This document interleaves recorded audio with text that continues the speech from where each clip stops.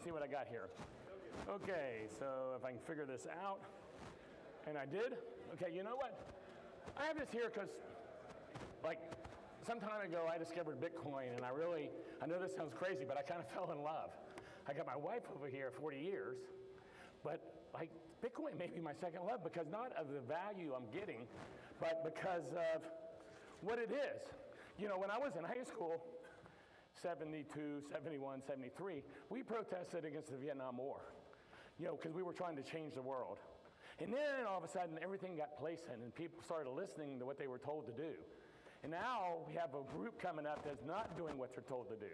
They're doing what they know they should do, and that's really important to me.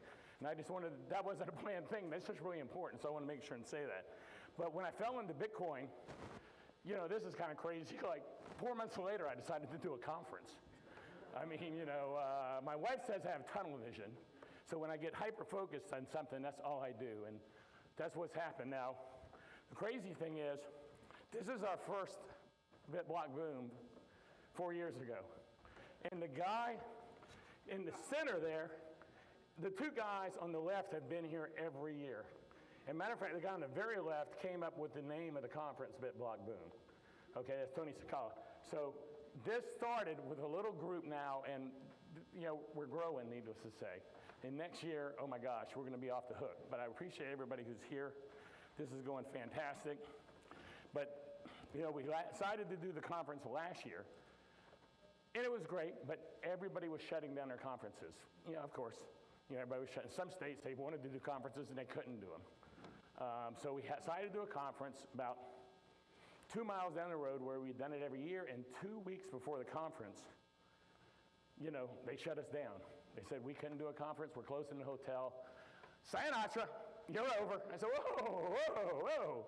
So we got another hotel, this one, which I do want to thank them because they came in 2 weeks. We moved all the people here, all the rooms here, started this conference and kept it going without having to shut it down. And I think that's really the main reason we're doing so well today is because we held that conference last year when no one had a conference, and people always said, I'm not going to Texas in August, are you nuts? But they had not been at a conference all year. So they said, okay, I'm going, I don't care where it is. And they came and they said, this is a pretty good conference. So, you know, they jumped on the Bitcoin train, started coming, and then they got here and I think they said, that's a pretty good damn conference. You know, I hope that's what they said. So that's kind of like our background story. But you know, we weren't out of the woods yet on that deal. Because you know, you did have to wear a mask, even in Texas, and everyone here did wear their mask. We had no issues there at all wearing their mask. The hotel, oh my gosh, they went off the hook.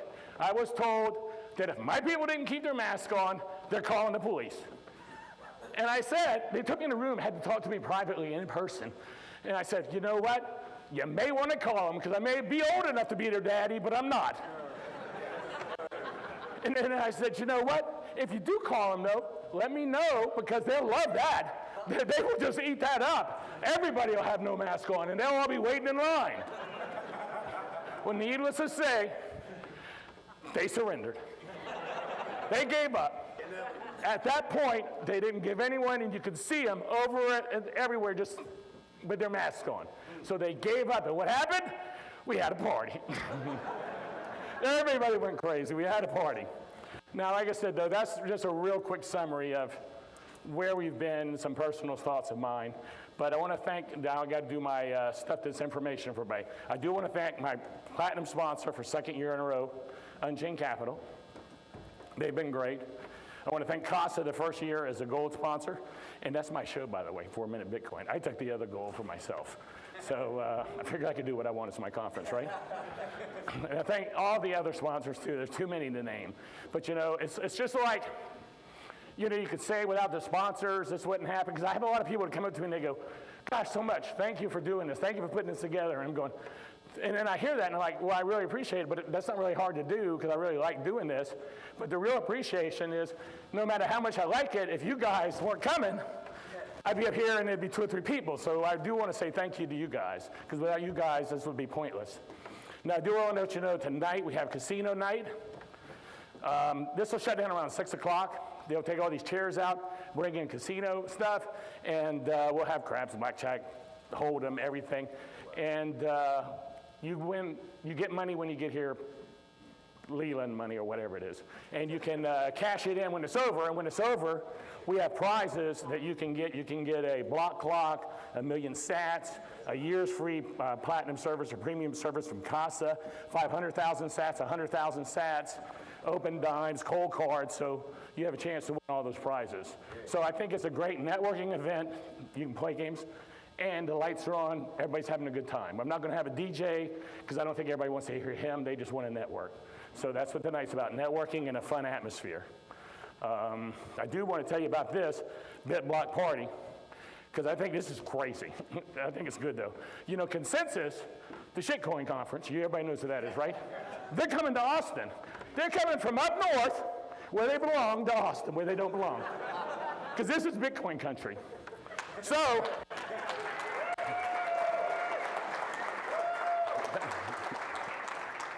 we have decided to throw BitBlock party. I've rented a nightclub down, I think it's on 6th Street in downtown Austin. Okay, thank you. You can walk to any other party you want to go to, and we've rented the entire club to throw a Bitcoin maximalist party. Because I figured we need to show them this is Bitcoin country. And I know there's going to be a whole bunch of people who are Bitcoin maxis that have to make a living that work for these shitcoin companies. Like exchanges. I mean, exchanges, oh my God. Are they the biggest shitcoin companies in the world? I mean, they have 900 shitcoins in Bitcoin. I mean, they can't come to my conference. You know, I lose my biggest sponsor I could have because they get more money than anybody to spend. So, you know, we can't have them. So I hope everybody thinks about coming down to BitBlock party. I think we're going to do it one during Miami. This is my full-time job now. I quit my job, sold my businesses. I do Bitcoin. That's what I do. You know, and I also want everyone to know, you know, this is so early in Bitcoin. If you want your own company, if you want to control your own destiny, if you want to do your own life, you can. And you can do it in Bitcoin because there's so many things that haven't been invented yet that can do it. You know, if this 65-year or 66-year-old fart can do it, after a short time in it, anyone can do it. You just have to take that first step. And if you take that first step, everybody in this room will support you because they want you to do well because we all have a common good. You know, we're all working together. You ever heard of car lot marketing? That's what I call it, car lot marketing. If you ever see cars, lots, they're all on the same street. They say we make more money when we work together. And that's the way Bitcoiners are. We're all helping each other because we know Bitcoin will rise and we'll all do well if we work together. Do want to tell you about another thing that's new. BitBlock travel, okay? Tell you, this is my full-time job now. We're taking 21 only Bitcoiners to Peru and Machu Picchu. My wife and I are going with 21 Bitcoiners, and it's going to be fantastic, I think. So that's coming up, and I want to let everyone know. Now, an important thing you need to know is the Wi-Fi password if you don't have it. Word. Yep. I understand. And then I want to tell you about this sponsor here, because I think this is a useful tool today. This is BitHub. They're here. I saw them in Miami at a small conference, at a shitcoin conference, actually. And I went to that thing going, they invited me to speak about Bitcoin. I said, well, it's cool. I can orange pill some people. And I said, maybe I can find some vendors. 60 vendors at this event. One could I ask to this event? Out of 60, and there was this guy here. He has an app that's just a Bitcoin information app. And on the app, though, is the whole schedule for this. So that's why I thought it might be of importance to you. You can just look at the app and see what's going on. And he's done a great job. It tells locations and things like that. So I think it's a great app. Now, like I said, BitBlockBoom is growing, and I appreciate everybody for coming. But I do have to introduce the next person who, it's funny, this wasn't planned this way, but someone said to me today, they said, BitBlockBoom, is that because we got a lot of boomers here? And I was like, I never thought of that. I actually never thought about that. I said, well, no, it has nothing to do with me. But according to him, we have a boomer conference. You got a boomer starting off, and our next speaker is a boomer, okay? So maybe it is a boomer conference, I'm not sure. But thank you all, and I want to introduce my good friend, the only man I know that can talk a billionaire into backing out of a conference. So for Jim!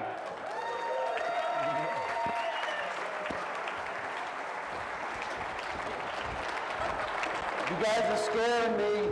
Wait a minute, hold on. I got to disinfect this place. This is not good. No one's got a mask. Everybody needs to have 2 masks. What's going on? The scamdemic is real. Science, we all know that, right? Okay, this is crazy. Crazy, crazy. I'm sweating.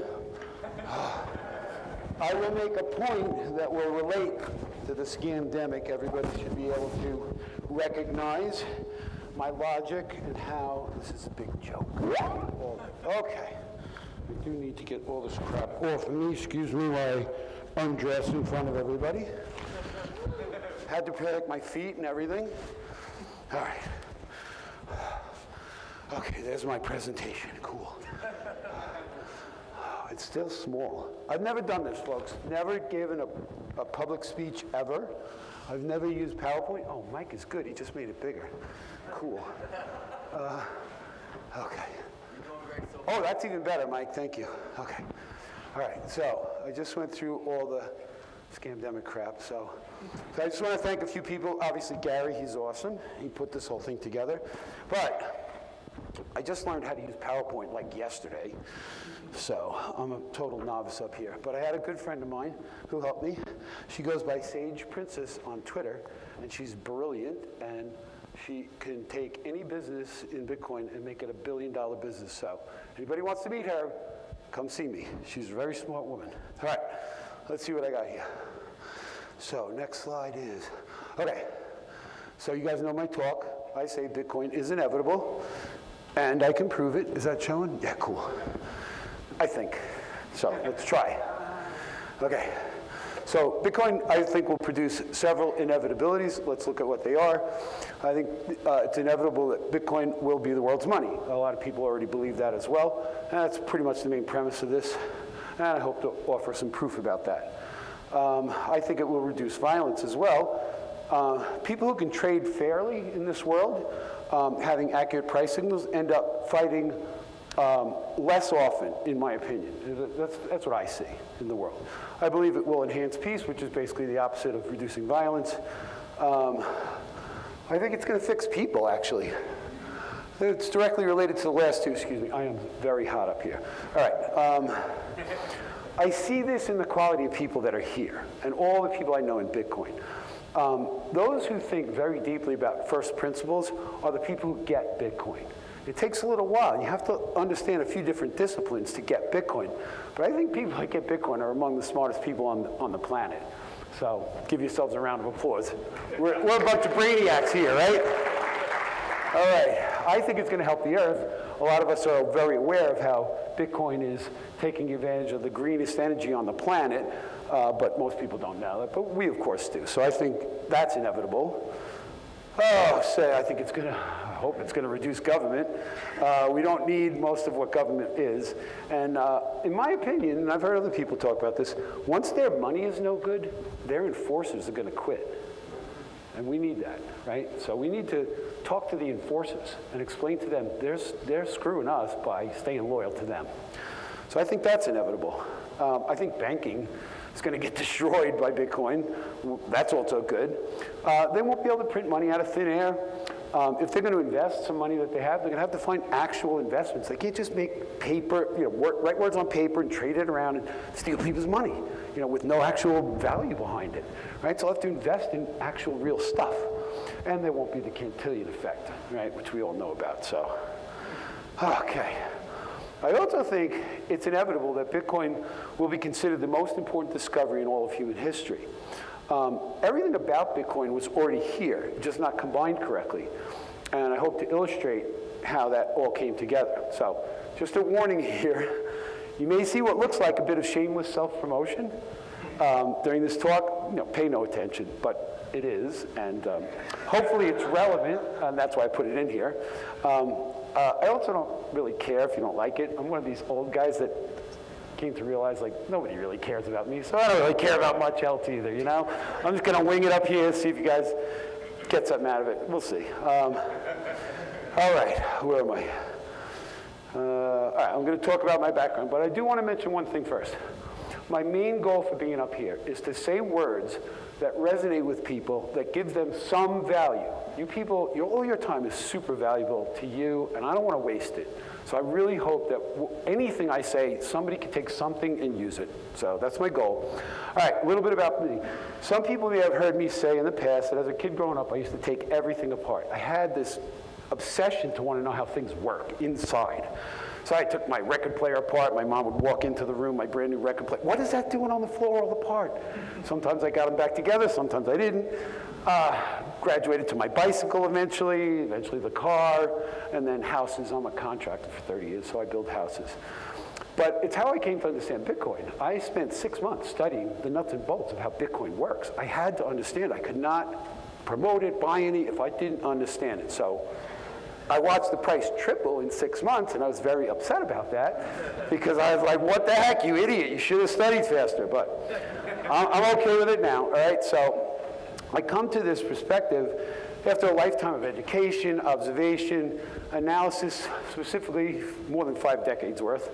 From the earliest years I can remember, I've always been curious about how things around me worked in the world, right? So I can remember getting my first toolbox as a kid. So excited about it because I just needed tools. I had to take things apart. My younger brother and I got the same exact toolbox. It's not that one, but because we had similar mechanical interests. He went on to become a top-notch auto mechanic and eventually a master plumber. With those skills, I became a contractor building custom homes on Fire Island, Long Island, New York. Okay. So I was able to take things apart, but more importantly, I was able to fix things. So that's me, Mr. Fix-It. I can fix like a lot of stuff. I can fix stuff I've never seen before just by analyzing how it works and figuring out what's not working correctly.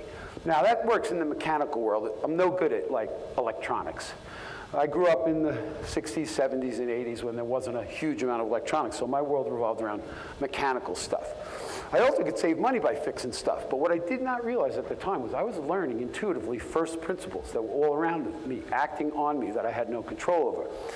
So first principles break things down to their most basic components, and then you build from that. You gotta know what like the foundation is. So like the blockchain is the foundation of Bitcoin, and we can build on top of that. So my favorite quote about first principles. First principles act on us regardless of our knowledge of them or our attitude towards them, right? So gravity is the best example. You don't have to know about gravity, but it's affecting all of us right now. And if you don't like gravity, you can go walk up on the roof and step off, but it's not going to care, right? Gravity is going to act on you regardless. That's what first principles do. So, as a kid growing up, one of the first things I started figuring out was how the bike works, you know, twisting nuts and bolts, you know, how do the brakes stop the tire? If I gave a broken bicycle where the brakes didn't work to 100 people, I bet you only 20 of them could fix the brakes. And they're not hard, but most people just don't know how to look at mechanical stuff. They're just not mechanically inclined. But for me, it was like simple, and I loved it. Then there was the lawnmower. I got a little older, and my father gave me and my brother control of the lawnmower. And I had to figure out how to keep it running, and you start to realize some stuff. You know, it helps if the blade is really sharp, helps if the grass is dry. When you cut it, you don't want the chute to clog, and then there's the motor. I learned very early in life that an internal combustion engine requires compression, fuel, and spark. 3 things, that's it. But there's a lot that makes that happen. Once you figure that out, you can actually fix an engine pretty easy. So my brother and I became the keepers of all things mechanical around the house. The lawnmower was one of the first responsibilities we had. This is a push mower, as you can see. We ended up with a ride-on mower, but my parents did not want me to get this one. Right? They were smart enough. But my brother and I took the ride-on we had and we souped it up, made it go a little faster. We figured out that if one of us stood on the back and one of us drove it, we could pop wheelies, right, like right across the front lawn, with the blades underneath spinning. It's not dangerous. It's all good. It's every 11, 12-year-old does that. It's normal. So we had some fun with that. Eventually, we worked our way up to cars, learned how to fix brakes, do tune-ups. We were in charge of the family cars at this point, me and my brother. And we're like teenagers, like 16, 17, fixing as much as we could. I eventually got to the point where I could change an engine out of a car. I've done it twice, by myself. Whatever. It's just like I was loving doing it, learning the whole time. Break something, oh shoot, got to go buy something, fix that, whatever. But it was fun. That's been my life. So one of the things that helped me growing up was my parents were smart enough to realize I needed this. So they bought me every plastic model they could find. All these, you glue them together, little cars and boats and planes and stuff. But this one did it for me. This was an amazing project. This is called the Visible V8 engine. And this thing, with a battery, actually works. You can watch the pistons go up and down, the camshaft. I was like fascinated building this. I built 2 of them because I loved doing it the first one. They bought me another one. So I really, really learned how an engine works by building that model. It was very cool. So imagine my surprise and my delight next Christmas when I found this thing under the tree. So this company built a chassis for a car that you could put that motor on.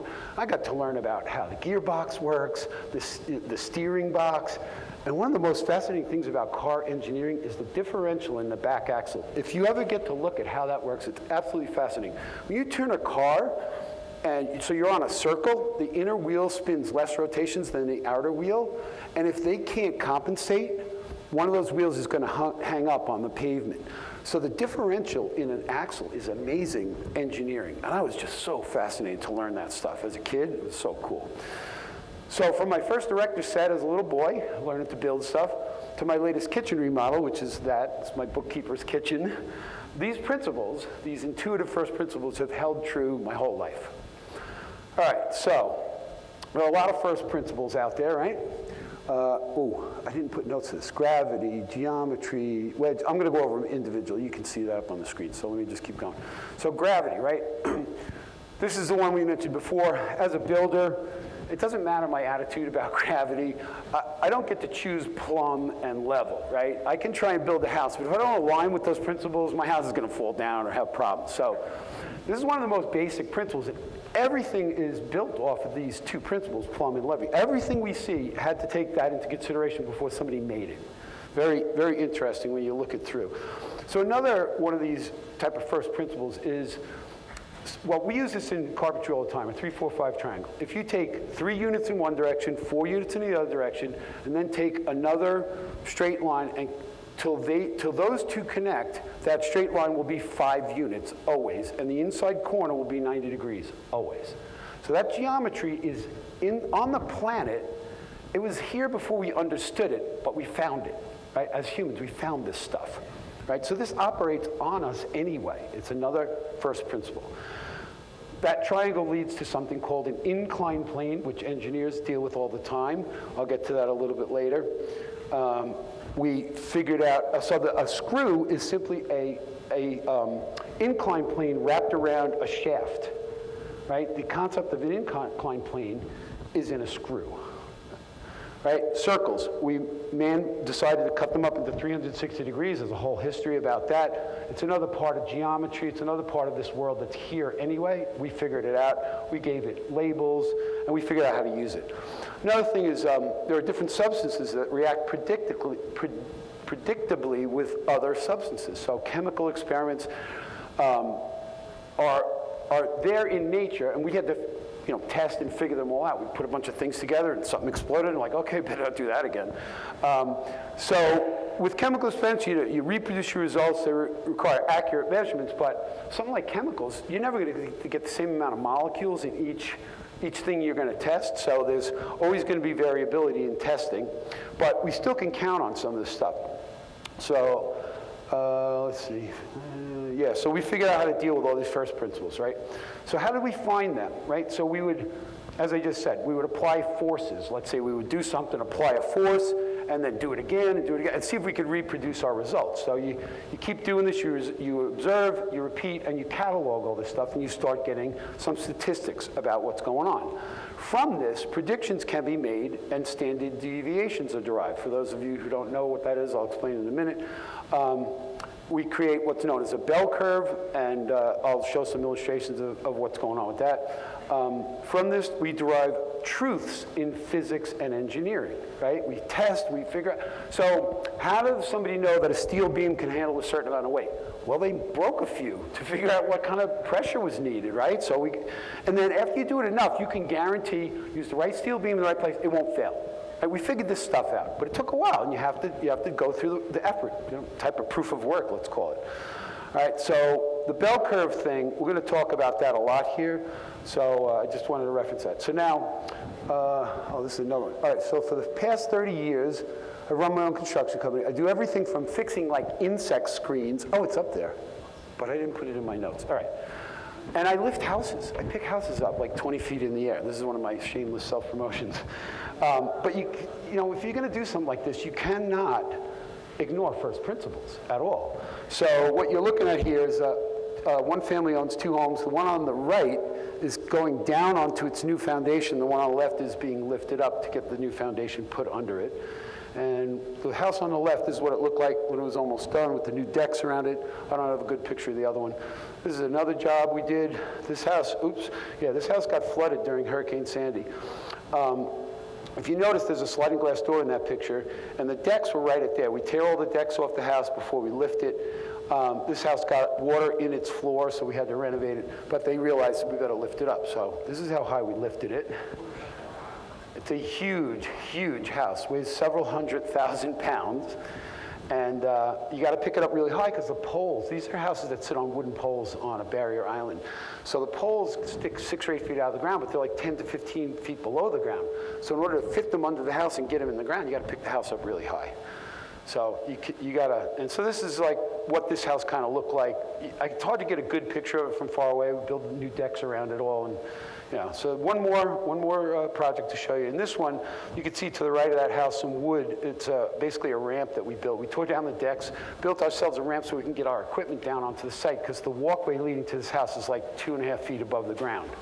So we picked this house up, again, really high. And then from the street side, this is approximately what it looked like after we finished building all the decks around it. So all this, you can't ignore first principles. So in a world of mechanics that I grew up in, certain principles rule, like gravity being the biggest one. From that, we figure plumb and level, right? So man has observed plumb and level and formulated concepts that we talk about like X coordinate, Y coordinate, and Z coordinate. And with that, we can do 3D printing, stuff like that, right? Everything is calibrated against gravity. I mentioned this earlier. Every factory on this earth, every product that is made, every machine that is built that has to make something else has to be, you need a benchmark. And in this world, we use gravity as our benchmark. So perfectly plumb and 90 degrees off that is perfectly level. If you need a machine to make something like the bed on your 3D printer, it needs to be level in both directions. And that concept is in everything on this planet. Nobody can do anything about that. If you want your products to come out good, you got to take this stuff into consideration. What's my next one? Okay. All right, so some of these mechanical principles. There's a thing known as a lever, 3 types of levers, and they work differently depending on where the fulcrum, the effort, and the load are relative to each other. You don't get to decide on this stuff, just which method you're going to use. The forces are there. You got to figure out how to deal with these forces the best way you can. So a lever is one thing, a pulley is another thing. They work differently, but they're based on the need and the loads, similar to the different levers in that they allow you to move heavy loads with less effort. And there's different configurations of pulleys that humans have figured out, and this stuff works, and it works on physics and stuff. So we talked about the inclined plane, which has angle of incline, the rise to run, the weight that you're trying to push up it. All these forces come into play to determine if an inclined plane is even worth having, you know, if we can use it for any reason. And some guys a long time ago figured out we might be able to. And a lot of belief that the pyramids were built in a similar manner. You know, you got to get some heavy stones way up high, just push them up a very small slope of a hill, and eventually you'll get up there. So some other first principles that are out there. These are mechanical principles. Compression. These things act on us. It's out there. We give them names. We figure out how to measure them, but compression, tension, bending forces, torsion forces, shear forces, these are all mechanical stuff that I've been living with, dealing with my whole life. Arches are built understanding compression. So what's happening here is every stone in the arch is wedge-shaped, so they can't slip through as gravity's pulling them down. And the compression that's created takes the weight on the very top. If you look at the picture on the right, there's pressure going straight down, or if you put weight on the very top on the keystone, that pressure goes out through the arches and goes straight down into the ground on the 2 bases on either side. So men have figured this stuff out. That's how they built those aqueducts thousands of years ago, and wherever it is, in Greece or wherever. You guys know what I'm talking about. All right. So another force that's out there, tension and withdrawal forces. So two people pull on a rope, it's going to be in tension. You take like an eye hook and screw it up into like a ceiling and hang something from it. That's called a withdrawal force. It wants to be pulled out, but that's also part of tension. And when I'm building stuff, I have to take this into consideration all the time. If you drive a nail straight up with a smooth shaft and then hang something from it, it'll slide right out over time, but not a screw, not with an inclined plane. That won't slide out. There's too much friction. So bending forces actually take into consideration compression and tension, as you can see here. Then there's torque or torsion forces and shear forces. Something like this is everywhere. So bolts and pins are used to prevent shear from happening. So imagine any machine that has two set points and an arm, and that arm has to move, and there's a pin in the middle. So the arm, the middle arrow, is pulling one way, trying to slice that bolt, and the bolt being stationary on whatever it's on is trying to be sliced in the other direction. Compression and tension are also involved here, but we call that a shear force. So men have figured out how to calculate all this stuff using math and numbers, and I don't understand a bit of it. I just know it intuitively. I don't know those calculations, but luckily some people do. And they figured out, and again, going back to what I said before, by knowing how to do this stuff, you can predict and you can trust what you're going to build in the future, right? So how do we prove these first principles? How do we find these truths? So the more granularly we measure, the better we can know what the truth is. So that's why men figured out to go all the way down to like atoms and molecules, and like okay, well, how does this work? Let's go deeper, right? So let's see. All right, so I will build up this logic in this order. We're going to talk about physical, then non-physical, and then subjective truths. So man decides to measure, uses those numbers, which are essentially perfect for the most part. More on that later. Basically, we conduct experiments, log the results, and look for patterns. We measure things like weight, lengths, temperatures, pressures, the forces we just talked about, compression, withdrawal. So we've given labels. We've come up with contraptions that we can trust to measure, set a benchmark. So a ruler is created. This is an inch. This is a meter, whatever. And so that's our standard. And we use that to judge all the other things. As long as we have a bench line to go with, it's all good. So all this is how we prove first principles. You have to get down to those basics. So this is not a lesson in statistics, but when we test as uniformly as possible and we measure and log results to see consistency, we find out how accurate our tests are and how accurately we can predict. So using averages, we look for the patterns, and then we've created this thing called the standard deviation, which is simply a measure of the amount of variation or dispersion of a set of values. If you run a test over and over enough, and it's uniform enough, you're going to get all your results grouped right together. They're all going to be about the same. So I don't know how this was invented or anything else, but we call a standard deviation either side of that mean average of whatever those test results show. Some things will be a little higher or faster or slower or smaller or whatever the measurement you're looking for. But within one standard deviation, you get, 68% of all, if your tests are as uniform as possible. But then there's some outliers, and so you're going to get about 16% that'll be way at one end and way at the other end. So again, not a lesson on statistics here, but this concept matters, because when we go to measure things that are not physical, that are more subjective, this is the only way we can find truth, and I'll show you what I mean by that. So in images, right? So this is a non-physical type of thing. Still, it's physical, but it's not natural, right? If I take a picture, so you're going to see a whole bunch of my photographs. That's one I took on January 1st, 01.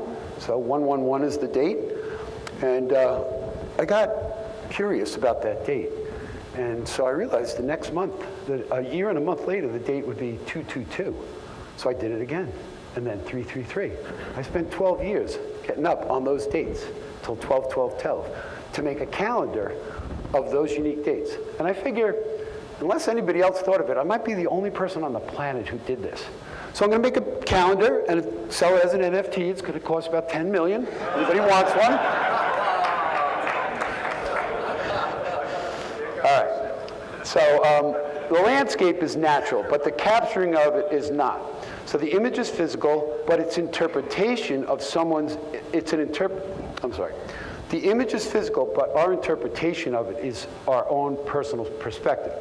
So how is an image truth? Well, by itself, it's not. But our reaction to them is. There is a truth there. There are universal perceptions that humans agree on. It's almost like coded into our DNA. And I'm going to show you a few examples of that. One of them in photography is something called the rule of thirds. So you might not see it right there, but there's a tic-tac-toe board on that picture. And that's how you can decide if this photograph falls into that rule. Not all photographs have to, but what people have figured out is that if you capture a picture that has certain elements in it, certain colors or certain arrangement like this, more people will like it for some reason. Like, I don't know why, but we are programmed this way. This is, right, so, it's just how it is. So this is another one. This is my favorite surf spot on Long Island. This is Hurricane Olga from 2001. And again, cut it up. It's not perfect, but you can see where the tic-tac-toe board aligns. This is a picture of me. I do this a lot. I set the tripod up and mess around with the way the camera works. I drive past this lighthouse every day to go to work. This is the Fire Island Lighthouse. But this is, again, you can see, you can cut it up and you can kind of see how that could work. But images also, there's something about repeating patterns that we like, right? I don't know what it is, but humans love to see repeating patterns. They're everywhere, and they're nice. We like them, right? So in photography, it works. How about some resting swans for this crowd? Anybody heard of swan here? Anybody? All right. A side note here. In black and white photography, it is recognized there are 10 shades between black and white. And a good black and white photography will have all those shades in it. And there's some repeating patterns as well. Ansel Adams, one of the most famous, especially black and white photographers, that's all he had when he was shooting. Thousands of pictures. He was like an expert of this. This is just one of thousands. But he also understood the rule of thirds, right? Let's see. This is my attempt at Ansel Adams, black and white. This is Point of Woods, Fire Island, Christmas about 10 years ago, something like that. Anyway, but you can see, chop it up into thirds. It matches pretty good. So, back to the bell curve. If you ask enough people to rate photos, you will see the gravitation to images that have these qualities, as I've explained. And nobody knows exactly why, other than I'm saying it. We're coded into our DNA. I don't know how else to explain it. It's nowhere near as perfect as plumb and level, but statistically, we can prove these truths. As long as you can get close to that one standard deviation, you could say that, pretty much everybody's going to agree. Right? So it's not a natural truth, but it's out there, and we can recognize it, right? All right, so now noise or sound is very similar, right? There's a whole bunch of things we've labeled that have to do with sound. Pitch, tone, frequency, melody, harmony, octaves, chords, scales, all this stuff. We've identified these things, measured them, and cataloged them. We figure out what works and what doesn't, right? So sound waves are very precise. In nature, you can absolutely measure them, and they're perfectly precise. One thing I saw once, I was watching some kind of show, and they were showing slow motion photography. And if you pluck a guitar string at one note and then go up one octave, and you watch how fast it vibrates, one octave higher, it will be exactly twice as fast, and one octave lower, it will be exactly half as fast. So it's literally mathematical. Sound is mathematical. We don't get to choose this stuff. Right? There's a certain perfectness to sound or music that is universally enjoyable by a majority of those who hear it, who hear combinations of notes that resonate well together. That's called consonance, versus those that do not sound well together, which is called dissonance. Now, on that bell curve, you can have people way out at the edges that will like crazy music that sounds like nothing, like everybody like, turn it off, and some guy likes it, so. But for the most part, if music is built well, most people like it. Even if it's not your style of music, it's not going to turn you off, because the notes coming into your head are, with physics, they line up well, and our brains want to hear that. Like, we don't want to hear things all disjointed. So sound is one of these first principles, but there's some subjectiveness to it. It also ties to actual physics because of the way sound waves work. So once again, if you ask enough people about these patterns, you will end up with a truth about sound. It also works with taste and food, right? It's another one of these things. It's hard to measure, but it's knowable and discernible. You ask any good chef, there are certain tastes that work well together and certain tastes that do not. And most people, we've all experienced that kind of stuff, right? Kind of like sound waves, certain chemicals in the food don't resonate well with us. If you poll enough people, you'll find these truths generally for all humans. It's DNA encoded somehow, right? So plotted on a bell curve, you could decide what is truth for humans in this area. This one may be more subjective than the rest, but still somewhat universal, I think. All right, so let's look at some truths that are not physical, but we know they are there. So stuff like honesty, integrity, loyalty, trust, and trustworthiness. Just think of those words, right? These are important concepts. So what about honesty? You know it's there when you can prove it or verify it. It is itself a first principle. The physical manifestation of human-dependent concepts. What did I even mean by that? Sorry. But honesty, like we have to deal with it all the time. And if you're not honest, people are going to figure it out, and they're not going to want to deal with you. So this is like this, it's again, encoded into us as humans. We need to find honesty. But you can't always measure it, but you kind of know when it's there, and you kind of know when it's not there. The same thing with integrity, right? Integrity revolves around consistency, commitment, being accountable, responsible, self-aware. So you see that in people that have integrity, right? So loyalty, what about loyalty? The faithfulness to your wife. Love is a type of loyalty. It's predictable, predictability. Accountability, you know, when you're loyal, or you can be counted on, right? That kind of stuff. Those are important concepts. You go into business with somebody, you gotta know they got your back, right? So trust and trustworthiness, this is a really big one, of course. That's big in this space, right? Trust, I heard Stephen Covey in The 7 Habits of Highly Effective People describes trust as the overlapping of character and competence. So imagine 2 doctors. You can choose either one for your operation. One guy's the old guy.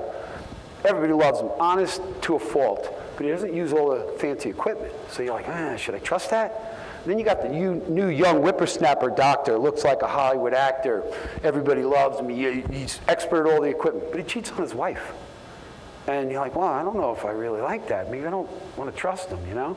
So you got to have that overlapping of character, the old guy, and competence, the young guy. He knows how to use all the equipment, but does he care? Right? So it's character and competence that gets you trust and trustworthiness.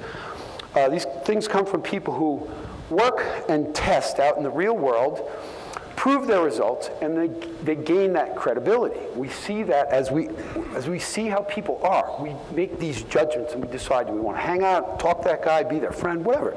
It's all part of this stuff. So these are truths, but they're not natural truths that we can measure like plumb and level. So there's some other truths. Let's see, created by man, but not, what did I write here? Not resonant with, holy crap, I'm almost done. Holy shit. Sorry, guys. I told you this is my first time. All right, damn.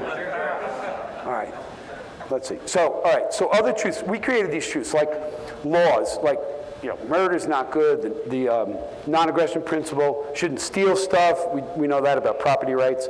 Honor your contracts. Be responsible for your actions. Okay. Then there's the construct of money, which is non-physical, non-natural truths. They're subjective, but they're still dependable. So the concept or the money is a construct, right? We as humans invented this thing called money. It removes barter, division, it gives us division of labor, specialization. Money is the most saleable good, which means it's the one good you can buy anything with, and with anything you could buy money. So money is just another thing, but we use it for everything. Let's see, it helps, let's see, most net value on the earth, sorry about this, guys. I'm just going to keep going. Properties are good money. We all know what they are. Scarcity, fungibility, uniformity, verifiability, divisibility, portability, recognizability. Once it's accepted, you get network effects, and then it's accepted everywhere once everybody agrees on that stuff. Many things have been money. We understand that gold was what we settled on as a good money. A good money is something that mimics a commodity like gold. And it needs some effort to produce so that no one can get any unique advantages. Bitcoin is better money, something crucial and fair to human prosperity, in my opinion. Oh, wait a second, and that was the other thing. Oh, it's a tuning fork as well. I'll get to that. I see Bitcoin as a tuning fork. All right, so you're gonna just look at some pictures. I got 3 or 4 more slides here, almost done. So Bitcoin is better money, something crucial to fair human prosperity. It acts like a commodity, except with properties that can be changed. Yet, it has unique characteristics which, if changed, would destroy it, but they won't be changed because of the network effects. Most people in this room understand what I just said. The hard cap, the absolute scarcity, it's not natural, it's man-made in alignment with man's nature. Right? That's what money is, and that's what how Bitcoin was built. So there's an issuance schedule which is known and predictable with within certain parameters, and finite. Right? It's issued in a way to distribute the bulk of it to true believers. Right? So the people who didn't care about this, they didn't get any Bitcoin when a lot of it was getting sent out into the world. And I think that was a very important feature. There's the block sizes, the scalability, the inclusiveness of everything, the proof of work, the proof of ownership with digital signatures. All this stuff is part of this new system of money that we have. There's hashes. I look at a hash as they are unpredictable uniformity that's predictable, right? So the number of guesses to get a block accepted in the blockchain using hashes, there's predictability in there, but there's also unpredictability. It's very interesting. Let's see, in order to, yeah, so the number of guesses with the difficulty factor becomes predictable using a bell curve in order to target the 10-minute block times. The difficulty adjustment, which we all know about, is network imposed, and physical limitations. Physical limitations more perfect than nature, literally based on the bell curve as a result of the past 210,000 blocks. The system adjusts itself based on those statistics, right? All right, if you take one thing away from this talk, you got to take this one away. Proof of work is what's important here. So, in Bitcoin, proof of work is what ties the physical world to the Bitcoin blockchain. This is why it's only Bitcoin. So a blockchain, the concept of a blockchain, this is the most critical thing. A blockchain can do one thing only. It can create and track digital files. What amounts to as a shared spreadsheet, like an Excel spreadsheet of files, which would be the Bitcoins in boxes, and the boxes are the addresses, and that's coordinated exactly to be the same all over the planet every 10 minutes. This is a purity that defines, wait, sorry. He's going to make me skip to the end. All right, sorry. Are you going to miss out on some stuff? I don't know. I didn't have a chance to really practice, so let's see. These are all right, so it aligns us with nature through energy. Oh man, I hate to do this to you guys, but I'm just going to have to skip to the end. I wanted to talk through some more of these slides, but I can't ruin this whole thing. In the end, I believe that oh shoot, I should have, I'm so sorry. You could read it. Similar to how an orchestra aligns, thank you, oh, awesome. Similar to how an orchestra aligns to one note struck on a metal fork that resonate to a known frequency, once all instruments are tuned to that note, they will harmonize and beautiful music is more probable.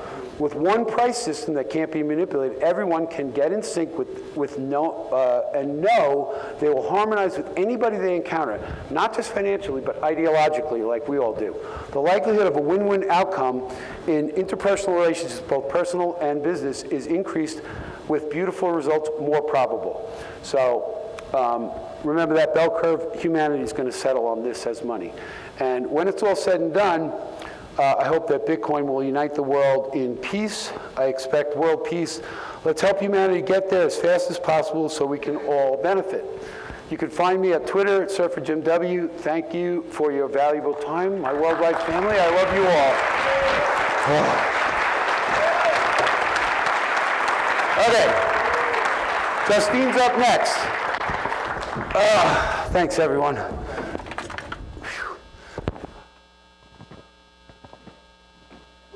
Thanks, Jim. All right.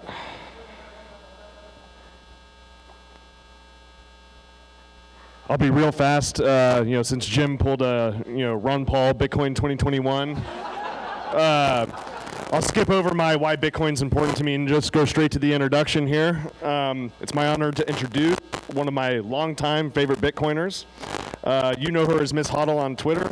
I know her as a badass home builder. If you haven't seen the pictures, you should look. Advocate for freedom and colleague at Unchained Capital. Justine, not Justin, that you've seen in the hallway. Justine Harper.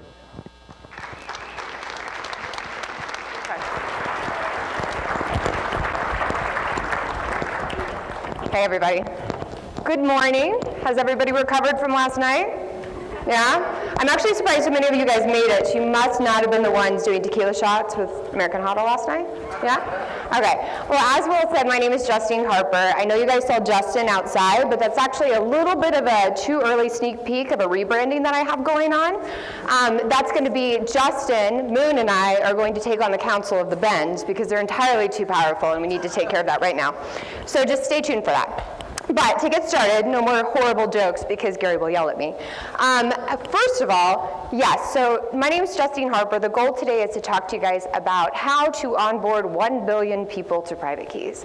While that sounds really catchy, and I wish I was here to present to you the surefire way for mass adoption, instead I want to talk to you a little bit more of like a personal level and things that I've learned along the way that may help you have an easier conversation with your friends or family the next time around. So to get started, let's see if I can figure out how to use this thing. All right, so I am the VP of Concierge at Unchained Capital. Unchained Capital is essentially the one-stop shop for individuals for their personal, business, and retirement needs, all focused on a foundation of self-custody. Concierge is the educational wing of that, and that's where my home is. So essentially every day, we get to teach people about self-custody and holding their Bitcoin keys and empowering them to do so. So being able to walk individuals through those moments as many times as I have has given me a little bit of insight, I think, that may be beneficial for some of you guys. So Bitcoin custody. It's a complicated process, right? It's a complicated concept. We've all been there. It's a new technology. How many of you guys have been orange pilling your friends or family? Feel really confident? They finally get it, right? The laser eyes have come over, and they're wanting to buy Bitcoin. And then you turn over to self-custody, and you start talking about keys and seed phrases and managing your UTXOs and hardware devices and wallets, and like, you've lost them, right? Their eyes turn all big, and all the work you've done is gone. So I've been there. Anybody else been there? Yeah? All right. Goal today is to help you not turn them into the big deer headlights. I personally was there myself, big deer in headlights. I vividly recall actually hearing about Bitcoin for the first time, a digital currency with limited supply that no one controlled, and someone who has been working for self-sovereignty most of my life, that really resonated with me. That was it. It solved many of the issues that I found as a gold holder, and I was all in.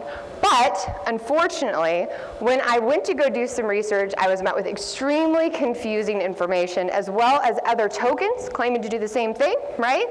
Then these complex and technical terms, I had no idea what they were, and it completely intimidated me. I didn't feel confident enough to move forward, and in fact, it would take me years to actually jump in and feel like I got it.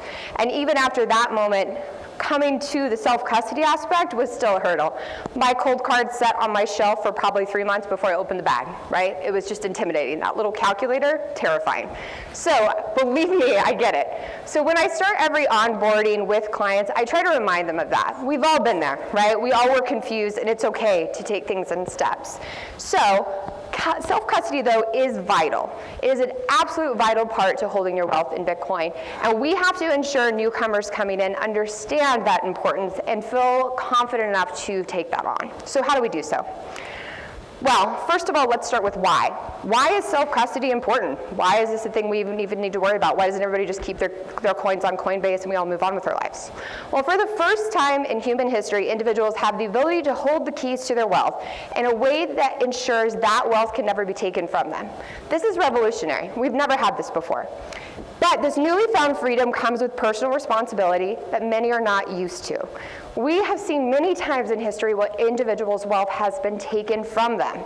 Some examples you may see is the Executive Order 6102, or something like the IRS has seized your funds because they didn't like how you paid their ransom to them. Or hey, your bank doesn't like the way you have been using your credit card, so they're just going to turn it off and tell you, sorry, we're closing your bank account. These things happen every day. It's not a far-fetched idea. It's not something that we shouldn't be concerned about, we should say. So, Bitcoin keys are vital for holding your wealth in Bitcoin and what sets it apart. If you aren't holding them, you're asking permission from someone else to use your money, and therefore you can be cut off from it. So while those custodial services may benefit you from holding an asset that can't be embased or devalued, you don't really own it unless you hold the keys. So if it's on an exchange, I'm sorry you don't own Bitcoin. Sorry to break it to you. So how do we onboard 1 billion people to private keys? How do we help individuals find this financial freedom we're all passionate about? I do feel like as we improve with user interface and user experience, this will get a little bit easier. And of course, educational content has improved significantly over the years, many thanks to the people in this room. But there's still something missing in my opinion, and I feel like perhaps as individuals we can improve upon that. So, what can we do there? And I'm sorry, I switched the slide a bit. So while many of you may be used to be ranting on Twitter about this, what you may not know is I actually have been passionate about education for quite a long time. And before I gave up on the state as a whole, I was in training to be an elementary education teacher. So it's something that I'm very passionate about and have been passionate through my life. And that passion sort of grew into helping other individuals become self-sovereign in many different ways before I found Bitcoin. So that would include how to remove the middleman, how to actually make products in your day-to-day life so you're not reliant on third parties, from herbal remedies to how to grow your own food to raising animals, yada, yada, yada. So this was something that became really a hobby of mine and passion. And what I discovered really quickly is if you will teach somebody something that makes them independent of a third party and allows them to be self-reliant, they're extremely empowered. And that empowerment makes them eager to learn more. And they want to build upon that foundation that you set for them and build upon that knowledge. And I feel like that's extremely, extremely powerful. I feel like it's the best gift that you can really give to anyone.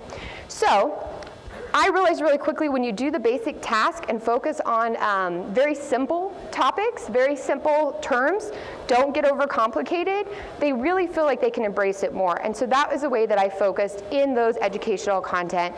And in the process of doing this and designing these courses, I thought back on this really interesting educational experience that I had in, I think, middle school that stuck with me. Some of you may be familiar with it. Robot, make me a sandwich. Anybody else do this? No? Wow, you guys went to really boring schools. This is terrible. Okay, so the concept for the rest of you is you and a classmate were to instruct a robot how to make a peanut butter and jelly sandwich. Seems easy, right? Everybody can do this. Peanut butter jelly sandwich, a kid could do this. The difference is, and something that we have to remember, is the robot has no basic knowledge. They have no foundation of knowledge whatsoever. They have never held a can of peanut butter, or jar of peanut butter, depending on the peanut butter you buy. They don't know how to make a sandwich. So then this concept actually turns into you and a classmate going through step by step and focusing on every step. Turning the jar 3 times to the left, lifting, et cetera, et cetera. It makes you pay attention to the details, and it makes you really appreciate the basic knowledge that you have that the robot does not. Now, this may seem silly, right? Robot teaching, or teaching a robot how to make a peanut butter and jelly sandwich. But I feel like this technique actually goes in line very well with teaching somebody a new skill. I feel like the biggest mistake people make is approaching someone and trying to teach them something from a level of understanding they don't know yet. They're not there. You're talking over them. Therefore, everything you say is almost talking to a wall. They don't get it. So breaking it down step by step has been really, really helpful for me personally. And let's be honest, how can we expect someone to understand self-custody and the importance of it if they don't even know what a Bitcoin key is? They don't know what a hardware device is. How could they possibly get this concept? So this is how I approach every onboarding. I find their level of understanding and I build from there. Or I have to negate the preconceived notions that they've learned and rebuild. So this is the approach that I take personally. So my goal for today is to get you to start thinking in this way, to meet others at their level of understanding and build from there. And to help with that, I thought I would share some examples that have worked for me, and something that we use in the concierge department at Unchained Capital as well. So, where to start? You could go anywhere, right? There's so many things you could teach people about Bitcoin. But I feel like these very basic things are a great beginner level. And those are going to be how, and I apologize, I can't see the slides. So I'm going to read this slide. That's going to be, what is a Bitcoin key? What is a seed phrase? What is an address? What is a hardware device? This is your basic level of knowledge. This is your foundation, right? You can build everything else on top of that.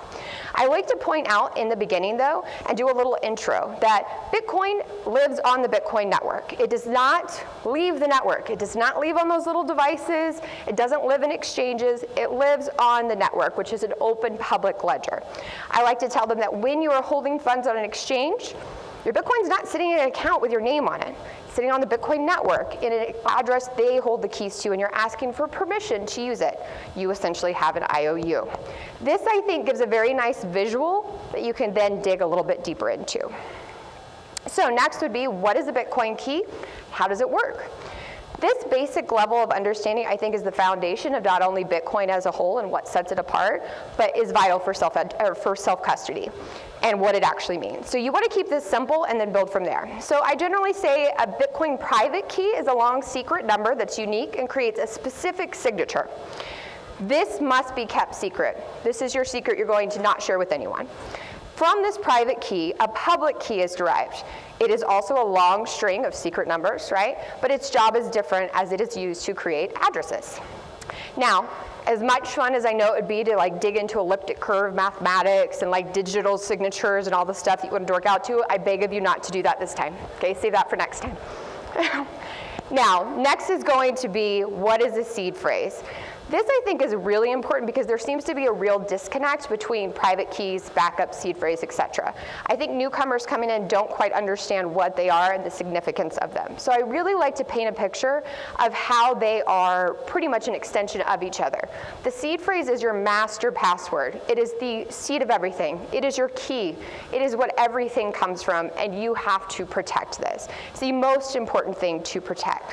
One way that I found that kind of helps, we're always thinking of a visualization here, is to say that because Bitcoin keys are such a long string of secret numbers, they're very hard to interact with, right? You're not going to remember them, maybe they're kind of hard to store. So this is a code or algorithm that represents that secret number, and you can interact with it in different ways. Now, in the future, you can go into more detail here. Goal is for them to understand the important as well as build a visual that ensures they understand how all of these components work together. All right, next, hardware device. Okay, biggest misconception I hear even with people who've been in the space a while is they think Bitcoin lives on hardware wallets or devices. It's not shocking when we say wallet, we essentially are telling people that's where their funds live, right? So it's just kind of a misunderstanding we hear about a lot. So one way that I like to sort of explain this and get them to think of it in a different way is essentially to say that it is a user interface that you're using to interact with your keys. It doesn't hold your Bitcoin, it holds your keys pairs securely offline and allows you to sign transactions to move Bitcoin from one address to another. It's important to note that you can import seed phrases, because those are your master, right, into any device. The device can break. You didn't lose your Bitcoin, right, as long as you got that seed phrase. That's why it's important to store your seed phrases securely. Also, I always like to point out that the hardware devices are used in conjunction with some sort of software wallet. Start using those words. Software wallet is an online thing you use. Hardware wallet is an offline way to secure those keys and transact with your Bitcoin itself. Private keys never leave the device. Rather, the software will send a transaction unsigned to the device. It uses your private keys it's storing to sign that transaction and send it back. And that is essentially the job of a hardware device. The devices are secure, but not perfect. So it's always really, really important to reiterate, seed phrases are your master. Make sure you're securing those. Devices can break. We can just import that seed phrase to a new device, and you're good to go. Okay? All right, so Bitcoin address. Where does Bitcoin live? This is a little bit tricky because if you want to get really technical, does Bitcoin really live anywhere? technically, don't we just have a bunch of UTXOs tied to our key pairs? We just move those around. Now, but for the sake of not confusing the heck out of your friends, we're just going to say that Bitcoin address is a unique identifier, and that is made from one or multiple keys. We could set up single signature address or multi-signature addresses. And it represents a virtual location. These addresses are public to all, and therefore can be easily used to verify Bitcoin supply. When you want to move funds, you sign a transaction with a private key associated with the address, and the funds move from one address to another because you proved ownership. And that's it. We're just building basic level of knowledge here, right? We're not going to dig in anymore. Now, about this time, your friend or relative will probably absorb about 70% of this, which is actually pretty good. And due to keeping it simple, though, you've given them a basic level of understanding of what a key is. Why is it important? Why is this kind of the optimal aspect of holding your wealth? Only you have it. It's a secret key that is unique to the address that you're holding your Bitcoin in. You've taught them how to use it, right? How to transact, how these work, as well as warded off common misconceptions that have probably confused them on their own. Many times people will go out and they have their hardware device and they have a panic attack, right? Because they forgot their PIN number and now they think their Bitcoin's gone. So these common misconceptions, I think, hold a lot of people back. So hopefully by the end of this conversation, you've set a very basic level of understanding and made them feel a little bit more comfortable in those regards. Now, I know we're probably coming up on time, and I know we were a little over, so I did promise Gary I was going to shorten mine a little bit. So what I really want to do here is just wrap up and give you my hope for today. I really hope this discussion just helps you look at things a little bit differently. Take a step back, approach something from somebody else's basic level of understanding. Don't assume they know something. Don't. It's okay to explain things multiple times to people who also know it. I personally have had people who say, oh, no, I totally understand self-custody. I get keys. I get it. After a few minutes, we realized they have no idea. So it's okay to start at the beginning, a blank slate, and go from there. One thing I really want you to remember is just like that robot who you must teach to open the jar of peanut butter first, we have to teach individuals the basics of private keys before we can expect them to self-custody. And self-custody is vital. I don't know how else to say that. Self-custody is the entire key of Bitcoin, holding your wealth in Bitcoin. Because without this foundation, they may never take those next steps, right? Without that confidence, they may not build upon it. And what I found is giving them a very basic level foundation, they are now eager to fall down the rabbit hole themselves. They want to jump in just like the rest of us and become obsessed like we are, where we sit at conferences and talk about Bitcoin for days and days and days, all hours of the night, right? So that basic level of understanding makes them want to jump in. And in my opinion, that's the best gift you can give to anyone. And as we all know, holding the keys is vital to your Bitcoin wealth, because not your keys, not your Bitcoin. Thank you.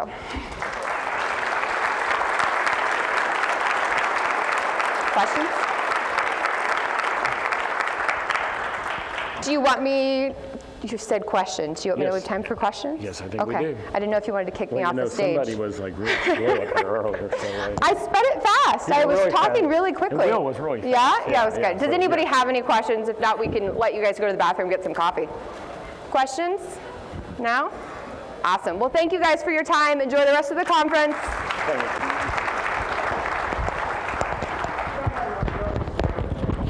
Names, but I do want to give you two pieces of information. Number one, we have a YouTube feed here that I don't see.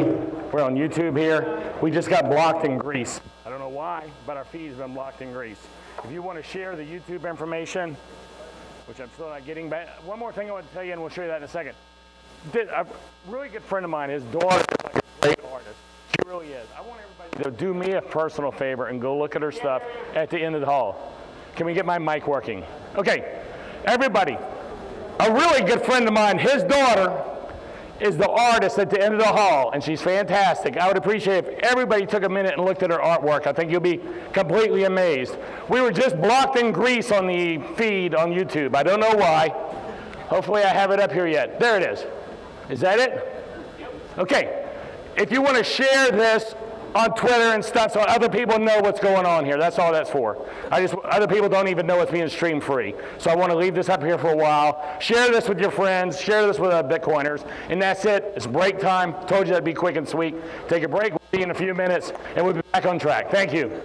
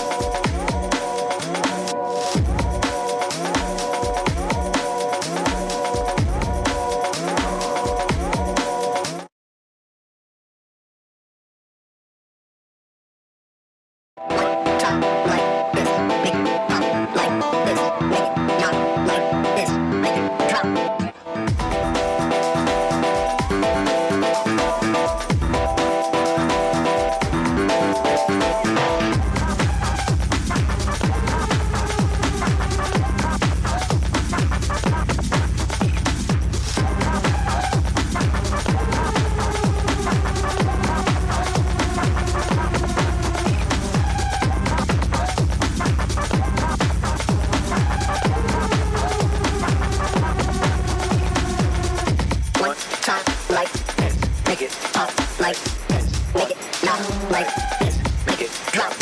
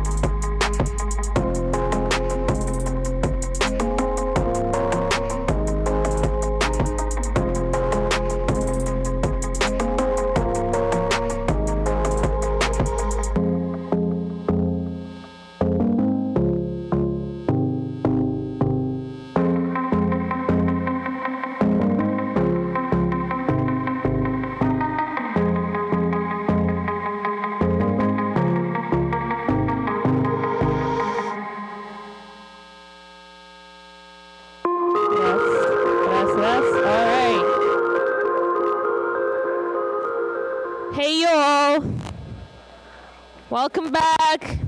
The break is over. What's up, y'all? Can somebody close the second door, please? I think Gary is doing it. Yep. All right, welcome to BitBlockBoom after the break, y'all. That's how I'm supposed to say it. I'm in Texas. So I'm Katie the Russian, and either from my name or from my absolutely non-existing accent, you might have figured out that I'm not from here. So Gary asked me a question, what I like about Bitcoin. And being born and raised in Russia gave me a unique perspective that I want to share today. So my pre-Bitcoin life was really, really different. I was a professional athlete traveling the world with Russian national team. And you might think that why would she care about sound money or anything like that? But the universe just kept sending me those lessons that kind of directly hinted me about Bitcoin before it even existed, and made sure that I would end up where I am today. So I actually make kind of comparison with, this movie Slumdog Millionaire, where the guy just knew the answers to all the questions at Who Wants to Be a Millionaire just because, he lived through all these experiences. And I kind of had it the same way. So I had 3 problems that I constantly struggled with. So first, I would get visa denials weirdly often. When you travel with national team, it never happened. It basically never happened, but for me it was an ongoing problem. So I would get my visa application denied a week before Europe Championship, and now I would have to fly to Moscow, reapply to different country, fly to this country, then cross the invisible line that they call borders to the country that I needed to be in, and then actually compete. And guess what? Now I'm Katie the Russian who sells passport. That's how most of you know me. So second problem, my bank accounts would get shut down out of blue multiple times a year. And I would end up in a scenario where I'm in a foreign country with limited cash, and my bank account is absolutely not working, and the only reason to get it back is to go to a branch that is in my home country and unblock it. So that was happening for me weirdly often as well. And third, I was making money in Russian rubles, a currency that hyperinflated 2 times in my lifetime. So all this struggles and all these cases pretty much helped me understand what is Bitcoin. So when I finally got my head around of what this magical internet money thing is, there was absolutely no question. It was super clear to me personally, why I need this thing.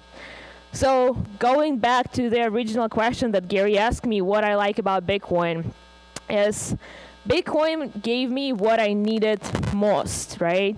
And I feel that it does it to other people as well. It gives radical ownership to those whose assets been seized, gives censorship resistance to those who are being silenced and suppressed, gives hard money component to those with fiat currencies even weaker than the US dollar, and it gives the opportunity to pick up their wealth and go for those who need to vote with their feet. And I want to become a little sensitive for a second. 5 years ago, I didn't know anybody, absolutely. And shortly after I figured out what is Bitcoin, and again, Bitcoin gave me what I needed most at this moment. It gave me my tribe, a borderless community, a family of people that really push my borders, push my boundaries while still having my back. And I just want to say I love you all Bitcoiners. I really appreciate every one of you, and thank you for being here. Thank you. And now I want to invite Dan Hale, Director of Growth at Kraken, to the stage, and he's going to talk about Bitcoin as a revolution.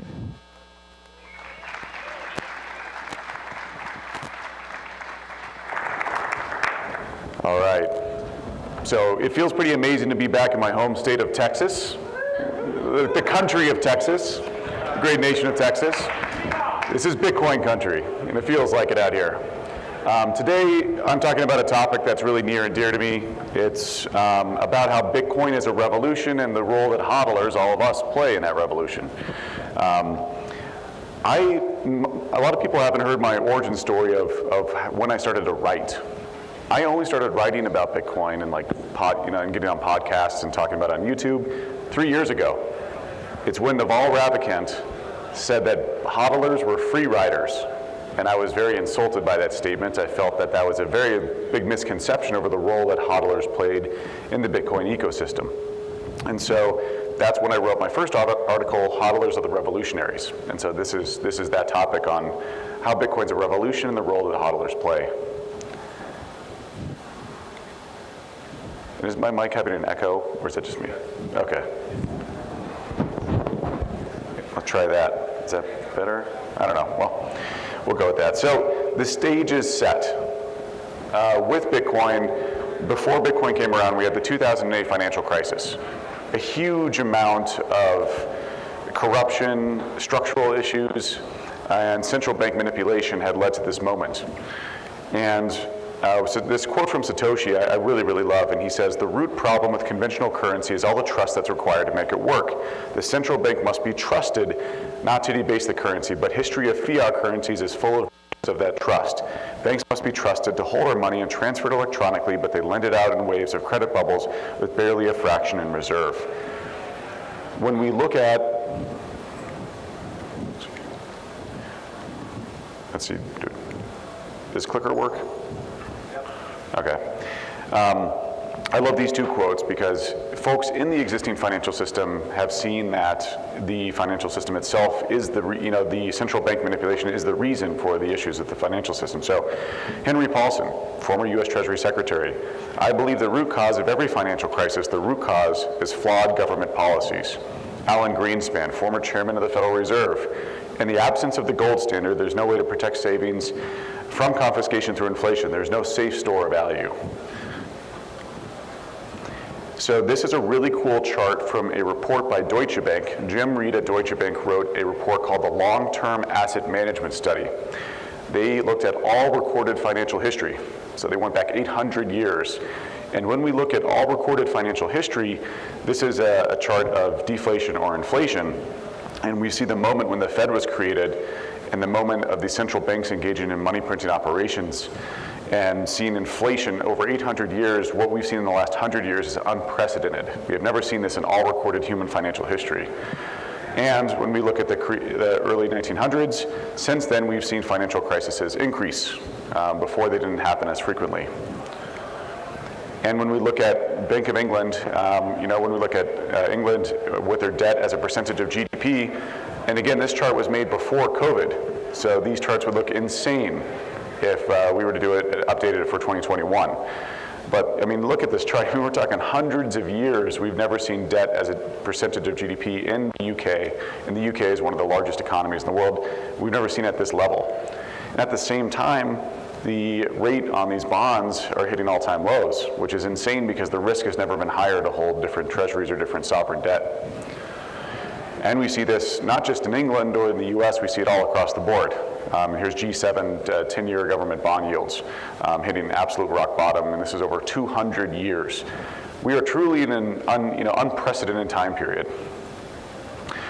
Another chart as well showing debt to GDP ratios of the G7 countries and their yield. We are truly on a journey into the unknown. And with fiat, or with Bitcoin, with fiat, it continually loses value, and this is a chart of the purchasing power of the dollar over time.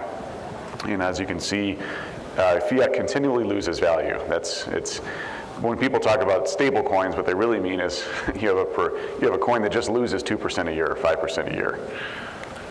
So Satoshi saw all this happening. Satoshi saw this massive corruption going on. He saw these central banks engaging in unprecedented money printing.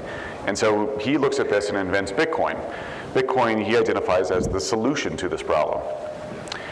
Satoshi planted Bitcoin in the middle of the 2008 financial crisis. In fact, he had been working on it over a year and a half before. And he waited till the right moment to plant the seed of Bitcoin. A lot of people go, oh, he just published the white paper randomly.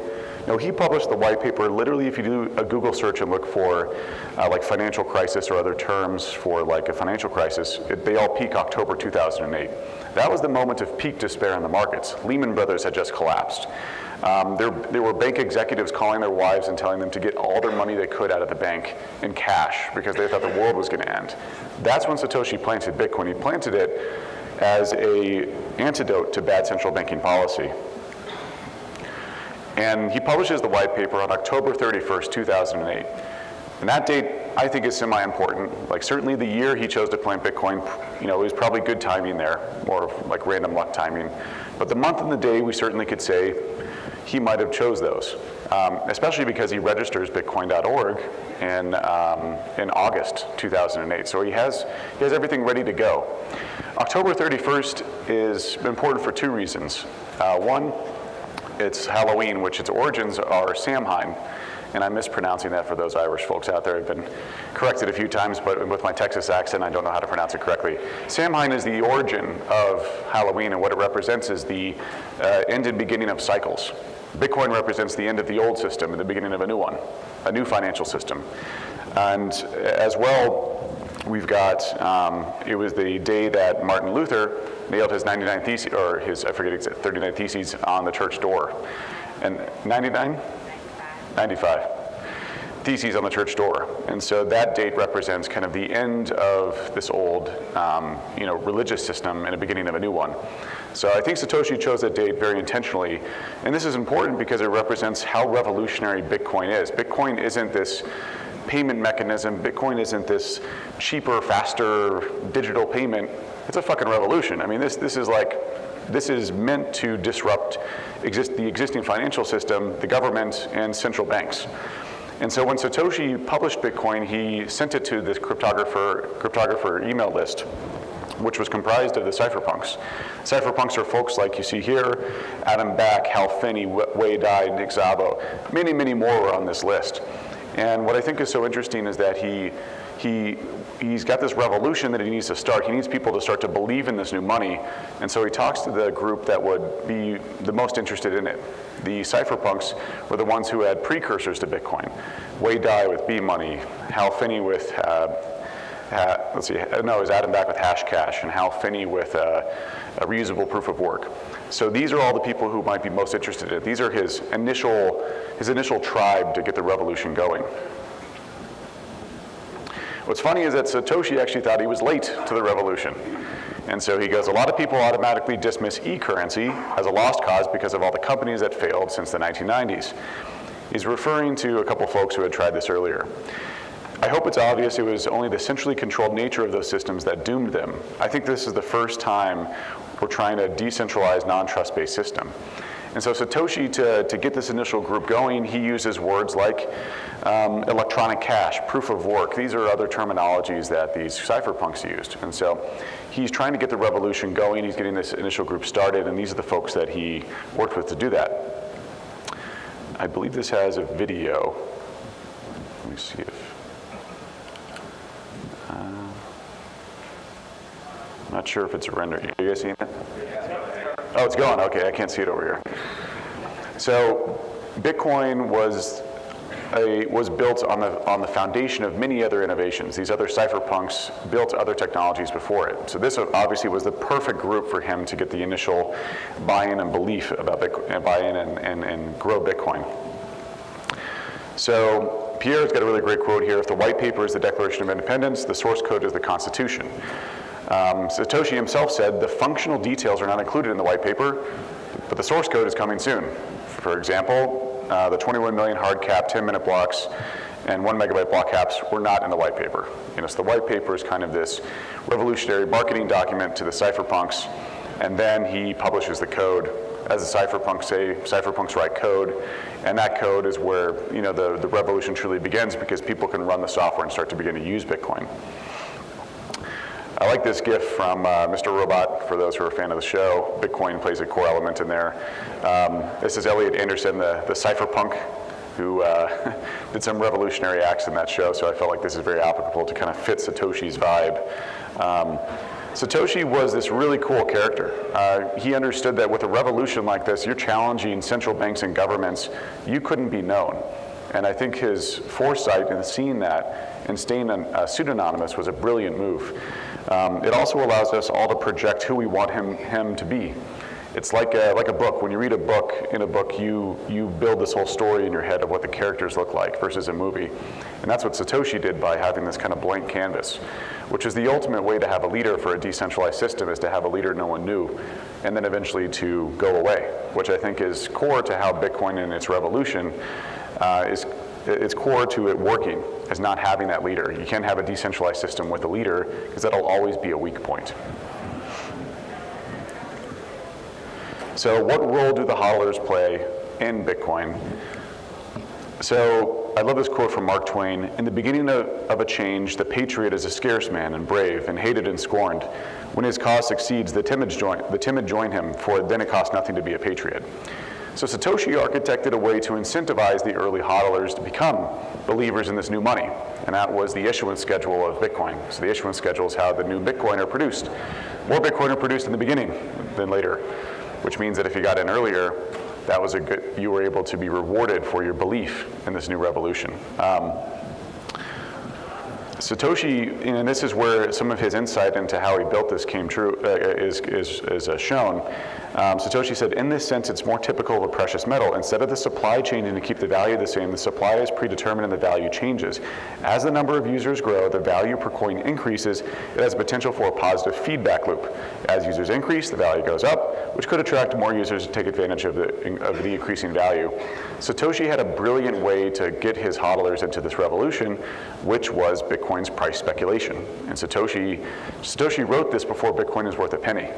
He hypothesized that these big bull runs, these bubbles, would be the way that new people became aware of Bitcoin, and they would, come for the speculation, but stay for the sound money and stay for the revolution. Hodling is this really important element of how Bitcoin grows. If we didn't hodl, Bitcoin would go to zero, and there'd be no belief, there'd be no floor, there'd be no conference like this. Hodling not only improves Bitcoin's price, which if we hodl and the price goes up, more people become aware of it and more people keep coming into Bitcoin, but as well, hodling also increases the block reward, which increases the security of Bitcoin. It increases the amount of developers that are funded, which means the Bitcoin core code can be improved and tweaked. It also means there's more funding for companies, and it means that there's more and more products and services that people can use to interact with Bitcoin. So Satoshi's viral loop that he built, his idea that speculation would drive more and more hodlers into Bitcoin, this was a brilliant maneuver to create this revolution. How do you incentivize people to come and get into it? So hodling is this interesting journey. I'm sure we all have our own unique story, and look, no one's a perfect hodler. I day traded back in the early days and did that very poorly, and that's when I learned how to hodl. So it's a long journey. Temptation to sell, temptation to trade. There's so many different ways you can lose your Bitcoin. Hodling is really this hero's journey of introspection and self-discovery, of like first realizing, okay, I've got an orange pill. I've started to question the nature of my government and my government's relationship to money. And then I examine my spending habits, and then you start to examine your self-custody and fully trusting yourself with something, to where you are only you're responsible for your money, and you're the only one responsible for it. So there's a lot of physical or mental development that occurs here as a hodler. Hodling changes you. It changes you into this very fiercely independent and self-sufficient individual. It's a transformation, and that's where hodling is this hero's journey on this path for Bitcoin to be a revolution. And as we see with Bitcoin's issuance schedule, so that's the inflation rate is in blue, and the dotted lines are the halvings, and then we've got the corresponding bull run peaks. As we all have noticed over the years, with the decrease in supply, demand stays the same, price starts to climb up, and then we have another speculative wave. It's these viral loops that have driven Bitcoin's adoption, and the longer that Bitcoin's price stays higher, and the longer that we all believe in it, the Lindy effect of it continuing to perpetuate and exist means that Bitcoin's long-term success becomes higher and higher. So the fact, like when I got into Bitcoin, this would be like the entire, like this room would be like everyone I possibly met in the space back in 2013. So Bitcoin, through these speculative loops, through this revolution, through this awakening of people getting orange pilled, this is why Bitcoin succeeds. It's all of us. Bitcoin would not be around if it wasn't for the hodlers, if it wasn't for the believers in it. Bitcoin is worth 0 in code. It's only worth something because we all believe that it's worth something. And so the hodlers are the revolutionaries that power this movement. So Bitcoin, as I just mentioned, isn't it really a technological breakthrough? It's more of a social one. It's more of this belief system and culture behind this new money rather than the code, because anyone can copy Bitcoin's code and create a new coin, and there's been thousands of other coins. But it's the community and the hodlers behind Bitcoin that really power this revolution. Bitcoin promises an alternative for citizens across the world to keep their money to keep their savings in a form of money that can neither be confiscated nor diluted.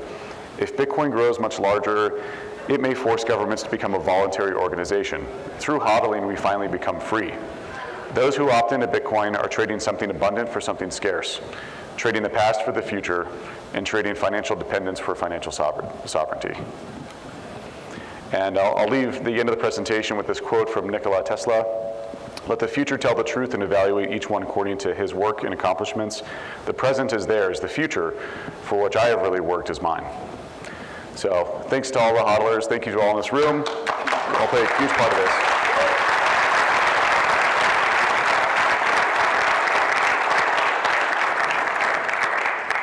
So now I think we begin the Q&A part. And if you have any questions, feel free to go to the microphone in the middle, and I'll be happy to answer. Can I start my question? Sure. So I read the book about the block wars, block size wars, and it seemed like it was really close. Like there was a real existential threat to Bitcoin just 2 or 3 years ago. And what do you think about that? And was it that close that there could have been a huge, huge problem? I would say that was probably the most anxiety-provoking moment in my time in Bitcoin, even more than like when Gox collapsed, Silk Road got seized, and a bunch of other, there was also like the 2013 hard fork, a bunch of other moments. I would say that one was the most troubling because, as I mentioned before, Bitcoin isn't just a technological revolution, it's a social one, right? It requires all of us to believe in it, and the community at the time was fracturing. You had Bitcoin and you had Bcash. It's pronounced Bcash. You had Bitcoin and Bcash, and Bitcoin's value is in its aggregate social network of us all believing in it, so that was it's probably its biggest threat it's ever had, because there was a pretty deep division in the community. And people forget, like, I sold my company to blockchain.com back in 2013 and just spent a bunch of time with Roger Ver. Like, these are people I knew really well. It was kind of a sad brother against brother sort of fight. And I think that was probably one of the most dangerous moments for Bitcoin, but it succeeded and survived, and that makes me more bullish than ever about it, because if it can survive something like that, a civil war, it can survive a lot harsher sort of events that occur. Well, cool. I think that's the only question, but thanks for having me, everybody. Cheers.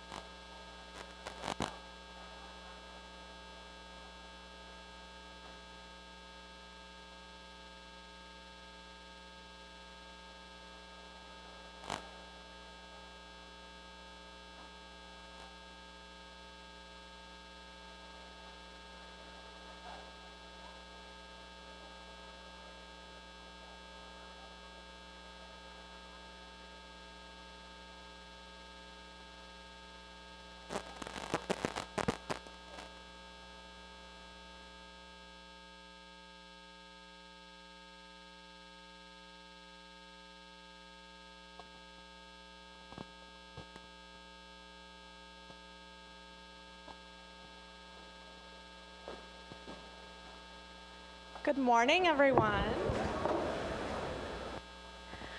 I'm Heather Everdeen, and Gary asked me to share what Bitcoin means to me. For one, I'd really like to end the Fed, but, right? I could talk for a long time about what Bitcoin means to me, as my sometimes annoyed friends and family definitely know, but I won't. For me, Bitcoin is really a lot about family and freedom. I'm a mom of 3 kids whom I'm trying to teach to think for themselves in a world where many of their peers do not. And COVID has not been friendly to our young people, and I don't mean the virus. Kids need freedom and friends, and mine had been sorely lacking one or the other for way too long, the last year and a half. And many people in power today seem hell-bent on continuing to ruin our children's lives. So we need an opt-out option. I want to build a better world for my children to live in and for them to raise their grandchildren in. I want a renaissance. Bitcoin has touched so many lives in so many ways. And for me right now, it's definitely about the freedom, the flexibility, security, and opportunity for my family. The possibility of helping others change their lives as well is very important to me.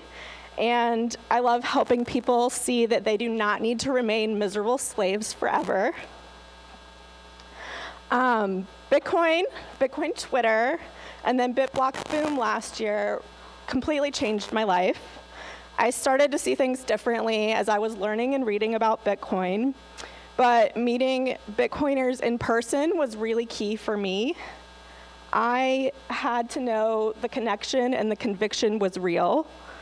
And I think coming together with other Bitcoiners, people who care about the direction the world is going and are also willing to do something about it, was very powerful. I've been hosting Bitcoin meetups throughout 2021 and with some amazing friends and fellow Bitcoiners as well. And I'm doing these meetups because I really believe that in-person connection is very important. I want to say a huge thank you to Gary for hosting this conference in August of 2020. Last year, when almost no one else was willing to do a conference, it was bold to host a conference in 2020, and it was bold to attend. Not many other people or industries did any such thing, and it was amazing. I won't be surprised if some of the friends I made last year here are friends for life. And in a world as mad as ours currently is, it is so important to come together with other people hoping, dreaming, and actively building a better future. I'm so happy to be here with all of you again, and now it feels like a big orange family reunion. And this conference last year was a turning point for me and my family. We've made a lot of positive changes since, and we will continue to do so. And I hope that that can be the case for some of you who are new here this year as well. I'm an optimist, but I can't even imagine how bleak the world must look to those who don't yet get Bitcoin. Bitcoin is hope. Bitcoin is freedom. Bitcoin is the light at the end of this dark tunnel. It's the sun that exposes everything. Bitcoin takes power away from the current system that is growing too big. It's our ticket out of the way of life or society we don't want to be a part of and into the one we do. Let them the Fed.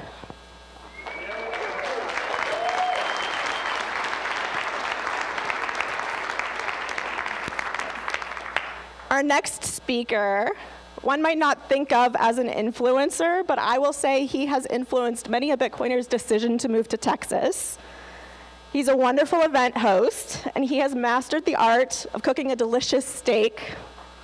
Parker Lewis is known by his friends and strangers as the future mayor of Austin.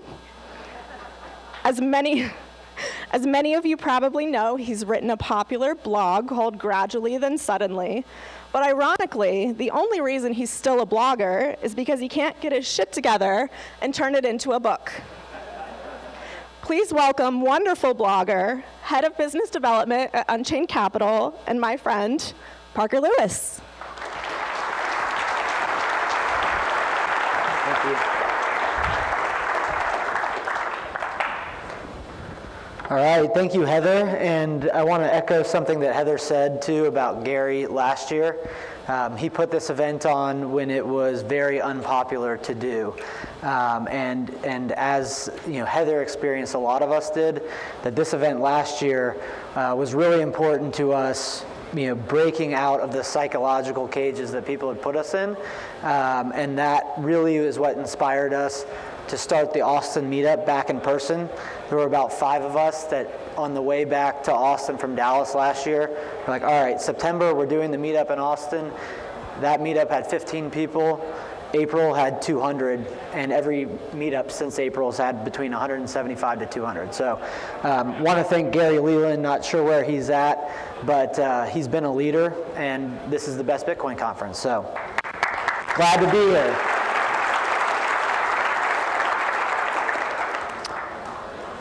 So today, the presentation that I'm going to give is, I've got a presentation called Bitcoin in One Lesson, and I'm going to make that public. It's what I use to red pill people. I like to think about it as a psyop. For those people that don't understand what a psyop is, it's a psychological operation. It's a friendly one because it's for their own good, but Bitcoin is difficult to understand, it's difficult to see, and that it's also difficult to explain. I've been explaining Bitcoin for a long time, and I sucked at it for a long time. And that the impetus for this presentation was, I was actually 6 months ago driving up to Dallas, and I had this old presentation. It was a Bitcoin primer. I'd given it a few times before, and it just bombed. And it didn't bomb, but it just didn't hit home. And on my way to Dallas, I'm thinking through, I was planning, when I left Austin, I was like, okay, I'm gonna do that presentation again, and I'm just gonna do it better. And as I'm driving, I re-listened to the Michael Saylor, Ross Stevens interview, and I'm thinking about different ideas. And then I had a presentation that I did at the Value of Bitcoin conference, the digital one, around the halvening. And I kind of went through 5 iterations of what I was going to say to these people on a 3-hour drive. And I came away with just sticking one slide in front of them, and then I just winged it. And then it was so effective that then I put that winging it into a presentation, and that's what we're going to go through today. But I figured it wouldn't be valuable to explain Bitcoin to a bunch of Bitcoiners. So instead what I'm going to do is explain the thought process of the structure of the presentation, as well as the tactics, so that you all can be more effective in spreading the word. And for you guys that are not yet familiar with Bitcoin, I will also be psyoping you at the same time. All right, so first you got to lay out the rules of the game. This is for you guys. So for anybody that's fished, you cast, but you got to set the hook, then you got to reel it in. You may send some materials around. A 1-hour psyop, 1 hour, 90 minutes, whatever it might be, it's focused on setting the hook. You're not going to convince somebody that Bitcoin is the best form of money that ever existed, and you have to go in with those expectations. But setting the hook is basically unlocking mental blocks to allow them to see what was previously unseeable. That you're not trying to get to, holy shit, Bitcoin is the greatest thing in the world. It's you're getting to the point of the possibility of maybe. Because once you get to that point, the ending is inevitable. It's also important, in my view, to be an optimist. I basically go in and I explain that the dollar is going to go away. And one person could describe that in a very dystopian way, and that there is likely going to be a lot of instability. But the reality is that the people who figure out Bitcoin, it is the light at the end of the tunnel. And it's what is going to make whatever instability comes of dollar instability or euro instability or yen instability tolerable, because it provides a tool. But it's also important, like Matt Odell's quote here, we will win one person at a time, keep fighting. You have to have that mentality. You can't go in and talk about how the world just sucks. You also have to talk about why it's also okay that the dollar is going to go away. It's important to understand the challenge, and this is what I was talking about on the lead.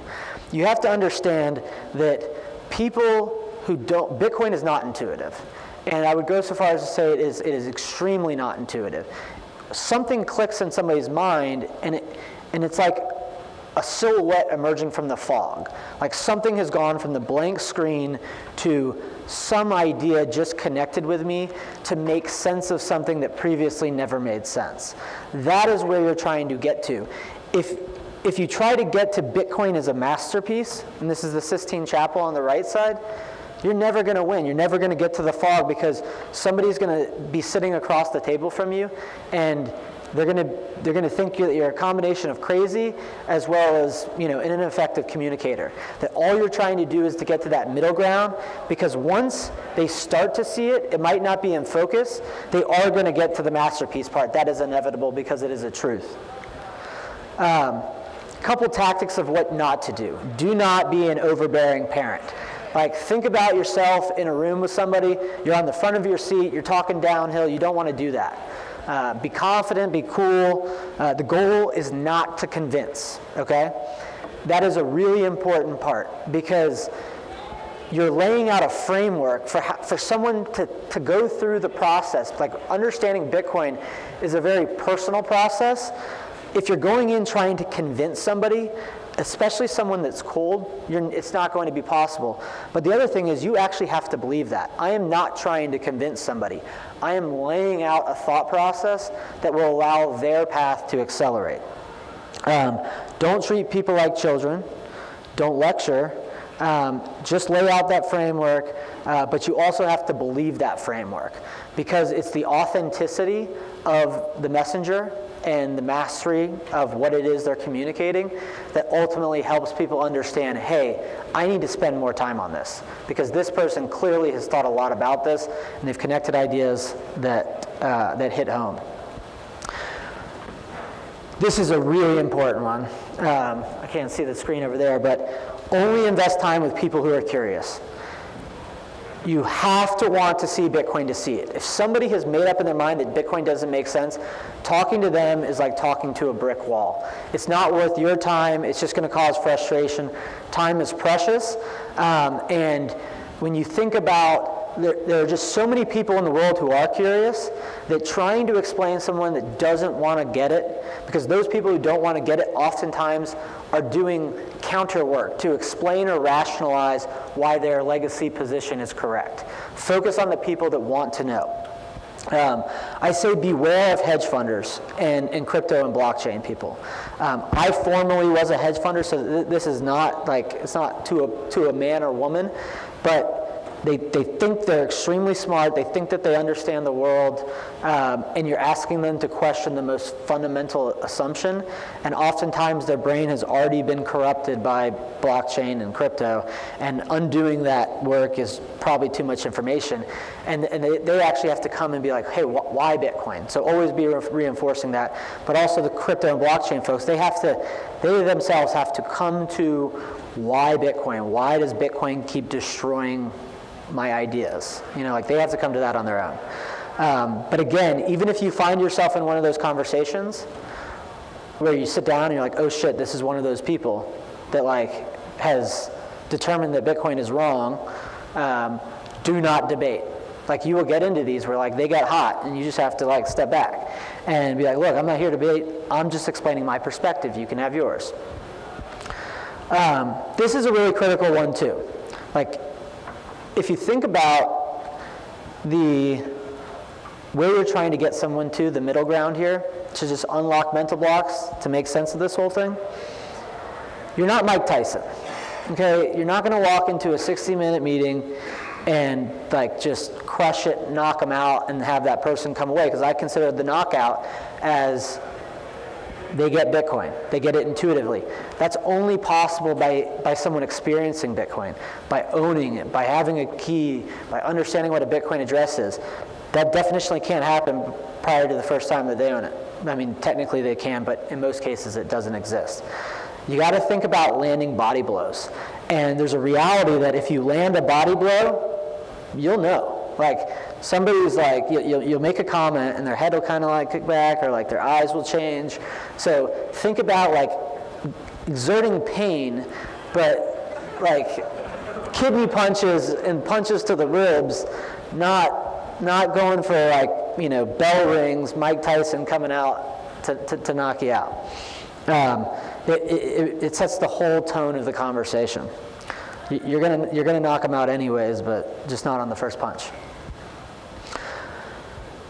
So I also like to focus on one key idea, okay? Where it's like I think we all know that Bitcoin's complicated, but when we get into explaining it, we end up jumping around like 15 different times, and somebody's sitting around you like, they don't know what is up and what is down, and you've just shared 15 ideas with them, and you're trying to explain why Bitcoin is a masterpiece. Like, no, start with the building blocks.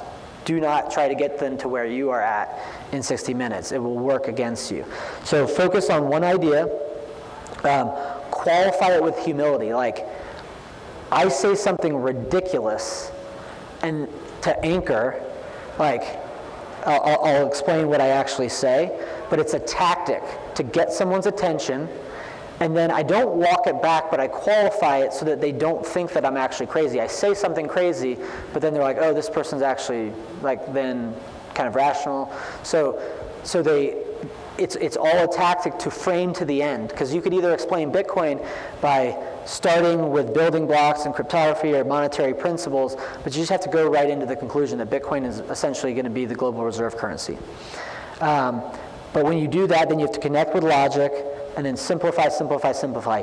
The further you go into the weeds, the more glossed over deer in the headlights they're going to be. It's not going to be a fun day. Another critical aspect, make it a discussion, not a wall of information.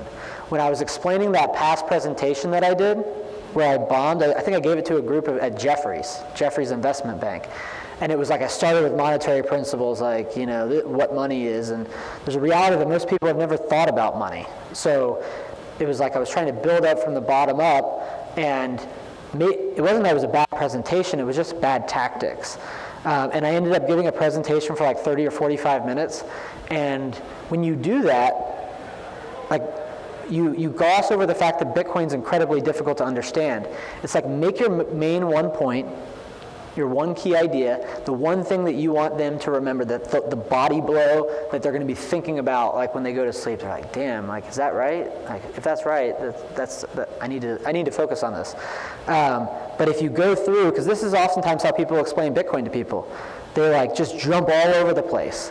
And imagine someone that is in the point of being the blank screen, being told like 50 different things at once. It's like they have no chance. You've just eliminated their possibility, at least that day, to win. So I keep the presentation short. The presentation that I actually give is 10 pages. I try to get through it in 15 minutes, and in an hour meeting, I try to spend 45 on Q&A. Get the key point across, then let them bring the common questions to you, because we all know what the common questions are. This is what winning looks like, okay? Like, winning is not Mike Tyson.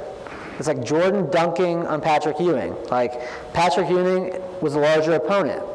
Jordan went hard in the paint.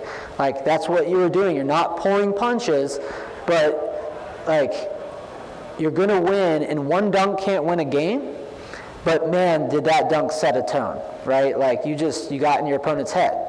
Like, you communicated to your opponent that you know something, and they will benefit from that knowledge. So, but the important thing too is, like, Bitcoin is Jordan. You're not conquering your opponent. Like, this is a psyop, but you are doing this for their benefit. You're just putting it in a framework that they're actually going to understand a lot more quickly. And the other critical point, and I think about this as the theme of like a monster dunk, like when you posterize someone. I can't posterize someone, but that it's about setting the hook. You're not going to win the game in that dunk, but you set the tone for the whole game, and it's going, when you go in with that expectation that you can't make Bitcoin intuitive in 60 minutes, and you have to accept that fact, you're going to be a lot more successful. So the successful psyop results in, they have to come in with curiosity. They leave with their curiosity piqued, and they demand to learn more. They're like, hey, send me some resources, and send me a book, send me articles. That's the goal. You know when you've won. This is maybe the most important part. Don't be an asshole. Yeah, it's real easy to get triggered. I've gotten triggered before. I've done this, and I kind of saved it, but I say beware the Fed apologists. Like, the biggest risk in one of these conversations is the person that talks about, well, what do we do in times of crisis? Like, everyone agrees that the Fed does good, because it's real easy to be like, are you kidding me? You have no idea. And you really have to resist those urges if you actually want to be successful in your pursuit of a psychological operation. So you basically have to keep your shit together, and you have to recognize that you can't win them all, right? Like, if that person is just too far gone, you figure out how to retreat. You're like, okay, this is not going to work. Like, let's be respectful. Say something like, hey, that's your opinion. I'm just sharing my perspective, and move about your day. All right. So now I'm going to get into the substance of the presentation that I actually give. I'm going to kind of go through, and I'm going to connect it to some of these tactics that I use. One of the things that I do from the start, and I don't expect, my recommendations would not necessarily be to do what I do. I am going to make this presentation available so that you can use it. But I always start with how I came to Bitcoin, because it addresses, from the onset, it creates a sense of humility. Like, Bitcoin was hard for me. You have to relate that you're not some expert, you're just a normal person that went through the same questions. And that you actually reinforce that, hey, I'm not trying to convince you anything, I'm just explaining how I thought about it. Now, it needs to be authentic, so it needs to be your own story. But in my case, I was studying the Fed at Heyman Capital, working for a hedge fund before I was reformed. And I realized that QE can't work, it doesn't work, and that literally there's an inevitability of trillions being printed more. And then this is where I make the outrageous comment. It's not so much that all value derives from the fact that there will only ever be 21 million Bitcoin. I say that several times throughout the presentation. That's my one key idea. That's the one thing on that slide where it's like, communicate one key idea. All value derives from 21 million. That 0 to 1 finite scarcity is at 0 to 1 innovation. The ridiculous statement where I then anchor the person is, and like, even if this is the first time you're hearing this presentation, I'm doing it right now. It's like, if Bitcoin credibly enforces a fixed supply of 21 million, it will become a global reserve currency. Like, I've just anchored the question. Like, they came in thinking Bitcoin, digital internet money, like tech revolution, 1,000 cryptocurrencies, beanie babies, and like, I've just made it real serious. Like, the dollar, like, it's competing with the dollar. But then what I do to express humility, because again, this is tactics, but it's also true. All of this is true. So it's just a matter of being effective in how you communicate to win your PSYOP. It's that if Bitcoin does incredibly enforce a fixed supply of 21 million, then it won't. And so I distill it down to that one key idea, and then I reinforce that one key idea through the entire presentation, that it's like everything hinges on this one fact. There's a lot more to it, but at the stage that they're in, if you're just trying to get them to the fog, to be able to see what's up and what's down, to then potentially have the position to get things in focus, they must key in on that 21 million and know that that's the signal. And so I also, though, connect the idea that it has very little to do with Bitcoin. That also walks it back a bit, where it's like, okay, they said something ridiculous about Bitcoin, but now they're saying that it's not actually about Bitcoin and it's about money, and you connect this idea that money converges to one. So this, when I was telling you, like the one slide when I was driving up to Dallas, where I literally just sat, and I probably have a few of the guys that were in that meeting in here, but I just sat on this one slide. Okay, and like, you could do that too, because it works beautifully. You just, like, these are the 13 weeks between March 4th, 2020 and April 21st.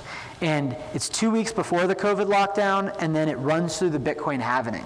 So I kind of connect the idea on the Bitcoin side, not just that the numbers are low, but that the halvening's there, and that's connected to this idea of 21 million. But then I just showed, like, when someone hears like 3.5 trillion the government printed, kind of, you know, trillion's been normalized a little bit. But when you actually put the weekly numbers up, and you're like, hey, the Fed printed 586 billion in a single week. 557 billion, like 271, and I literally just read them out to reinforce that in their minds, that when they see it on a page and they see 2.9 trillion, I also find a way to frame it as this is like, how big a number is 2.9 million or 2.9 trillion. I often rely on like saying that Jerry World costs $1 billion, and this is like 3,000 Jerry Worlds in 3 months. But like something to help them understand how big 2.9 trillion is, but I'm comparing it to the same idea. Like this slide is reinforcing this comment about 21 million Bitcoin. 21 million Bitcoin, 21 million Bitcoin, and QE is a problem and more of it's coming. I also on this slide highlight that the Fed was printing more than it ever did in the last financial crisis before COVID.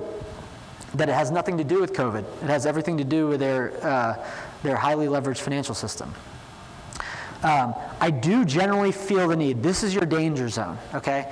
Like, most people have never contemplated money, ever, right? And you have to go in with that understanding. But this, you have to be very careful not to get sucked in the rabbit hole. Like, you're trying to explain to them that hook of why they should be interested in Bitcoin to then go learn about monetary principles. But I do find that it's important to at least lay a few key properties. You say scarcity, divisibility, transferability, but the further you go into the details and don't come back above the surface of the water, the more you are going to lose someone. You've now just distracted them from 21 million. So you let them know that it's out there, but the key idea on this page is connecting the idea that it has very little to do with Bitcoin, but that markets converge on one form of money, not by coincidence, but for very objective reasons. So just be really careful at this point. Do not lose people in a 60-minute meeting on like what makes money money. Like that will go south real quickly. This is the more important point. This is where you get that same point across. You say, hey, look, and this is what I do, and again, it's about constantly making ridiculous statements and then bringing some humility into it. It's like, look, I didn't understand gold when I was getting into Bitcoin. Safe Dina Moose actually helped me understand gold. But, and a lot of people start talking about, oh, it's digital gold, digital gold. Well, you have to recognize that most people, like 99% of people, have no idea why gold was money. What they can't refute is that the entire world converged to gold as a form of money, and that happened. They can't deny that. They've heard of the gold standard. And so they have to accept that that happened, and then you pose the question to them, why, and was it by coincidence? And then oftentimes people look at a world of 1,000 cryptocurrencies and are like, how do I know which one's going to win? And you say, look, the gold is the macro. The micro is, if you think about 99.9% of the people in the world, they only interact with one currency. It's like, is that by coincidence, or is it for very fundamental reasons? But it's all connecting this idea that money does not converge to one by coincidence. It does so by necessity. You're doing this all to support that one point, which is money converges to one, which means that if Bitcoin credibly enforces a fixed supply of 21 million, it will be the global reserve currency. This is that point where it's like the whole presentation, 21 million, money converges to one, 21 million. The more times that you can say it, the better, because that's what's just going to be branded in their head, and they're going to be thinking about it. If you get them in a sea of noise, they're not going to be able to swim. I go out and I actually explain, these are the questions that you should be asking, right? Because I don't get into these questions like, is Bitcoin actually finitely scarce? Like, I have a construct to be able to explain that to you. You can't do that in a 60-minute meeting. First, understand if it were to be true, whether it would be valuable and viable as money, and then focus on the how. If it is, does it make Bitcoin viable as money? There's a key question, why can't Bitcoin be copied? Do monetary systems converge to one? This right here, these 4 questions, paired with the ridiculous comment of Bitcoin obsoletes all other money. Again, anchor, and then you tell them this is the path to get there. It's not overwhelming. There's 4 questions that you have to ask yourself to come to that conclusion, and there's a roadmap to get there. This is where I start to go back up to the highest level, right? Like, we went down a little bit into details, and now we're bringing them back up to the surface. I oftentimes crack a joke, like being a little bit funny is good, where it's like, hey, if QE worked, why did they need a second one? And there's the George Bush quote of, if you fool me, you're not going to fool me again. He said, like, there's an old saying in Tennessee, well, there's a saying in Texas, if you fool me, not going to fool me again. And so I highlight that with QE, right? It's like, hey, they can't deny that this is the dollar supply, right? This is what they hold. And that's a key point. There was a slide where I was talking about tactics. This isn't just about technology, because usually technology is a luxury, right? Like something new comes along, I get a TV, I'm the first person to have a TV, or they developed a car's a luxury. That everybody has a problem. They have to know that there's an urgency to them understanding this. And this is the problem, and everyone in America suffers from. But I also say this line of, fool me once, shame on you, fool me 4 times, shame on me. Right? So it's like, hey, it's kind of like putting it on them. Like, if you want to keep playing this game, like, you're the fool. I don't tell them the fool, but I kind of say that in a nice way with a joke. And so it's like A/B test, dollar printing. This is the Bitcoin supply. I kind of flip back and forth. Dollar printing. This is the key question, because it's not to convince them of it. It's to frame for them that this is the thing to be evaluating. This is the thing to be questioning. Because if they don't zero in on this, they aren't ever going to be able to ultimately get to Bitcoin as a masterpiece. I also do find it to be valuable. Like, most people mainstream, they don't know who I am. And so oftentimes when I'm sitting in a conversation, there's like, okay, some dude's walking in to talk about Bitcoin today. But they know who Paul Tudor Jones is. And so it's like, I've just told them some pretty ridiculous things, like Bitcoin's going to be a reserve currency. But I will tell you that I spend a lot of my time focused on speaking to executives here in the state of Texas, business leaders. And when I tell them this, like, it's a pretty weighty thing to say.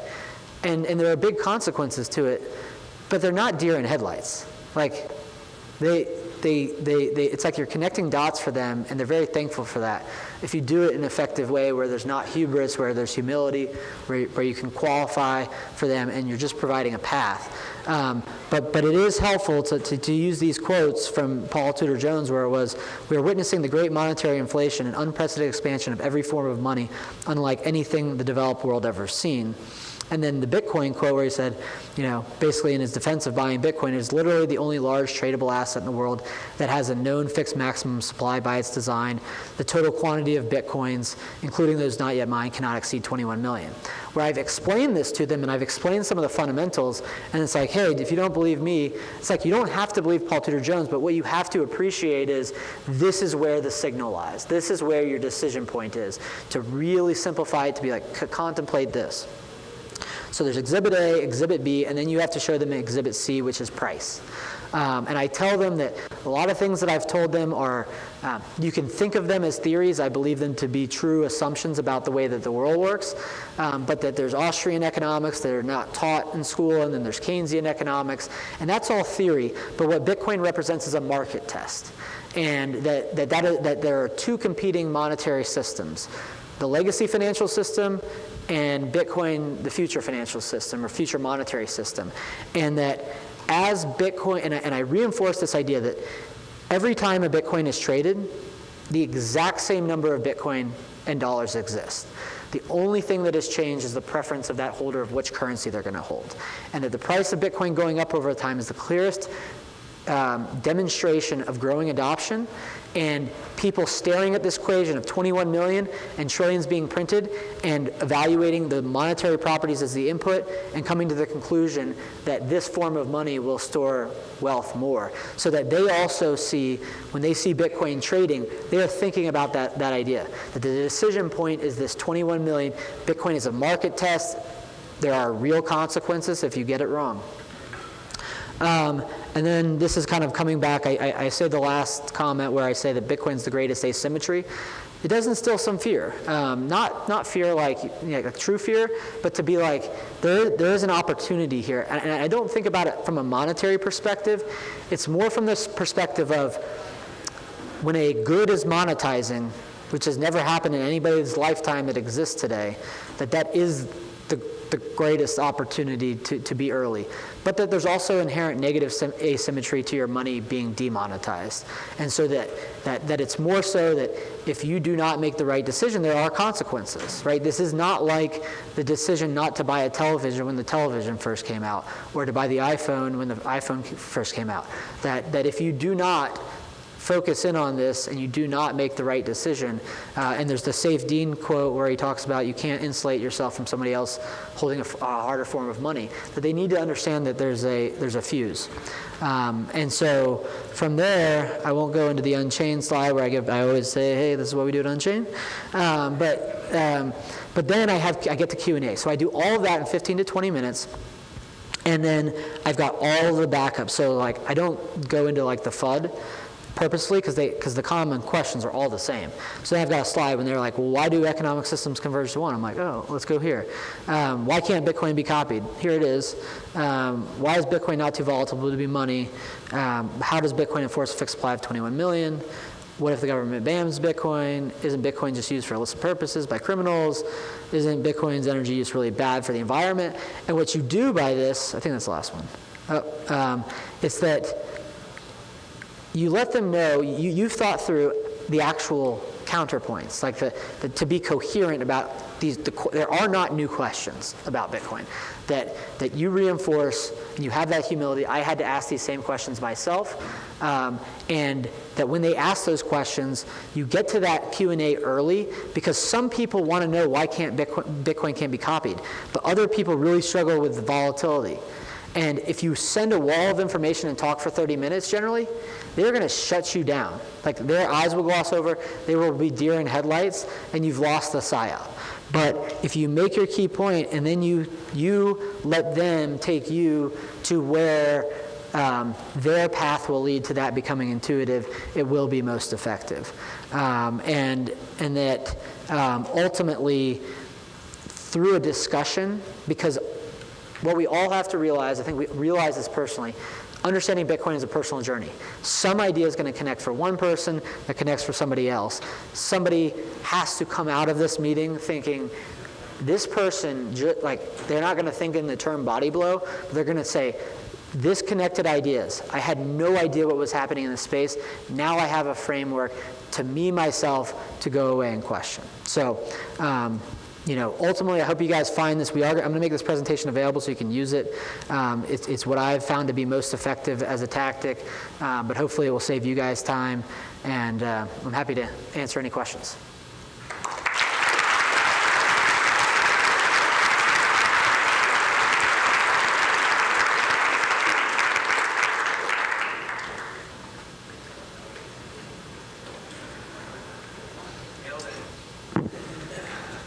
Can you clarify the different economic inputs that the Fed puts into the economy versus the Treasury and how they differ and what effects that has? So I would say the best way to think about it is well, one, the Fed, the Treasury can't print money. They can physically print money, but they can't issue currency. So the Fed is the one that creates dollars. The Treasury is the one who prints them, like physically printing them. But new dollars don't get in the system if not for the Federal Reserve. And the way that you do that is just clicking a button on a computer screen. And then the Treasury can issue debt. So like when the Treasury says, I need $3.5 trillion, they have to go get that from the banks. Well, what does the Fed do? They give the money to the banks. They go into the market, buy dollars, and they click a button to do that. So the Fed actually creates dollars. The Treasury prints them in the literal sense, but the Treasury can't issue currency. And I was curious what your conversion rate is doing these presentations. Like how many people are you converting and kind of what ratios, if that makes sense? So like you're converting 30% and then why do you think people aren't buying into the idea? Because it's a pretty solid business case, and their full-time job is evaluating investments, and Bitcoin has been doing 200%, returns annually, and they're looking at bonds that are, negative rates. So I'd love to hear your thoughts on the conversion rate, and then, why they might not get in. Yeah, I think that you have to be realistic in that, like, a winning ratio is probably like 80%. Like, go in expecting to win it 8 out of 10. Like, 2 are going to get away. But if you don't set that bar super high, then and you're only converting 2 out of 10, it's probably not worth your time, right? One thing that I didn't say that I have found helpful is groups of 8 to 12 are actually the most efficient use of your time and theirs, because what it does is people get, and generally it would be helpful if those 8 to 12 people know each other, because they respect each other. It kind of puts some FOMO in each other, like, is that person going to do it? If that person's going to do it, I'm going to do it. But it allows them to see questions that others have, because if you have a group of 10 to 12, 3 people are going to have a certain range of questions, another 3 are going to have another range of questions, and 6 aren't going to want to ask questions, but they're going to get the benefit of those.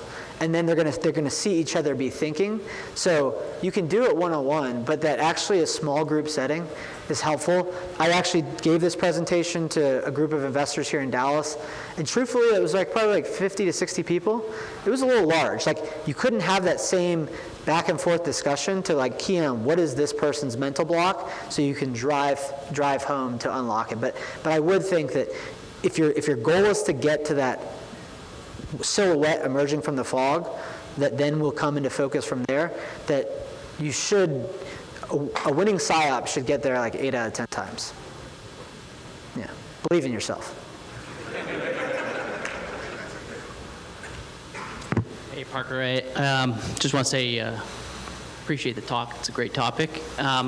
Just want to lay out an example here and just get your response to it, what your thoughts are. So, for example, what do you think about when you have these conversations, sort of, knowing your audience and tailoring your anchor based on what you know about them? Like, for example, somebody on the left, I might lead with, hey, this income inequality problem we have, would you like to know how, why we have this problem and a solution that's going to fix it, versus somebody on the right, you just go straight into, hey man, censorship's bad, what do you, I have this, concept of censorship resistant money, and maybe somebody in the middle, more of a macro approach. I mean, what do you think, how?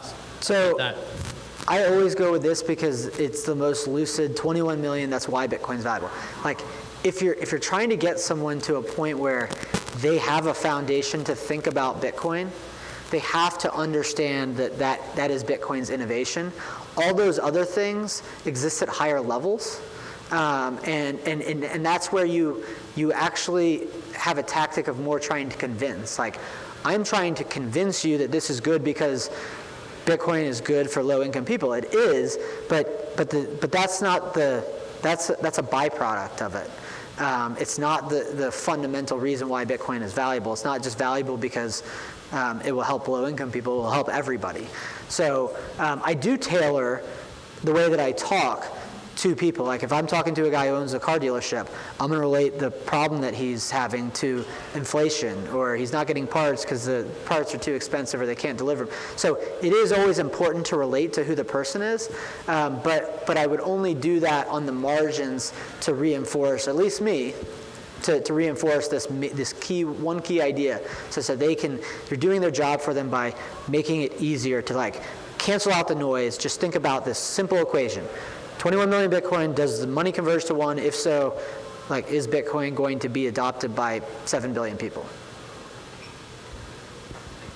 Yeah.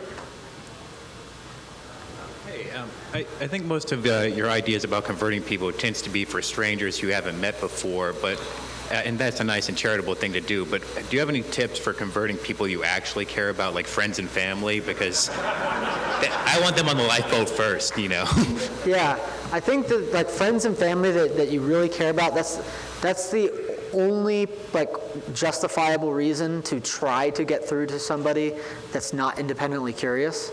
So this, I generally think, again, if somebody's independently curious, that's the beginning point to being able to see Bitcoin.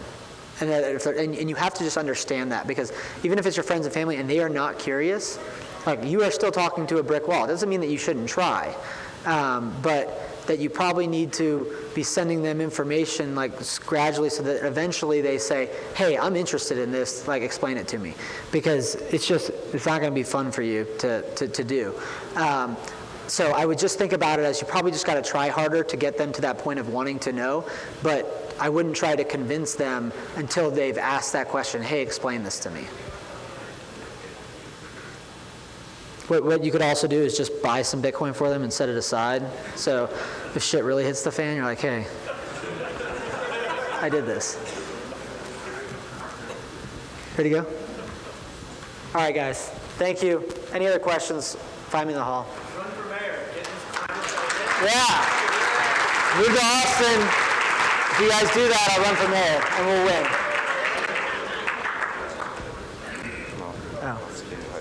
Oh. Good morning, Bitcoiners. How's everyone doing? So that was great. I hope you guys actually can orange pill some bartenders now effectively, because it's been pretty bad lately. But I have 5 minutes up here to tell you why I like Bitcoin, but maybe we could just do some karaoke instead if anyone wants to do that. I'm kidding, but Bitcoin is pretty great. I have been attending these. This is my third one, and they're really something else. When I got into Bitcoin, I was a Bernie bro. I was in college, poor, just not a lot of good things going. And finding Bitcoin was like monumental for me. It really changed my life. Where now it gave me like a purpose in life. Where I was just like, before I was just like, oh, I'm gonna code something and this work's a dead end job. But after this, like, gave me like a purpose in life where, I'm gonna do something and try to change the world. And coming here, meeting all you guys, getting drunk and having like really good conversations, still doing that, it really shows like how monumental this money is, and showing that like even if we're wasted, we can still like have a great conversation. And let's talk about ending the Fed and how fuck the bears and fuck the governments. And it's great. And these conferences are like really one of the best parts about Bitcoin, in my opinion. Like, number go up is great. I like making money. I like fucking the bears. I like killing governments. But coming here and hanging out with you guys is honestly the best part about it. I've met some like lifelong friends coming here. Fuck the bears with a lot of you guys. And it's been great. And I really appreciate all you guys coming out here and sharing that time with me and fucking some bears with me. But yeah, so with these things, this is my third one. My first one, I came here, I was still in college, working a little bit in Bitcoin, doing like some coding at Wasabi and stuff, and met a lot of really cool people, lifelong friends that I still talk to. And that was like a huge point in my life.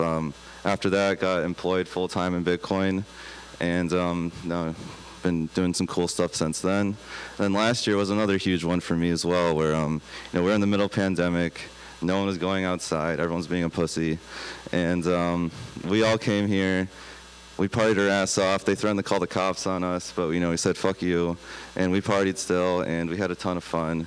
And in, like Austin or Parker and Heather said, we started the Austin meetup with that, and Justin Moon, he's not here, but he didn't want us to host it anymore. So me and Ryan, I don't know if he's in here, but we started hosting it again, and that's been a ton of fun. And the Austin meetup has been another huge point in my life where, we basically have to do this, but every month, where, it started out with like 15 people, and now we're doing like 175 to 200 people every month. And, it's always a good time getting drunk with my friends, fucking the bears, and yeah, it's great. So I'm really thankful for this, and this has been another great year. We're having a lot of fun, fucking a lot of bears, and I'm really glad that you're all here. So our next speaker is Mark Moss. He's talking about 3 revolution cycles and how they show us the future. He's a content creator on YouTube, podcast host, has a new upcoming radio show on iHeartRadio, and he's focusing us on why Bitcoin matters and how it fixes the world. So yeah, he fucks some bears, but I'll give it up for Mark.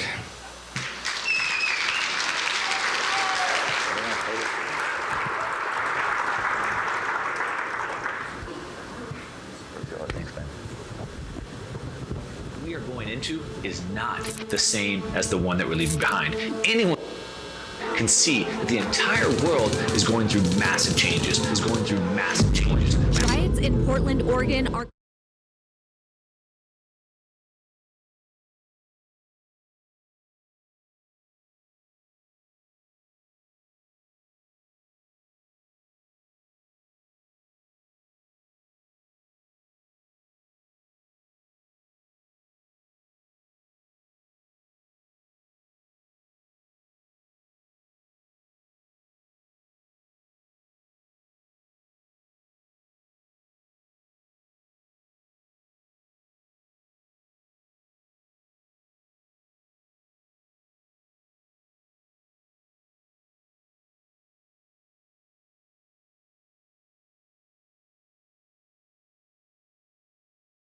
While for a lot of people, it's creating fear, uncertainty, and doubt. We call that FUD. What's going to happen next? I believe that if we look back through history, we can see exactly what's happening right now, and even more importantly, what's going to happen in the future. Now, like I said, I know that we can see all these things. A lot of people see that there's problems, but they're not exactly sure how to put their finger on them, where to put their finger on them. On one side, we have this new group of elite leaders, the NGOs, the World Economic Forums that have an agenda. Their goal, of course, by 2030, you'll own nothing and you'll be happy. And they have a plan. They have a plan to control every area of our lives. And is that going to be the case? Well, we're going to find out. If I can get my slides to work.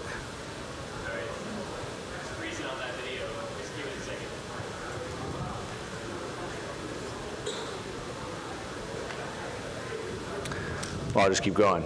I'll fast forward to the slide. I already know what they say. So as you saw from the little clip, we can see that the world is breaking apart. As you can see, protests are erupting all over the place. And this is nothing new. There we go. There we go. And this is nothing new. This is not about the pandemic. This is not about a virus. Before the pandemic happened, there was 10 countries with over 1 million people each were marching. It was before the pandemic. And of course, now that things are escalating again, people are outside, it's getting worse. And it's not just a political, social, cultural thing that we're seeing. Of course, as we've seen from other charts on the screen, like Dan was showing earlier, the bond markets, the debt markets, they're exploding. We can see here that the debt loads of every developed country is exploding at the seams. Japan's trying to win some record at 433% debt to GDP. Japan, Canada, Greece, of course the US is trying to catch up as fast as they can. Now, these numbers may not mean anything to you, but historically when a nation gets over about 90% debt to GDP, it's game over. It's something called the Keynesian multiplier. And so the Keynesian multiplier means that we can print money to grow us out of a depression, out of a recession. The problem is that that money has diminishing returns. And so eventually the money is not helping you grow, and as a matter of fact, it starts weighing you down. That number is usually about 90%, and as you can see easily on the screen, that all the developed nations of the world are way above that threshold. And like I said, we have a group of leaders that have a plan. The Great Reset is here. The Great Reset of the financial system, the Great Reset of capitalism, the Great Reset of medical, the Great Reset of everything. And then on one side we have the IMF, the central bank above central banks, is calling for a Bretton Woods II moment, which of course if you understand what Bretton Woods I was, that's when the whole world changed the entire monetary system. And they're calling for that again. So what's going to happen? Well, I think we can find out. What will be the future of money? And a lot of people are asking this question. Will the dollar remain the reserve currency of the world? Will the Chinese yuan take over? Maybe it'll be a CBDC. Could we go back to a gold standard? What is it going to be? I think I have the answer. So I'm going to talk about 3 different revolutionary cycles that are all converging at the same time. Now, if you know anything about trying to understand financial markets, you look for indicators. So we're looking for indicators that may be a leading indicator telling us what is going to happen. And what's important to understand with indicators is that there's no one indicator that's ever conclusive of anything. And so what we're looking for is we're looking for a number of indicators that may all be pointing to the same thing. So we need to look at multiple indicators. We need to be looking at them from different areas. So I'm pulling 3 revolutionary cycles. The first one is looking at like the political, social, cultural thing that's going on in the world today. The second one, and these move on different time frames, 80 and 250-year cycles. And we're going to look at technological cycles, which move on 50-year time frames. And then we're going to look at financial revolution cycles, which work on 80-year time frames. And then we're going to find how they're all converging right now, which is why we can see the whole world blowing up. So let's dig into that. So the first thing to understand is that the more things change, the more they stay the same. So human progress is not linear, it's exponential. So obviously we can see that technology is growing at a rapid rate and things are much different than they were 50 years ago, 100 years ago, et cetera. But the more that things change exponentially, they're also staying the same within that. So they're repeating over and over and over. These cycles are repeating within that. And there's some other things we have to keep in mind as we dig through this. And so the first thing is that there's natural law. So for example, we have the law of gravity. So if you fall off a high building, you're going to fall. Now with enough money and enough technology, you could suspend that temporarily, but you're always going to be beholden to that. The other thing is that we also have the law of, say, sowing and reaping. So I must sow before I can reap. I must produce before I consume. Now if we build up enough wealth in the past, we can have generations live off of that and never produce anything. We have generations that are consuming and have never produced. And with enough money in the past, we can do that temporarily, but we're always going to be beholden to that. The other thing to keep in mind is that humans have a drive for freedom, and so we can go back as far as we can through history and see it's freedom, oppression, revolution, freedom, oppression, revolution. So man naturally has this drive for freedom, but at the same time, more men want to control that. I believe there's a drive for affluence, so humans have this natural drive to create, to make things easier, to make things better, to improve things. And then there's meritocracy, which kind of goes back to producing before you consume. Really, our work, proof of work, should be what we live off of. Today we have this elitism where we have all these people that have achieved this level, but what have they done? We have this whole debacle going on in Afghanistan, and is anybody going to be held accountable? There's no meritocracy. And so those are a couple of things we need to keep in mind. The other thing to keep in mind is that as history moves forward, there's triggers that cause this to change. And so we need stress to grow. You have to tear your muscles down in the gym to build them up. And we need recessions. Recessions clear out the old stuff and allow for the new growth. We need revolutions to change things, and we need disruptive technology. So keeping those things in mind, let's dig into some of this. So we have political, social, and cultural cycles, and they move in different time frames. There's 2 that I want to look at right now. One is an 84-year populist cycle. It's a regime change cycle, populist uprising. And we can go back all the way through history, and this is about a 2.5-hour presentation I put together. I'm going to do it in 25 minutes, so I'm not going to go super deep into history. But we can see up on the screen here, if I go back about 84 years ago, we had the end of World War II. That was Hitler, Mussolini. In the United States, that was the FDR New Deal, basically changed the United States to socialism. Those were regime changes. If we go 84 years before that, Karl Marx wrote the Communist Manifesto. We still hear about that all the time. That led to the European Spring was the largest revolution in European history. So those move in 84-year cycles. Now what's interesting about that is 3 84-year cycles, 3 times 84 equals 252. Every 250 years, we have a revolution cycle. 250 years ago from now was the American and the French Revolution, the birth of democracy, capitalism. 250 years before that was the Protestant Reformation. Now what's interesting, if we dig into both of those and understand what those were, is those were society, politically, social, culturally, rejecting centralization. Obviously, the American French Revolution rejecting the monarchy, the centralization of the monarchy, and setting up a decentralized government. America was a republic. 50 independent states. Wasn't 50 at the time, but you get my point. 250 years before that, the Protestant Reformation was the church and the state controlled the path to God. And with the printing press, people got the Bibles. They had a decentralized path now, and each one could have their own independent path. So it's important to understand the way those work. And like I said, it's a history of oppression and then freedom. And so you can see how they go together like this, how they're converging, those 3 84-year cycles on that 250-year cycle. So again, the oppression, it gets too much centralization, globalization. People reject that and want to move to decentralization. Today, I think anybody could look at the world and see that we're at peak centralization. Peak centralization, the World Economic Forum, the World Health Organization, the World Trade Organization, the World Meteorological Association, the UN, the IMF. The whole world is moving in association, but the whole world is also rejecting that. We don't want globalization. We don't want some guy around the world telling us what to do in my local area. We want decentralization. We want autonomy. We want freedom. Other notable cycles, you've probably heard about some of these. So there's an 80-year cycle that the world moves from we to me. So we being collectivism, we're all in this together, to me, which is individualism. There's another 80-year cycle you may have heard of. It's called generational theory. It's also called the fourth turning. There's 4 periods, 4 20-year periods that equal an 80-year cycle. There's other 250-year cycles. You may have heard of like Fate of the Empires. No empire has lasted more than 250 years, which of course is the 250-year revolution. There's a lifespan of a democracy. No democracy has lasted more than 250 years. Again, there's the revolution. I don't have time to dig into all those, but we can just see as far back as we go through history, these cycles continue to repeat because they're reactionary. I can take a lot. I can take a lot of abuse, I can take a lot of oppression, but eventually it's too much and I reject it. And so it's almost like if we were bowling and we put bumpers up and the ball just kind of goes off one side to the other, so it reacts and then it overcompensates and it reacts again.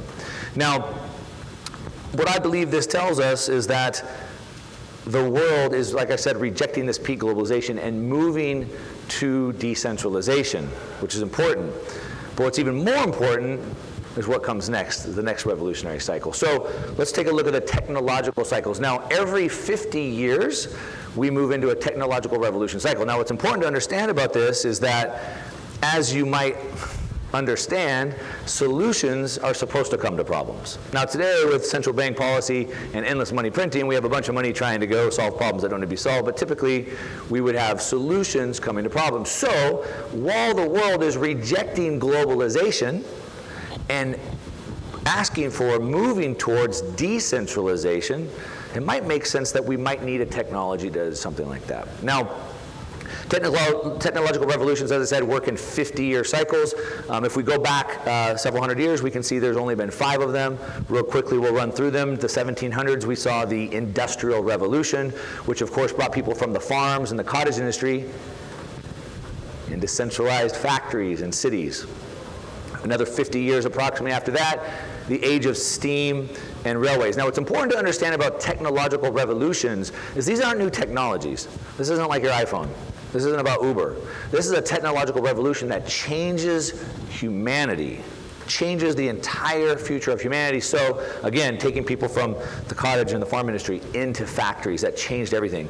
Obviously, 1829, steam, the steam engine. So we had horsepower and manpower for all of eternity, and now we had steam engines and we had steel. Now we could build railways. 1875, we had steel, electricity, heavy engineering. So obviously electricity at the time, yeah, it was like we don't need a candle. We can have electricity, we can have light. But electricity changed humanity. Steel, obviously, as well. We could build skyscrapers now, bridges, etc. Early 1900s, oil, automobile industry, mass production. So again, changed humanity. For all of humanity, people walked. Forever, walked and rode horses, that's it, and now we had cars.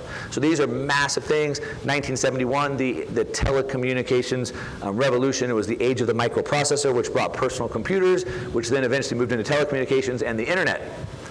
Changed humanity. 1971 plus 50 years puts us right to where we are right now, and we're sitting on another technological revolution that is going to change humanity. And it's hard, just like when electricity came out, it would be hard for anybody to imagine what we were doing with electricity today. Right, at the time, it was like, okay, yeah, it's kind of like a way we can have light. It's kind of like a digital candle. It was a digital candle, but look at the uses that we have for it today. So human beings aren't real good at imagining the future. We imagine a better version of what we have. We have cars, we'll have flying cars. We can't imagine new things because we don't have the building blocks for those. So in the internet, I mean, when electricity came out, sure, it's like a digital candle, okay? We didn't know we'd be having Zoom and live streaming on YouTube across the world right now because of electricity, because those things weren't built yet. When the internet came out in the early 90s, it's like kind of like a way we could send digital messages, and we have these like digital message boards. We didn't know that our car would be hooked to something called a cloud using something called social media to navigate us around traffic because we didn't have those building blocks. And so that is the size of this technological revolution. Now again, as I said, solutions come to problems. And this is an important part, especially for us Bitcoiners here. Not the altcoiners, the Bitcoiners. Because solutions come to problems. So what are the problems?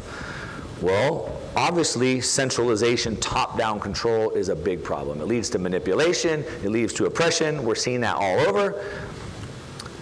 Social engineering and manipulation. We're seeing social engineering through taxes, through wealth redistribution. We're seeing it through social media, right? We're seeing AI use social media to change the way we think, get us enraged, get us to rage click on things. So there's social engineering manipulation. Obviously now we're seeing it, different sexes and ages and preferences and genders and races all being treated differently. We're seeing wealthy elitism. Again, not meritocracy. We're seeing wealthy elitism where we have this whole ruling class who've done nothing, but they have all this elite power, and there's no responsibility, there's no consequences for that. They can go blow however much money, however big of blunders like in Afghanistan, and there's no one losing their job, no one's getting in trouble over it. And so there's this top-down control. That's a problem. So I believe that the tech revolution would bring the answers to that. So instead of centralization, top-down control, of course, it would bring decentralization. Instead of social engineering manipulation, we'd have immutable law. Immutable law and code. Think about the Constitution was a rule of law that's one, supposed to be easy to understand, so all of us understand it. And two, it's law that we can all plan our lives on. Right now, today, we're ruled by men who are arbitrarily changing the rules every day. There's a bill going in right now that could ban air travel for non-vaccinated people. Will that go through? I don't know. I'm planning a conference in a couple months. Will people even be able to fly there? I don't know. I don't know what these guys may change the law to. My sister's an ER doctor in California, and she realized she was going to be pushed out of the hospital a few months ago, so she started working on setting up a private practice. And now the governor, czar of California, said, well, no, now all medical professionals have to be vaccinated. So now she doesn't even know if she can open up her practice. And so she's in limbo. Can I start a business? I don't know. Should I move out of the state? Where would I go? Could I go to Texas? What if they change the law? It doesn't work. We can't build a society on like this, so we need immutable law. We need code. Not decentralized governance. We don't need that. All right, that's the slide we're ahead. So we need rule of law, not governance. We need law that we can build our lives on. So now, if we look at this, so every 50 years we have these technological revolution cycles that happen. And what's important to understand is that all of these cycles always kind of unfold the same way. And when we understand how that works, then we can use that to guide our own path forward. And so we have something, diffusion of innovation theory. I'm sure most of you guys have seen this chart before. And it kind of shows that the way a new technological revolution or technology finds its way out into adoption, reaches out and reaches adoption. So obviously we have innovators, early adopters, early majority. You guys have seen that before.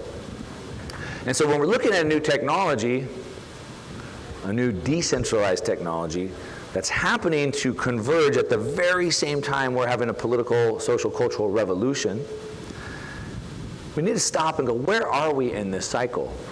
Now we can see the way with cycles are, it's kind of like seasons. We have 4 seasons in the year, summer, spring, winter, fall. On the calendar, there's a day when the season changes, but that doesn't necessarily mean the weather changes right that day. So it's kind of plus or minus. So these things are 5-year, 10-year kind of give or take cycles. And so we have the political, social, cultural happening right now, the technological one. And where are we in that cycle? And so when we're looking at technologies and adoption cycles, we can look at something called an S-curve. And so the way an S-curve works is typically the amount of time a technology takes to reach 10% adoption is the same amount of time that it should take to go from 10 to 90% adoption.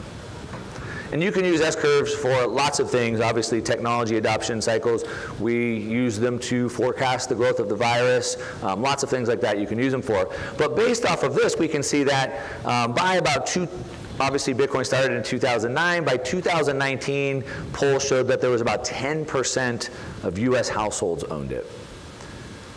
10% in 10 years, which should mean, based off of S-curve adoption, that by 2029, we could see a 90% adoption cycle. That's the way that we use that.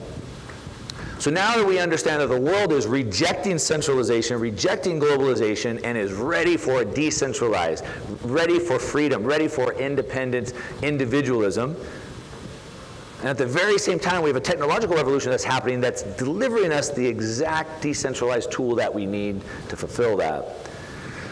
So when we look at the world from those lenses, and then we bring it back to where we started, which is the financial system is breaking apart right now. Like I said, Dan showed earlier that the bond markets, the debt markets, they're out of control. They're lower than they've ever been. Interest rates, the central banks basically have interest rate policies and monetary policies. Interest rates are zero, they're negative. What can they do? That tool's gone. We can see that debt is sky high. How much more can they go? And so something has to change. It's ready to be reset. We can see, you guys have probably seen this chart before, the world reserve currencies, the dollar is the reserve currency of the world, and no reserve currencies lasted more than about 100 years. And it changes. Again, things change. There's something called recency bias, and we think that whatever's happening now will always be the way things will go, but that's not the case. Things always change. And so we can see Portugal, Spain about 100 years, Netherlands a little bit less. I mean, these are plus or minus. France 95 years, Britain 105. The USA has been holding on for about 100 years, and it's ready to change. And that's not just because history says it's 100 years and it's time to give it up. It's because of other things. Again, cycles repeat. And so a nation that gets the reserve currency has a certain amount of power. And that certain amount of power wants to become abused, and then it leads to the downfall, destruction. Now, a lot of times, especially today, we see this MMT theory, which is we can print as much money as we want, and let's just print a bunch of money and give it out to everybody and make everybody wealthy. But money isn't wealth. Money measures wealth. Money shows how much wealth we can acquire. Wealth is goods and services, and so the wealth of a nation that can hold a reserve currency really comes down to goods and services, which is technology, which then determines how much economic output we have, which then means we can have world trade. So the United States used to produce a lot of goods and services, and we used to export those goods and services across the world. Today, the United States has exported all the goods and service production, and the only thing that we export today is financial services. We import everything else, and so the wealth of the nation has decreased, and of course, those three things, it starts with the education and competitiveness, and of course, the United States has not been doing good with that. We're not producing the goods and services anymore. We're not exporting that anymore, which then weakens everything else. Now, Now, there are cycles within the financial system as well. They typically move on about an 80-year cycle. And the reason why is what we have today with the fiat money system is we have a system built off of debt. So it's a debt-based system, and it's cyclical. So what happens is, as debt is expanding, things grow really fast. With enough debt, I can go buy 10 houses, which the housing industry grows really fast. I can go buy 3 cars with debt, and the auto industry grows really fast. So it grows up, but just as fast as it grows up with leverage, it also decelerates just as fast. And so as fast as the economy's grown, it's been 50 years. I think 2 weeks ago was the 50th anniversary of the Nixon shock coming off of the gold standard. We've exploded the debt. We've had this growth, but then it also works in the opposite way. We can see these long-term debt cycles about 80 years. It starts with like a hard money, which of course we were on the gold standard. Then it moves to a paper standard, which is then we had paper gold certificates. That enabled banks to create a lot more paper gold certificates, claims on that than would be needed. But what happens through that process is that people start to think of that paper as money. And of course, then they create too much of it. And then eventually people realize that there's way too much of that paper that's been created, like Parker showed some of those charts on the screen earlier, and they start to realize, this paper's not really worth anything. I don't want to hold my wealth in this paper. I would rather buy stocks or real estate or gold or Bitcoin or anything else than holding on to these dollars. And that is at the point when the system starts to fall apart, when nobody wants to hold it. And I think even for everybody here is pretty educated on this, but the rest of the world knows this as well. They just don't actually realize it. So mountain bikes, kayaks, used cars, you can't buy any of them right now. Why? Because everybody's out buying everything because they just know intuitively they don't want to be holding on to these dollars. Now, they don't think about it that way. They think like, I better go buy a house now because it's going to be worth more in the future.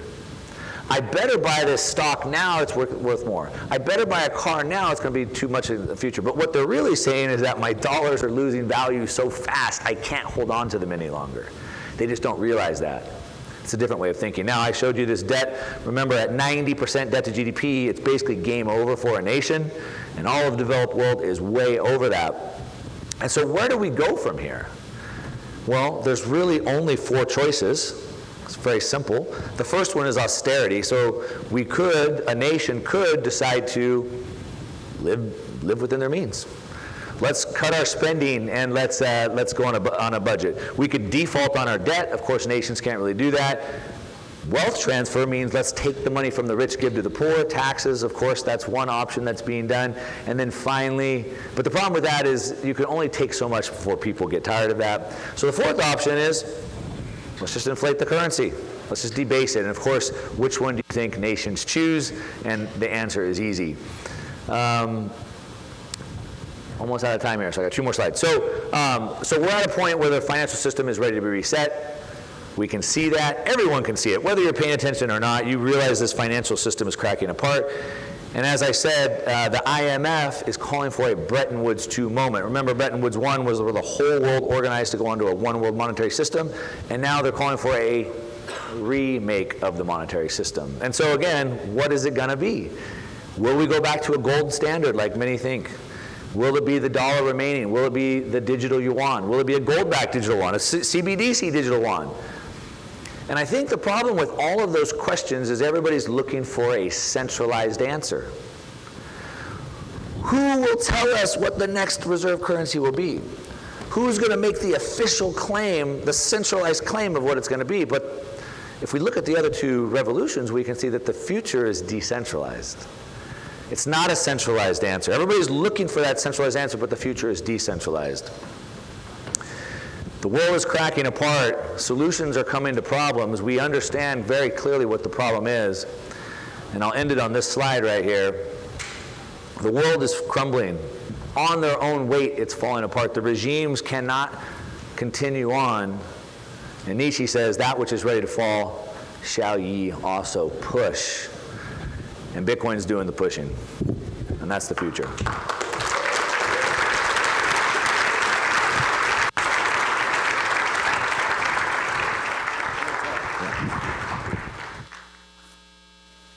Mike, working.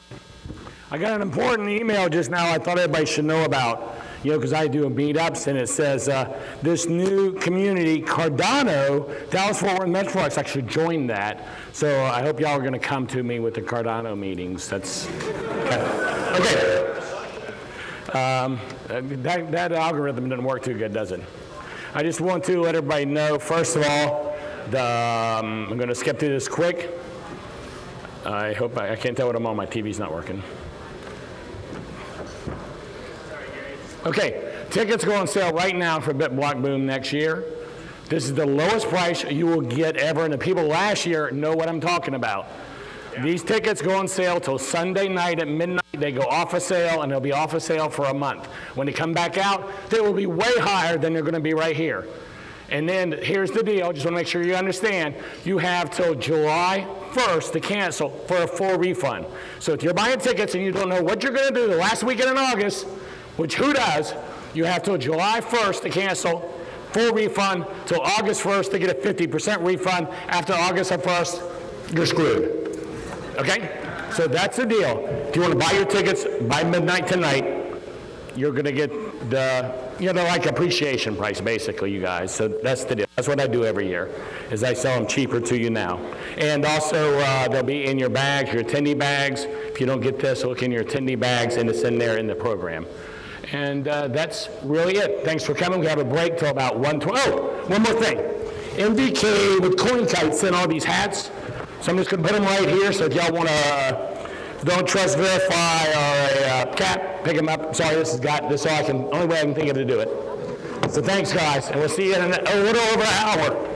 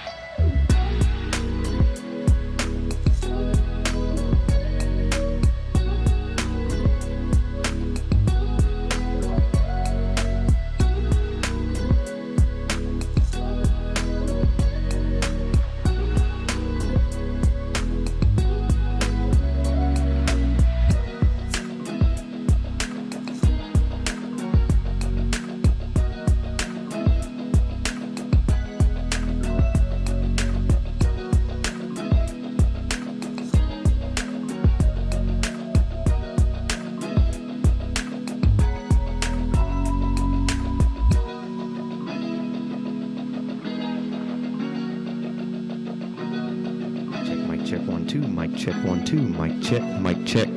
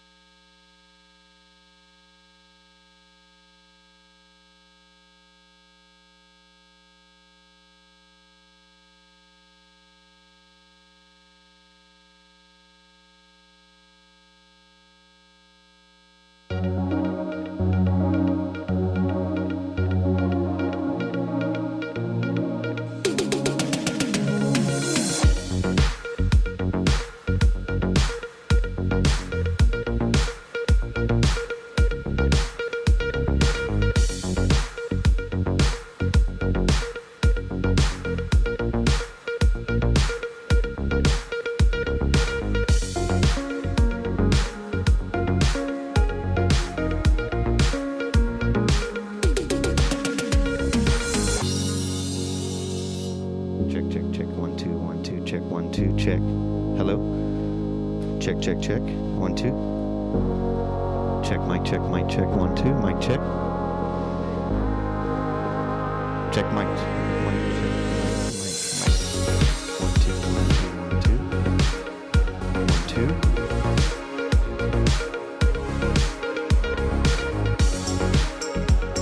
Which part's the buzz? Let's see. Check, check. 1, 2, 3. 1, 2, 3. Check, check, check.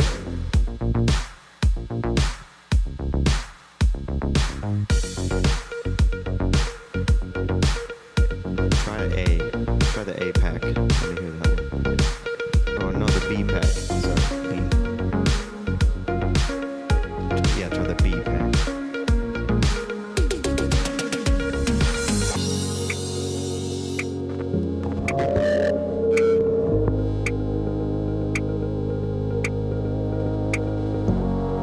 Check, check, 1, 2, check, 1, 2. You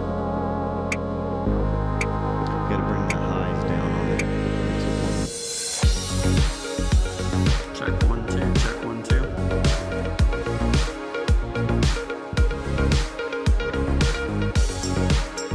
Check, 1, 2, check, 1, 2.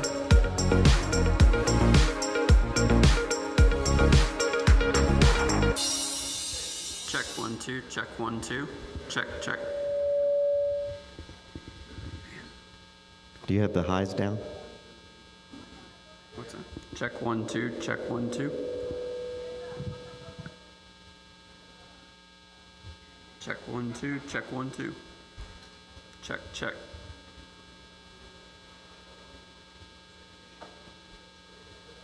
Check. What are you on there? What are you at on there? I can't. Can you talk through B to me, Nick?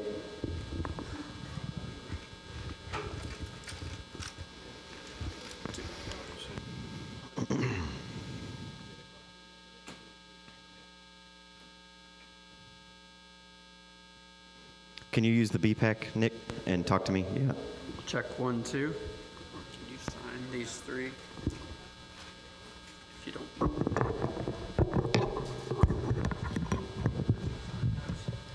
Check, 1, 2, 1, 2, check, 1, So- 2. Check. Do you have the highs out? Highs are cut. Where are we getting that noise? What is causing that? All the way down.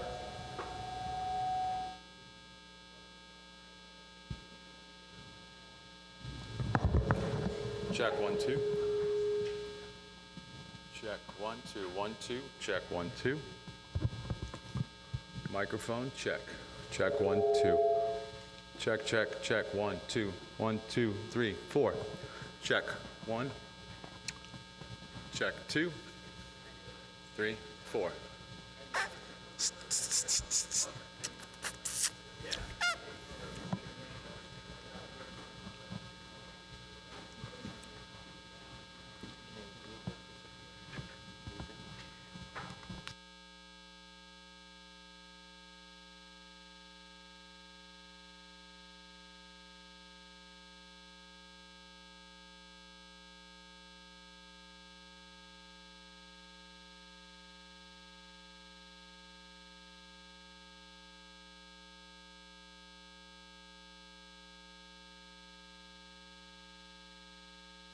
Check, mic, check, 1, 2. Check, 1, 2, 1, 2, 1, 2. Check, 1, 2. 3, 4, 5, 6.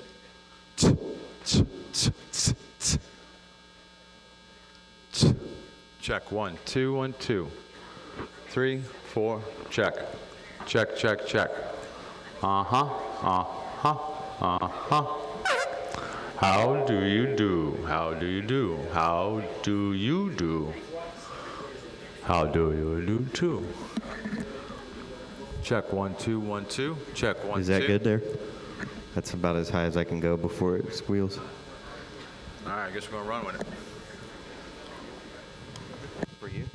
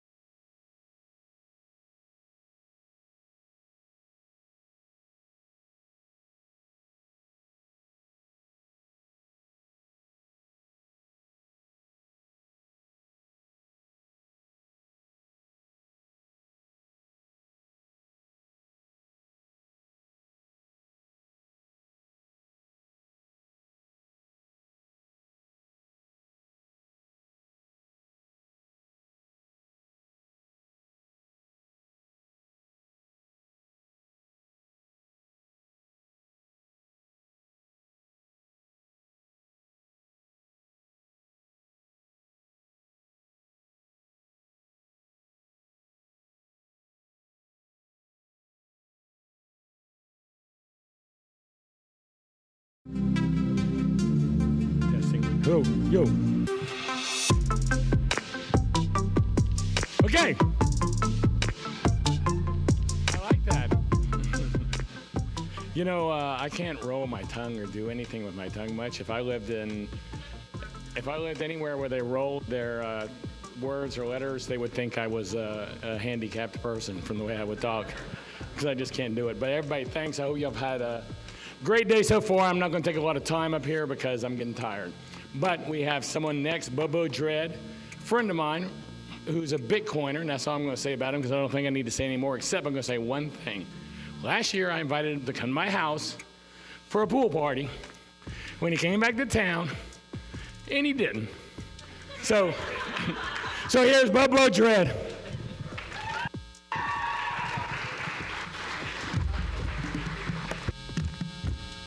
Gary got me.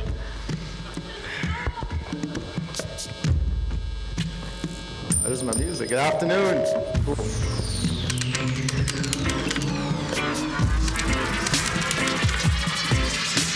The hate of men will pass, dictators die, and the power they took from the people will return to the people. You, the people, have the power to create machines, the power to create happiness, happiness, happiness, happiness, happiness, happiness, happiness,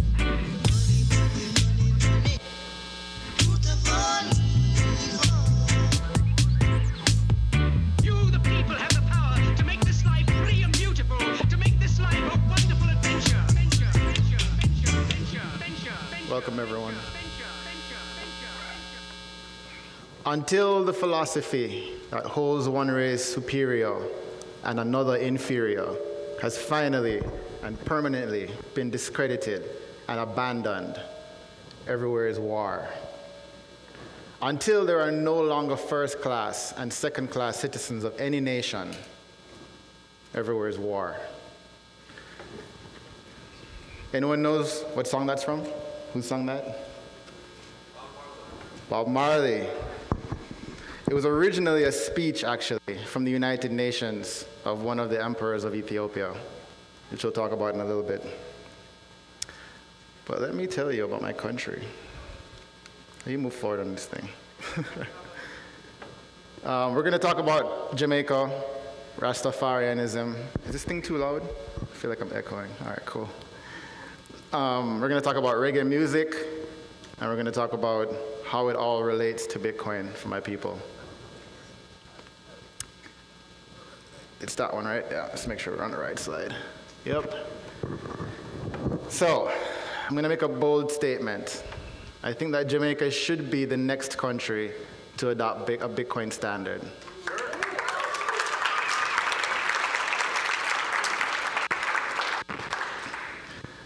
Some people might say, Dread, your chest too high. In Jamaica, that means you're being too confident, too overconfident, too ambitious. But I don't think it's too ambitious. We need remittance from abroad just like every other country. We need the ability to buy and sell online and in person without needing any banks, any dollars, any shitcoins. And we need to be able to save money that we can use to buy groceries today. And we can also use that exact same amount of money to afford the same groceries years from now. Can you scroll down for me a little bit, Mike? So, how are we going to do this? Well, let's talk about Jamaica for a second and reggae music. In the 70s, there was a growing movement. You guys probably know of it as the hippie movement in America, where people were anti-war. They were all about peace and love. They went to Woodstock. You know, it was a bunch of multi-race, multinational, multilingual, multicultural, marijuana-smoking people that were traveling all over the world to go to these music festivals and freedom festivals, and they would listen to reggae music. Reggae music was a very strong part of that culture. And it was highlighted by none other than people like Bob Marley. One good thing about music, when it hits, you feel no pain. You guys know who that is? Bob Marley. Easy questions, right? There was over 300,000 fans in London that came to Reggae Sunsplash, one of the biggest music festivals in the world at that point. I think Tarantula knows that one. They went from 1970s all the way to even now virtually they're trying to do it still. That brought a lot of tourism into Jamaica. We had like up to 4.2 million people coming per year, which brought in almost half of our GDP as a country came from tourism, from people loving reggae, coming down, enjoying our sands, our sun, our beaches, and our music. And all that profit came in and sounded great, like great economic stimulus for our nation. Unfortunately, it wasn't for everyone in our nation. It wasn't for the Jamaican diaspora, the people that came there from other places, and definitely not for the Rastafari, which is a religion native to Jamaica, which I'll talk about in a second. The Jamaican ruling class and their international strategic partners, they're the ones that took all this wealth to the bank. And little benefit, if any, came to the common Jamaican people, the average hardworking Jamaican. In my opinion, Bitcoin is the first and only disruptive technology that I've seen that can break this cycle without the need for violence, is the important part. Because the cycle has been broken many times through revolution across the ages in different countries, but I think this is the first time we can break this cycle without the need for violence.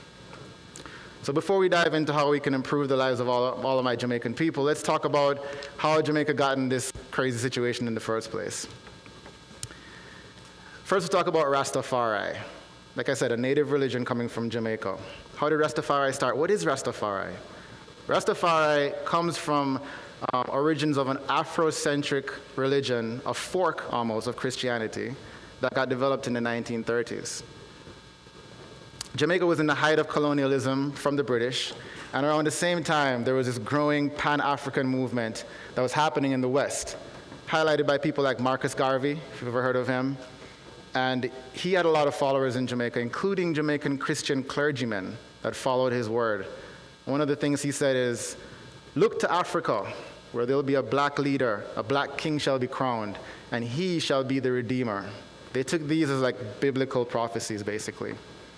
And what happened is that new black emperor, as fate would have it, or as faith would have it, all of a sudden got crowned in Ethiopia in 1930.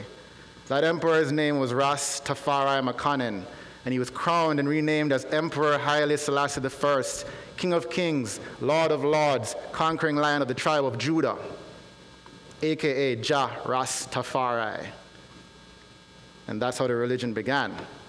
A biblical prophecy was fulfilled, what some might call the second coming, and there was a king in Ethiopia to lead people back to their motherland. So this grew. There was tons of people that started following. They started growing different communities in Jamaica, following the words of Haile Selassie, because he had a lot of words similar to, Jesus Christ, had a lot of speeches that were similar in terms of love and peace and unity. And that's the message that people wanted to hear. That's the proof people wanted to hear to be able to have hope, not only for themselves, but for their children, for the future, and build sovereign communities. And that's what we did. Like, you can scroll down a little bit. You started seeing people building different communities in Jamaica, different sovereign communities. There was the Pinnacle that was built by Leonard Howell in the 1940s. He was the first Rasta, actually. He was one of the original clergymen from the Christian church. There was the Bubble Shanty, which was in Bubble Hill in Bull Bay. And that was started by Emmanuel Charles Edwards in 1958. They were more of the strict Orthodox religion of Rastafarians. We would consider them to be a parallel to like the Bitcoin toxic maximalists that don't take shit from anyone. Like, this is the rule. And that's kind of what Baba Shanti was like. And then there was the 12 tribes of Israel. And these were founded by Vernon Covington in 1968, and he was more of a liberal, not liberal, but more of they moved much more closely to the Christian way of life, recognizing Jesus. And they also influenced people like Bob Marley, who was able to like cross over cultures and understand Christians and still sing reggae music that they would relate to and reach the masses, basically, with our Trojan horse of a message. So this was great. We were building communities everywhere. There were sovereign communities on top of hills, trading with each other, growing farms. And the colonized British on the island did not like that. They didn't like the fact that there was growing communities of strong, independent Afro-Jamaicans that posed a threat to their colonies. So what they do? over the next several years, they systematically censored the message of Rastafari. They demonized the Rastaman as, this what they used to call black heart man, which is trying to make them subhuman in some kind of way. And they used the rule and the law and stuff and police to eventually start physically attacking them. In 1954, the colonized Jamaica, they used the police to violently destroy Pinnacle, the first community. In 1958, they burned down Emmanuel Charles's camp and many of the other camps and arrested dreadlocks and shaved off their dreadlocks as a sign of saying, we don't recognize you, you're going to be colonized. Even as recent as a few years ago, they tried to burn down a Rastaman settlement in Bubble Hill. And as of 2 weeks ago, this is very recent, a 19-year-old Rastafarian woman was arrested and for unruly conduct, something you should just get a ticket for and go home. And they actually held her in a cell and shaved her locks off in Jamaica. This happened 2 weeks ago. So there is still a lot of aggressive human rights violations that continue to crush the spirit of the Rastafarian. And if someone tries to speak out against the government in public against it like this, they can likely get arrested and shamed in public media because they're talking out against the government. They call this government badness in Jamaica. But nothing can stop an idea whose time has come. The Jamaicans have this struggle, this message of revolution deeply rooted in our culture and in our music. And you guys know it's also deeply rooted in Bitcoin. So none of these communities actually got restored to the actual prominence they were when they first started, but the music became much more ubiquitous. It became much more universal. And not just the Rastafarians, but all Jamaicans now, we call them baldhead. If you're not Rastafarian, you're a regular Jamaican, we call you baldhead. But all Jamaicans, both Rastafarian and baldheaded alike, realized that we were in this together now. There's no escape. There's no geographical escape to the motherland like we used to think. Ethiopia is facing problems just like we are. They're struggling all over the world. They're struggling just so it's not a geographical escape to the promised land. It's a little bit different than that now. And we're trying to introduce that message in a sly, roundabout way without attracting censorship from the government. Reggae music is an important means of transporting vital messages of Rastafari. The musician becomes the messenger, and as Rastafari see it, the soldier and the musician are both tools for change. That's a quote from a lot of Rastafarian religious books. So let's talk about Jamaica a little bit. And I'm gonna keep on, I'm gonna tell you when I'm switching topics so you know what I'm gonna explain to you next. That was Rastafari. Let's talk about Jamaica a little bit. How do I move this forward? I need to point to you? Yeah, it's not working.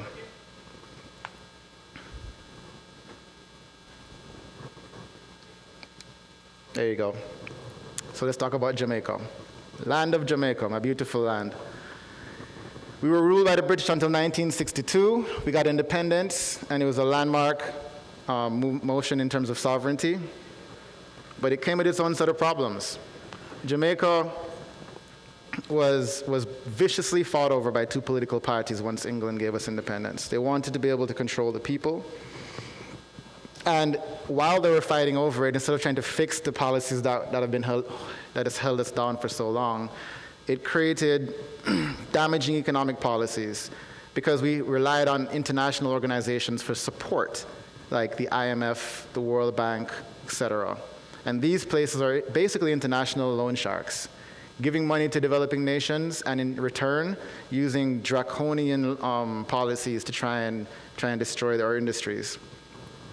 Around that time, this was right around the 70s when the petrodollar gained power and the peg to the gold was completely separated from the US dollar, so they were able to start the process of inflating the dollars in the US. And what does that do? That basically debases the Jamaican dollar against it. Because Jamaica had to survive all of these international pressures, they were forced to allow the debasement of the Jamaican dollar, unfortunately. This chart shows, it's kind of hard to see, it's very small, but you can see this big graph going up. The chart shows in the 70s there was it was almost 3 to 1, maybe 5 to 1 at worst, in terms of what the US dollar was to the Jamaican dollar conversion. 1 US dollar was 5 Jamaican dollars. Now, it's probably up to 155 Jamaican dollars to 1 US dollar. And you know, wages did not increase the same way. Back in certain parts of this inflation, like for example, during the 2008 crisis, the Jamaican dollar was devalued by 20% against the US dollar almost overnight. When sudden inflation like that used to happen in Jamaica, back in the 1985 and 1999, there were violent riots, there were roadblocks, people shut down businesses. The government was forced to respond to the people. The people actually stopped working and said enough. And the government had to respond by rolling back the ridiculous tax policies that they levied upon us so that all these different spikes in inflation would go back down. They always did it just enough to calm the people down, and then they continued with the inflation, as you can see. And maybe, you know, people were just too afraid to do it now. Maybe they're fraidy, as we say in Jamaica. Or maybe it just hasn't gotten bad enough to actually, you know, have people respond accordingly. I mean, banking, I don't have to tell you about banking. There's all kind of reasons why banking is not helpful for Jamaican people right now with all the fees and the long wait times. Industries have been demolished by the IMF because the IMF actually lends us money, and in return we have to open up our borders of trade to people who can undercut all of our farmers and undercut all of our under industries and destroy them. And there is no mitigation, or none of the money coming in is going to the farmers to mitigate, to help them to compete against these outside influences. They're just left to fend on their own while the money goes into the pockets of the ruling elite. And there's many other industries too. There's education, there's a lot of crime and violence that goes up. There's actually, like I said before, censorship. So none of this is actually publicized. No one knows this is happening. And it's not just in Jamaica. You guys know this is happening all over the world. They're using money as a weapon. The system, did I go too far? Yeah, there we go. The system that I'm talking about that does all this to us, Rastafarians call it Babylon. I'm sure you guys know that word from Christian upbringings. Babylon needs to crumble to the ground and be rebuilt. But more importantly, our people need to be able to safely exit this system. And until Bitcoin, there was no way to do that. The main problem is that there's really nowhere to go. Right, so there's no physical escape we can make here. So I think the escape we're going to make here will be in the digital realm and will be in a self-sovereign way instead of in a geographical way. Let's talk about reggae music for a second. Reggae music, I love reggae music. Reggae music, just like any other industry, is controlled by gatekeepers, by elites and media elites in an ivory tower that can tell you what's going to play on the radio and what's not going to play on the radio. They're sworn to keep the purity of this music from back in the day that's broadcast to the public domain. And this was probably done at first to control the message being spread during wartime. You know, you wanted to sing songs to your people to motivate them and ideologically align them within their borders. Music, movies, art, there's definitely some of the more powerful ways of getting a message across while attaching emotion to it. Some of the sharpest memories I have from my childhood, actually, is the lyrics to these songs that I'm singing. Bob Marley, you guys all know him. His first concert was actually in London, was on TV in the UK. And they were going to broadcast it live. They're going to say, all right, cool, let's get you Jamaicans on TV for our nice, you know, clean audience. And they had on their bell bottoms, they had on their funky dreads, big smiles, ready to play some Caribbean music for you like you're on a vacation. That's not what they got. Bob gave them some strong, revolutionary, you know, fight against the government, fight against the system lyrics. And by the time they were finished on stage, that virus started to spread. People heard it. And the disenfranchised people all around the world started following his music, even though the elites tried to shut him down. It was a rocky road. It wasn't easy. A lot of times he got fights from the government that he tried to perform in different countries. His band broke up because of infighting. You know, people have tried to assassinate him more than once. This is all public record. But he kept on fighting. And it's because he had backative, like we call Jamaican backative is like support. He had a strong backative of spiritual leaders, of people that were protecting him financially, of people that were helping him with his music, all the way from Trenchtown in Jamaica days. He made sure that, well, they made sure that he was able to foster and grow into a strong political force almost through music with some strong support from the beginning, before the gatekeepers could get to him. And there's a lot of parallels to Bitcoin with this story. Bitcoin was a Trojan horse just like Bob Marley. It played its part as magic internet money.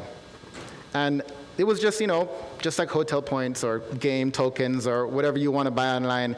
The gatekeepers didn't really realize that this had a revolutionary message in it. They were like, yeah, sure, whatever, let them do it. Let them buy pizza.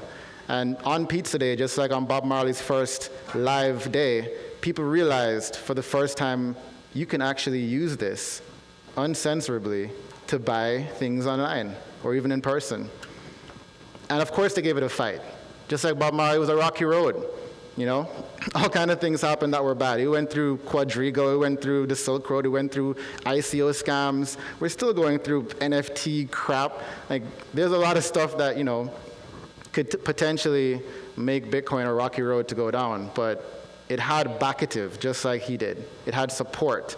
It started in a cypherpunk ethos and was fostered and grown so that when it reached the public, when it reached, when the day came where you could actually use it to buy pizza or use it online, it was strong enough to be able to fight against those gatekeepers and to be censorship resistant, just like Bob's songs are. An idea, once it's out there, it's out there. So we're all coming from a place of mutual love and respect. And just like Bitcoin, Bob wanted to help everybody walk out of the darkness, right? And trod through the valley of the shadow of fiat into a better world.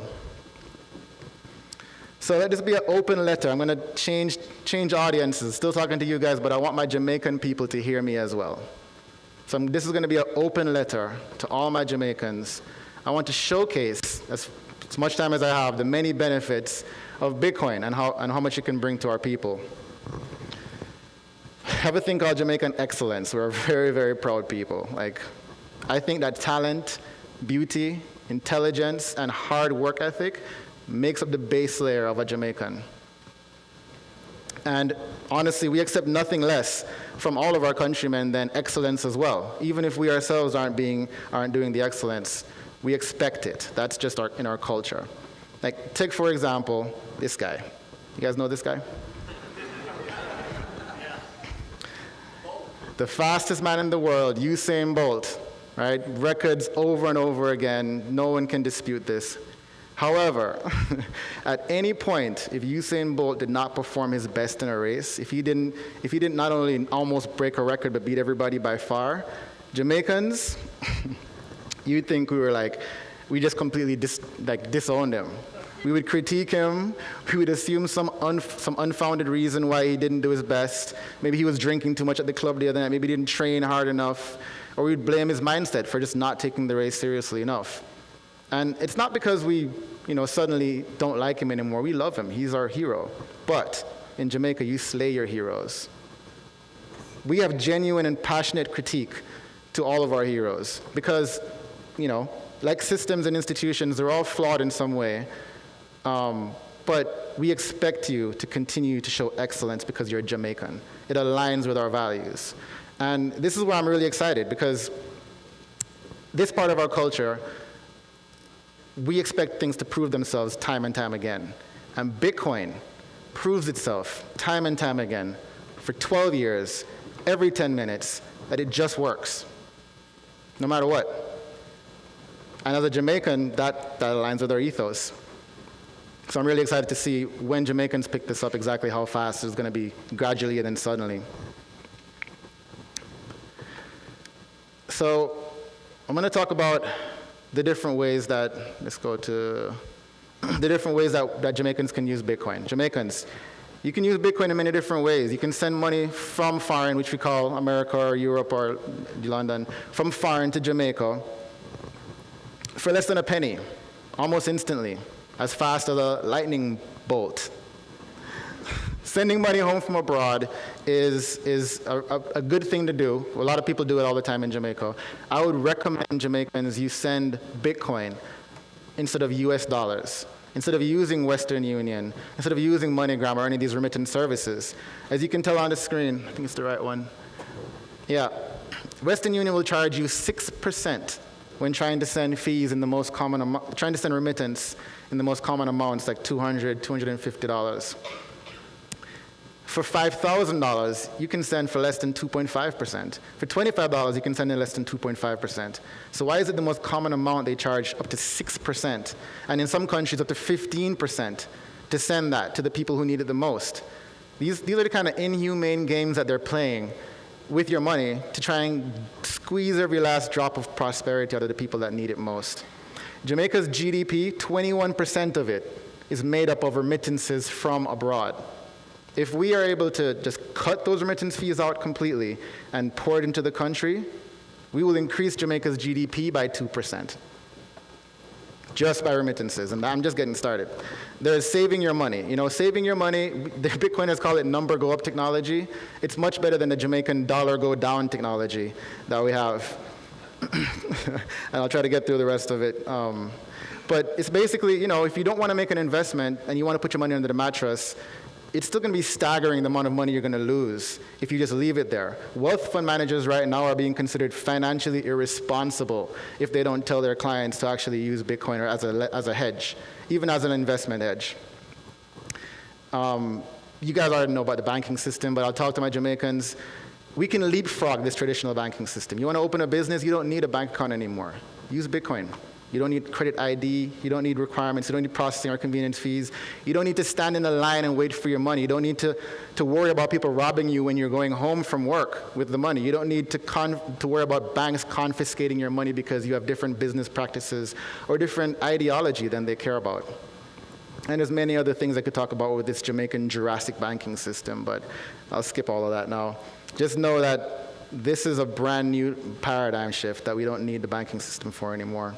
There's energy as well. I looked at my electricity bill the other day and it was ridiculous. 40% increase since the beginning of COVID. 40% on my electricity bill. The average cost of electricity in Jamaica right now is 29.3 cents per kilowatt hour. Notice that's in US cents, which means we are paying US prices even though we're getting paid in Jamaican dollars. So when the debasement happens, even if we don't raise the price of electricity, we're still paying more for it as our dollar gets worth less. It's like a double down on debasing currency.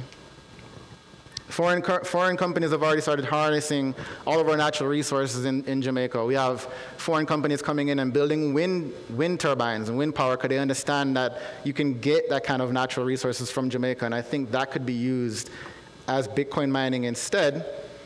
And that can be converted directly into value without the need for transmission lines, storaging, foreign middlemen like Richard Branson, and that value be immediately available for global trade as a deflationary monetary asset on the Jamaican national balance sheet. I think that's something that we should really consider. So all of that is great for Jamaica, but let's say you're a well-to-do Jamaican and you don't really care about any of the stuff I just talked about. You just want to preserve your wealth. Well, how certain are you that your current active investments are going to persist into the future? How bulletproof are they? The 2008 financial crisis showed that not everything is bulletproof. Millions and millions of dollars, billions of dollars got wiped out. And it could happen again. It might be happening again in our current pandemic. Bitcoin has proved itself as an asymmetric bet against the current legacy financial system. And all kind of experienced financial titans are actually using it as a leverage bet, as an asymmetric bet. So if there's ever a time to make a bet on your future, I think it's here and now. Your chest too high, Dred, your chest too high. Stop being so... It's true.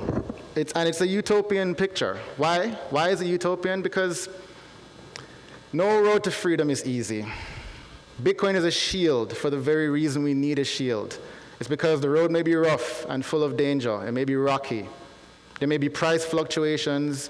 There may be volatility in Bitcoin that the average consumer doesn't think is normal. You may even feel like you're at risk of losing everything you have. There'll be institutions that are talking about, carrots, better saving, false promises. There'll be sticks, threatening you, denying access to services. We have to be prepared for this. But Jamaicans, this is the time to stand up and make our voices heard. This is the time to say, out of many, one people, to rise up and say, we will no longer participate in the failed monetary policies that have kept us on our knees for decades. We will no longer participate in a system of time theft and inflation and excessive taxation on our people. We can restore the stunted growth and development of our nation's people by migrating to a sound, incorruptible money. And now we finally have the perfect shield to protect us from this exodus. And that shield is Bitcoin. The road to the promised land was never promised to be a smooth one. And it doesn't seem like a geographical one either. But if you believe that there is a promised land, a land where we can live a more prosperous and fulfilled life than most of us are living today, a huge leap forward in the quest for complete global financial fair play in our lifetime or the next, I think this is a road that we must trod. And we must use the teachings of Jah Rastafari as our guide and the Bitcoin network as our shield and make this trod together to the long-awaited, long-overdue exodus to the promised land. Thank you for coming to my Dread Talk.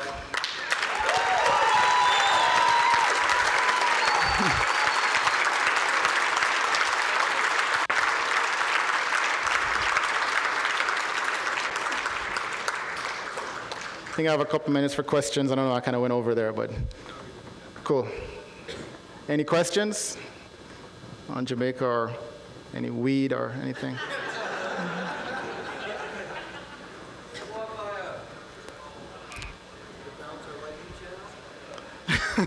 Check me on PlebNet. I'll balance your Lightning channel with you. Question?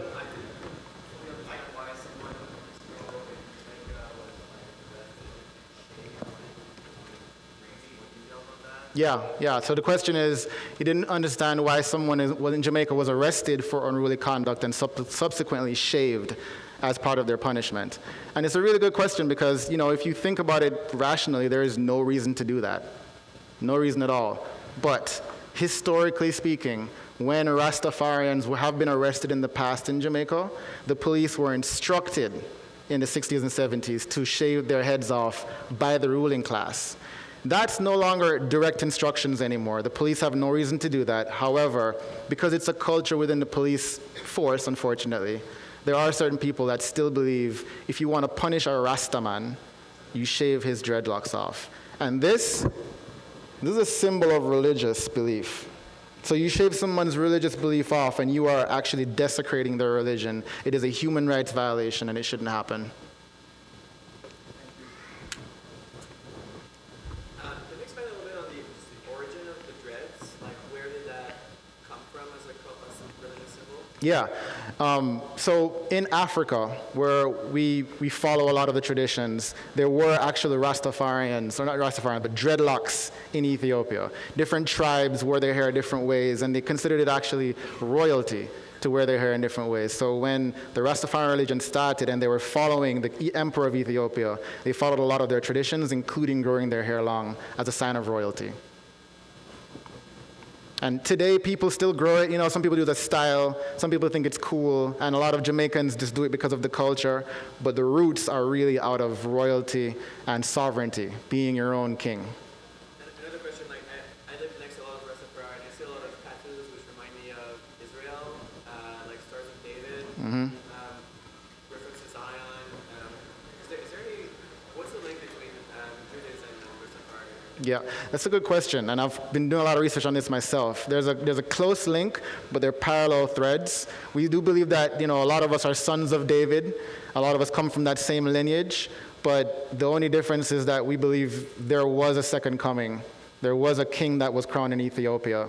And a lot of the orthodox things may be the same, like, certain methods of eating are the same, certain methods of how we treat, social interactions with men and women are the same, but they fork off in terms of where we think the origin of, the second coming of Jesus Christ came from.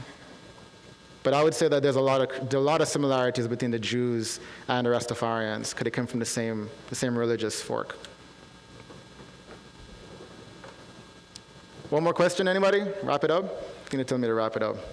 Well, go ahead, one more. I had a conversation with my cousin who's 21 years old, sophomore college, this past week, with her and some of her friends, talking about Bitcoin, and all these college girls knew of Bitcoin or crypto, right? I guess my question would be, in Jamaica, that age group, how familiar are they with Bitcoin? That's a good question. In Jamaica, it's very nascent still. The question is, how familiar are Jamaicans of the age group of 20s plus familiar with Bitcoin or crypto? Okay, thank you. Bitcoin. Yeah.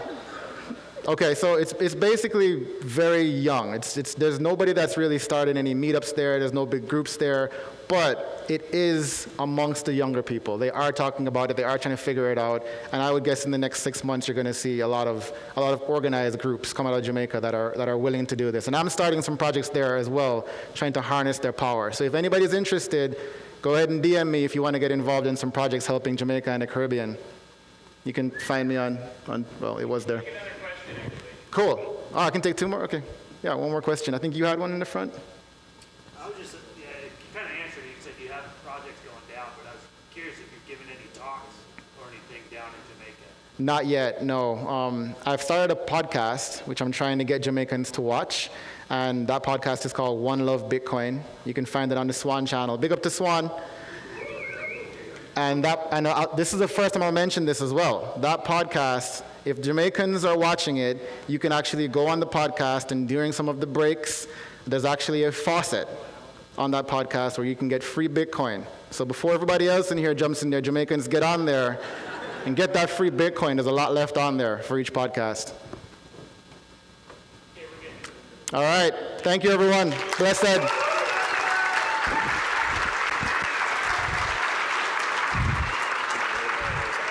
Thanks, man. So good. Love you. Hi, everybody. Real quick up front, I just want to apologize for my voice. I am a little bit raw. There's an ancient Japanese proverb that says, don't go to karaoke bars with Stefan Livera after midnight. I didn't follow it, so. The prompt for this talk is what Bitcoin means to me. And that is, something that could fill volumes of an encyclopedia. So I'm going to try to distill this down to a couple of bullet points really quick. Growing up was, like some of you probably, kind of a libertarian nerd. Read, Hayek, read von Mises, all that kind of stuff. Was very interested in that. And I kind of had this faith that, well, someday that'll win out because, that's what's true and right and all that. Fast forward to 2008. The crisis there and watching how that was dealt with. It was just horrific, watching all the money that was printed and knowing that what had caused that to begin with was the printing of the money, and we were just going to double down on this tragedy. And I kind of just sat there and thinking like, well, my life will never go anywhere because no matter what we do, all of this is going to collapse someday. And it was a very dark feeling, just kind of being pulled out with the tide. Very depressing. So we'll come back to that in a minute. I recently read the trilogy, The Foundation by Isaac Asimov. It's one of the classics of science fiction. And the premise of it, for those of you who haven't read it, is that they, far in the future, have developed this ability to predict kind of very broad global trends out for thousands and thousands of years with great accuracy. And the leading practitioner of this realizes that their civilization, which is over thousands of planets, is going to collapse. And there's going to be just chaos and a dark age for 30,000 years unless he does something about it. So he creates on this planet something called the Foundation, which is ostensibly a collection of scholars and other experts who are creating an encyclopedia of that civilization's knowledge in order to carry this out, in the future when people are ready to rebuild. What you find out as this story goes along is it's much more than that, and he knew it was going to be much more than that. They developed and flourished on their own as things around them fell apart, and they developed new technologies and new things, and really became it wasn't their civilization collapsing. It was like this renaissance happening on this one world, and eventually they're ready to sort of go out.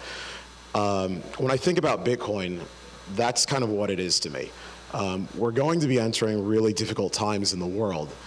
But Bitcoin is such a positive force in that it's not about the money, which sounds very silly because this is what we're talking about all the time, but the money is just this little base that we're going to build everything else on top of.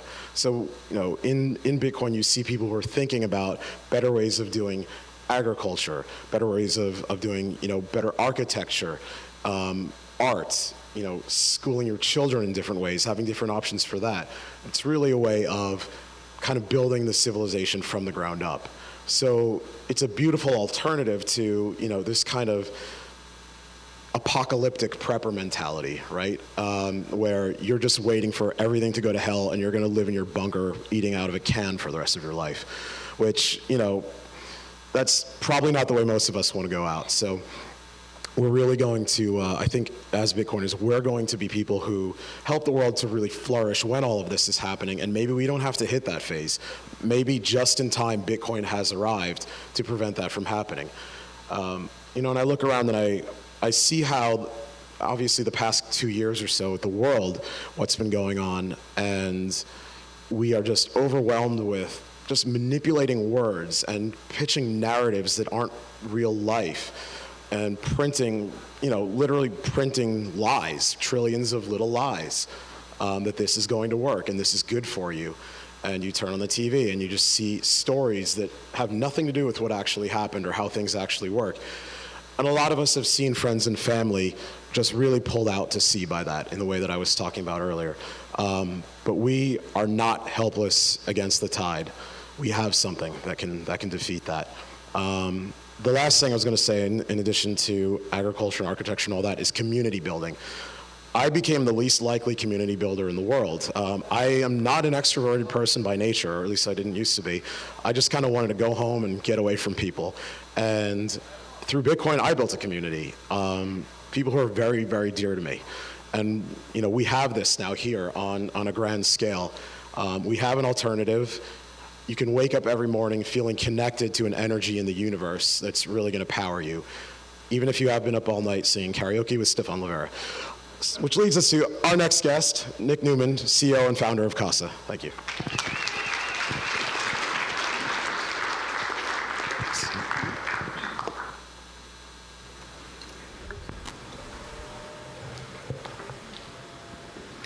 My name is Nick. I'm the CEO at Casa, and we help people secure their own keys and self-custody their Bitcoin. And I think, is this working? Give me 1 second. Okay.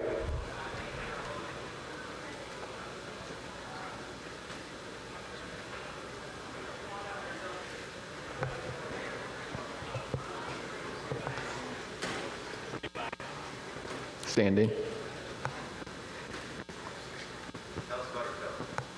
My name's Nick, I'm CEO in Casa. We help people secure their Bitcoin by holding their own keys. And today, I'm going to be talking about the importance of holding your own keys. I can start, I guess, talking about the background of why I put together this talk and the ideas here, because I was on vacation back in February.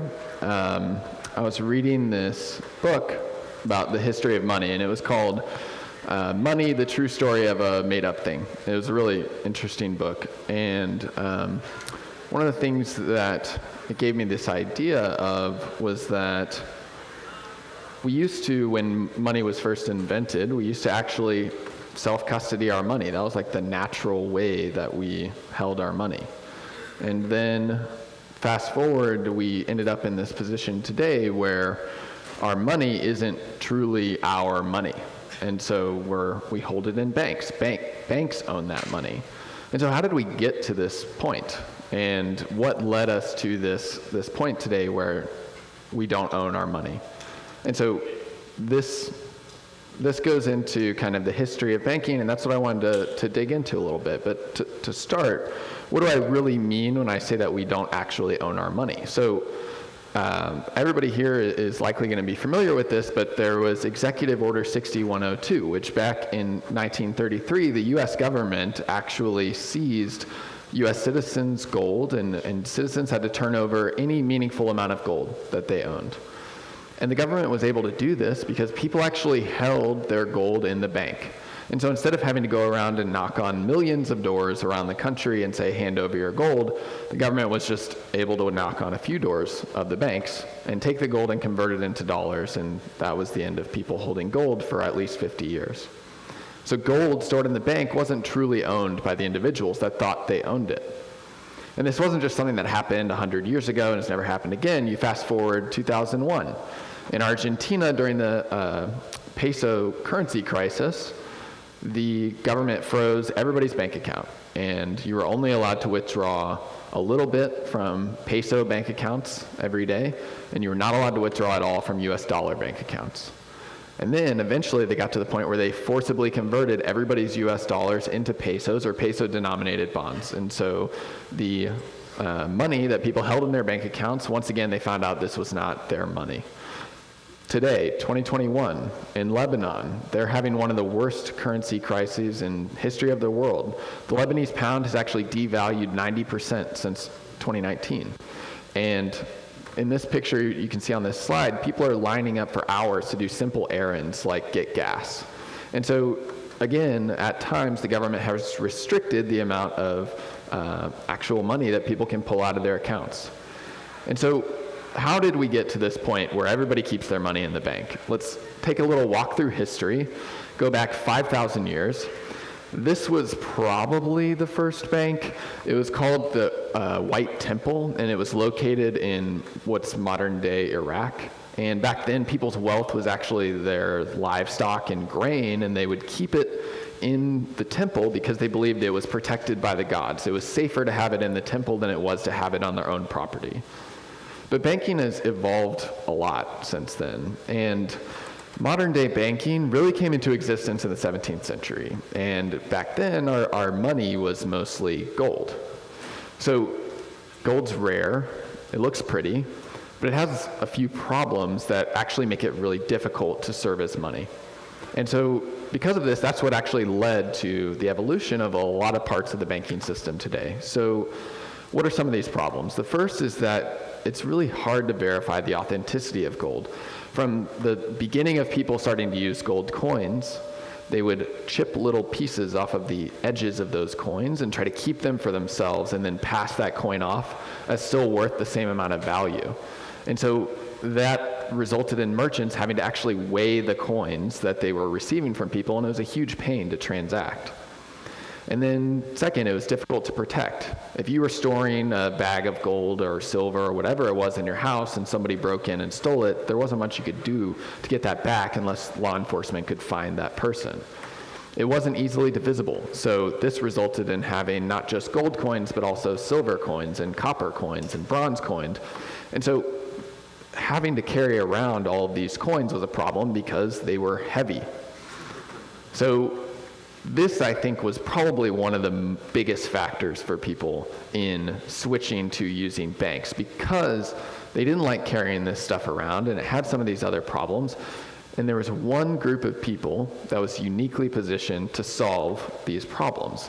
They happened to already be making gold bars and gold coins, and these were the goldsmiths.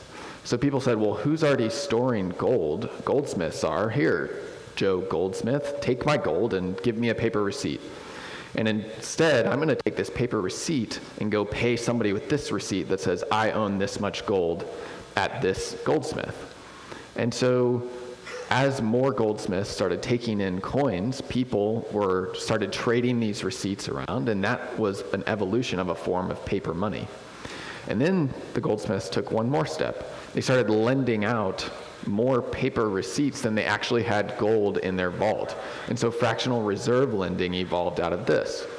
And over time, this really became a very highly traded form of money. But it was still a pretty small and decentralized system. And it was hard to regulate because how do you know that Goldsmith Bob is more trustworthy than Goldsmith Joe? And how do you know when you're taking their receipt that I can actually trust that this gold is available for me to go take if I want it? So this evolved into central banks. And the Bank of Amsterdam was actually the first true central bank. And one of the cool things about the Bank of Amsterdam that I learned was that they were one of the first banks, or if not the first, to really popularize internal transfers. So in Amsterdam, there was a lot of merchants coming in from all over the world. And they were bringing all the different native currencies of their countries. And so it made it really hard to understand what value you should attribute to what currency. You know, they're different size coins, they're silver, they're gold, they're bronze. And so what the government said was every merchant has to have an account at the Bank of Amsterdam. And then when you go to settle transactions, you actually are just going to move numbers on the ledger at the bank. And then the bank's going to handle all of the value transfer in the background. And so this made it way more convenient for merchants to transact. And as a side note, which I thought was interesting, it actually resulted in significantly less sunken treasure. So sunken treasure turns out, just something that was in Pirates of the Caribbean. You actually, ships, when they would take merchants and go trade in the Spice Islands or in, different areas of the world, they would bring a bunch of gold with them. It was very dangerous, and if the ship sunk, then everybody would die and there'd be some nice sunken treasure for somebody in the future to come find. Well, the Bank of Amsterdam was so big that they actually had representatives in many different countries around the world. And so instead of having to bring gold around, you actually just made a transfer on your bank account at the Bank of Amsterdam. So they're why we can't have sunken treasure. So all of this evolved over the next couple hundred years, and today, self-custody is basically unheard of in our fiat banking system. And yeah, you can store cash in your mattress, but nobody really wants to do this. You can't use this money in the actual financial system, and it's a pain, So within the last 10 years, this technology has come around, which has made self-custody a whole lot easier. That's Bitcoin. Bitcoin has taken self-custody and made it possible again because it made money digital in a way that you can truly own. And so if you think about it, Bitcoin has brought the relatively simple user experience of using a bank account in the digital age, like that picture on the left of a Chase Bank app, and made it very similar, but allows you to hold your own keys. So look at the picture on the right, that's the Casa app. In terms of user experience, these are very similar, but you get this huge benefit of owning your money. But how many people are actually taking advantage of this ability to self-custody Bitcoin today? A lot of people in the community lately have been talking about this trend where if you follow the orange line there, the amount of Bitcoin held on exchanges, according to Glassnode, has gone from about 3 million Bitcoin to about 2.5 million Bitcoin over the last year and a half. And this is something to be happy about. So, it's starting in the right direction. But if you zoom out, you can see that the amount of Bitcoin on exchanges over the last 5 years has gone up significantly. And we're just starting to make a dent in this, if anything. So this is a problem, and when you dig in a little bit further, you realize that Glassnode and Coinmetrics, some of these other guys, don't actually cover every single custodian. So it's hard to see on this chart, but they don't have in their analytics custodians like BitGo, NYDIG, Fidelity, Blockchain.com. These people hold a ton of Bitcoin for other institutions and people. And so what you could argue is that maybe that downtrend is actually just institutions buying Bitcoin on exchanges and moving it to something like Fidelity or NYDIG. So again, we have this problem here where we don't quite have the full picture of the data. So in order to get a better picture, we went to our evil blockchain overlords, Chainalysis, and they actually estimate that up to 8.5 million Bitcoin is held by regulated custodians today. And that's that dark orange line on the chart there. And if you look, it has increased almost every single year. And so this trend is not one that we want to keep seeing. And when you take into account the amount of lost Bitcoin, which is the pink at the bottom, potentially 60% of Bitcoin is held by custodians today. reverse back to the very beginning with Executive Order 6102. Why was that possible? Because the gold was held in bank accounts. So this is a real risk to the Bitcoin network because it makes it significantly easier for a government to come in and try to forcibly exchange Bitcoin for dollars or another currency. We have to actively work on educating people about self-custody and helping them to transition to that. So how do we do that? At CASA, we really think about this in two big buckets. So the first is the user experience. It has to be creative, it has to be simple, and something that people can understand when they pick it up from the start. And then the second piece is that you have to have the right education and you have to have the right storytelling, because storytelling and education are really how you help people not just understand how to do this, but why they should care about it. And the thing that we have to avoid are things like this. So this is a screenshot from a Bitcoin wallet out there, and in the first step, it says, in order to set this up, you need 2 laptops, 14 blank CD-ROMs, I didn't know those existed anymore, a printer, 7 envelopes for your seed phrases, and 2 USB sticks. The average person is going to see this and be like, I'm out. I'm keeping my Bitcoin on Coinbase. So nobody wants to do that. We have to get better than that. So on the user experience side, one of the ways that we think about helping people get to self-custody is ramp them in their security level and user experience based on the amount of value that they're actually storing. So on the far left side, you'll see a screenshot of just the Casa mobile wallet. If they've got a couple $100s worth of Bitcoin, they don't need to be putting it on a hardware wallet, stamping their seed phrase into metal and burying it in the backyard. They can just take a simple mobile wallet, single key on their phone, feels like using Coinbase, but they're holding their own keys. And then as the value goes up of their Bitcoin that they own, or as they invest in more Bitcoin and buy more, you can get to a 2 of 3 multi-sig or a 3 of 5 multi-sig, and eventually you're in a position where you've got the most secure self-custody possible, and it's all been introduced in a very gradual way. The second thing that we really try to do is make decisions for users. So historically, Bitcoin has really been built by engineers for engineers, and engineers want every setting under the sun. They want to sit there and tinker with, here's how to make this wallet perfect and manage every little piece of it. The average person just wants you to tell them, this is the best way to do it, and I've made this really easy for you. So thinking about that from a decision standpoint is important when you're designing a product like this. And then last, just think about concepts that are foreign to people who haven't been in Bitcoin for a long time. And I think that Justine earlier this morning had some really good ideas around this, but explaining concepts like seed phrases, these are things that are complicated for people, and you really want to start at the basics. And try to build the experience in a way that helps them ramp up in a simple way. So on the storytelling and education side, the educational content is important because this helps you to understand how to do it. But I think the storytelling is a piece that is the most important, because the words that we use are what can actually change human behavior.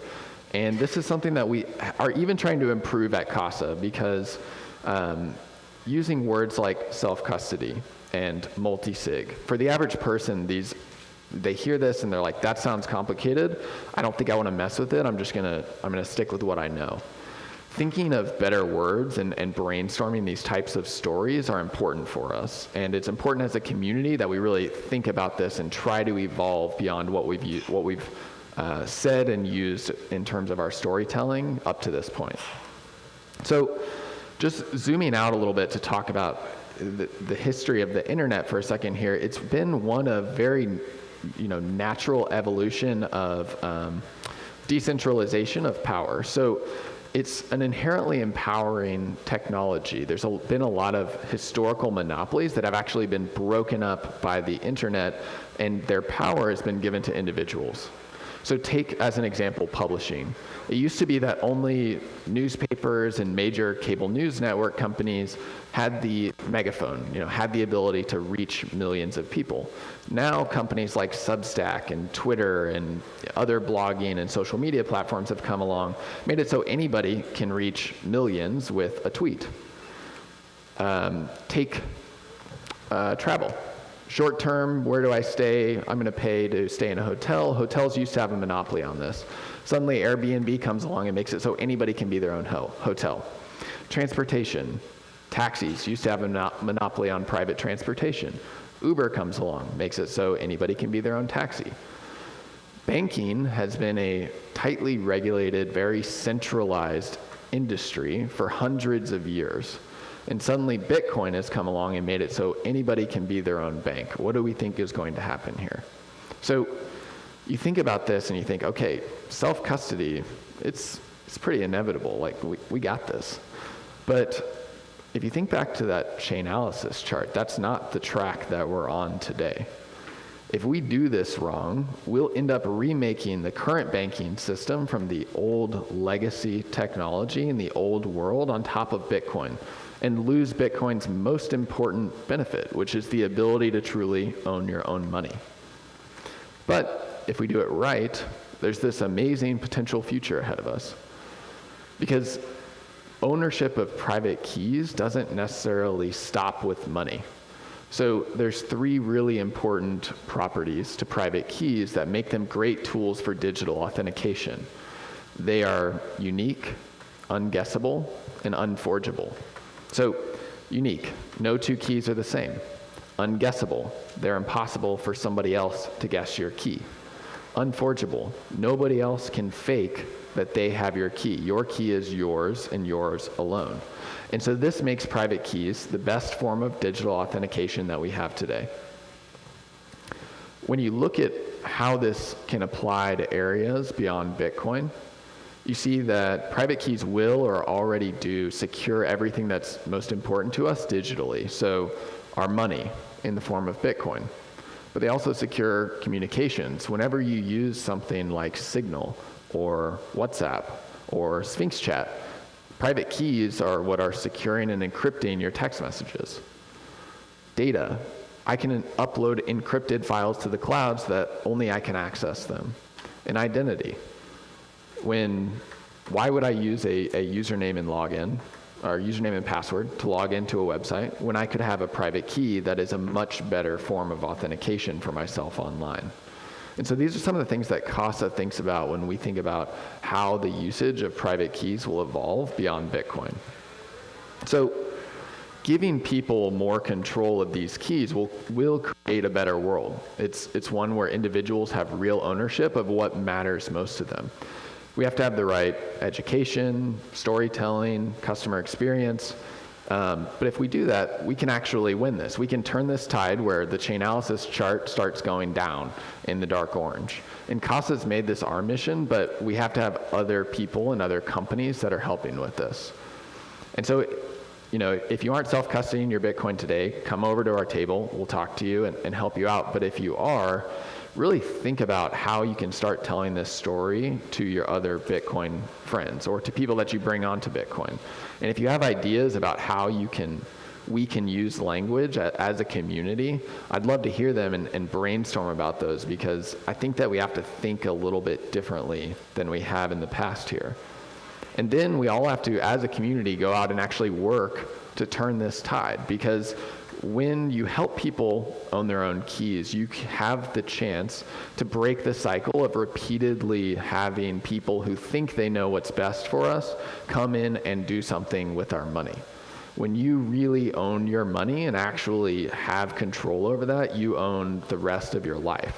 And so let's help people take advantage of all of the benefits that Bitcoin offers, not just the inflation resistance, but also that censorship resistance, because that is a critical piece of Bitcoin that a lot of people forget today. So, I think that's really the end, but yeah, I appreciate it. And if you guys have any questions, I'm happy to answer them. Thank you.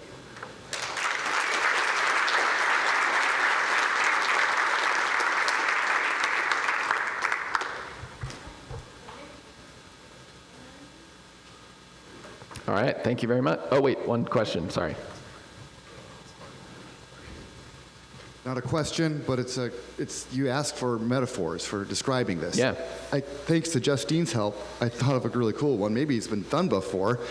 You have a house? Yep. It exists on a network of roads. When you sell the house, does it leave the network? No. Stays on the network. Someone gives you money to buy the house, and you give them what to access the house? A key. A key. Yet the house has a public address that I can look on an Explorer called Google Maps. Yep. I think that's a great way to describe Bitcoin to everybody. That Bitcoin never leaves the network. It's there. You're just transferring what key unlocks it. You can have a key that has multiple keys. Yep. And you can have a smart contract that says when I die, the key goes here. Exactly. Love it.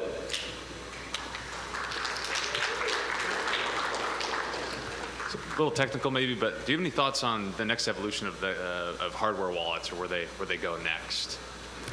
So I think that some of the hardware wallets that are being made that have QR codes, so like Foundation's Passport is doing this, Keystone, which used to be Kobo Vault, is doing this.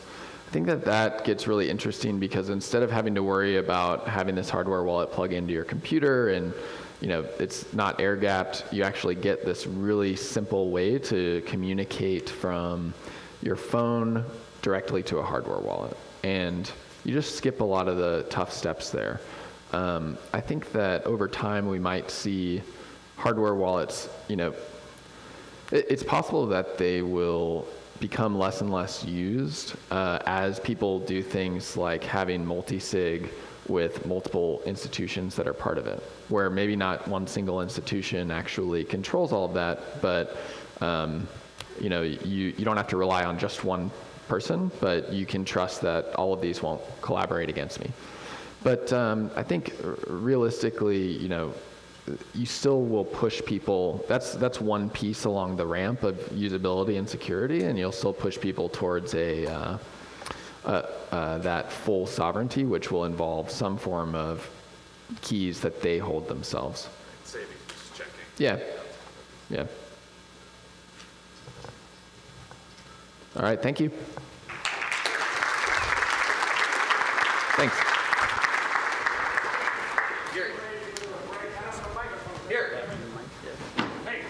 I just wanted to say out front, we've added QR codes for those who weren't here earlier. We're doing the pre-sales for BitBlockBoom tickets for next year in August.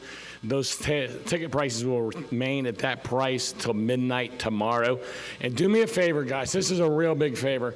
Don't share this, because I have to go through them all and say, you didn't come to the conference, and I have to refund their money, and you just caused me a lot of work. So don't share this stuff. It just makes me a lot more work, and they don't get the discount if they weren't here. So.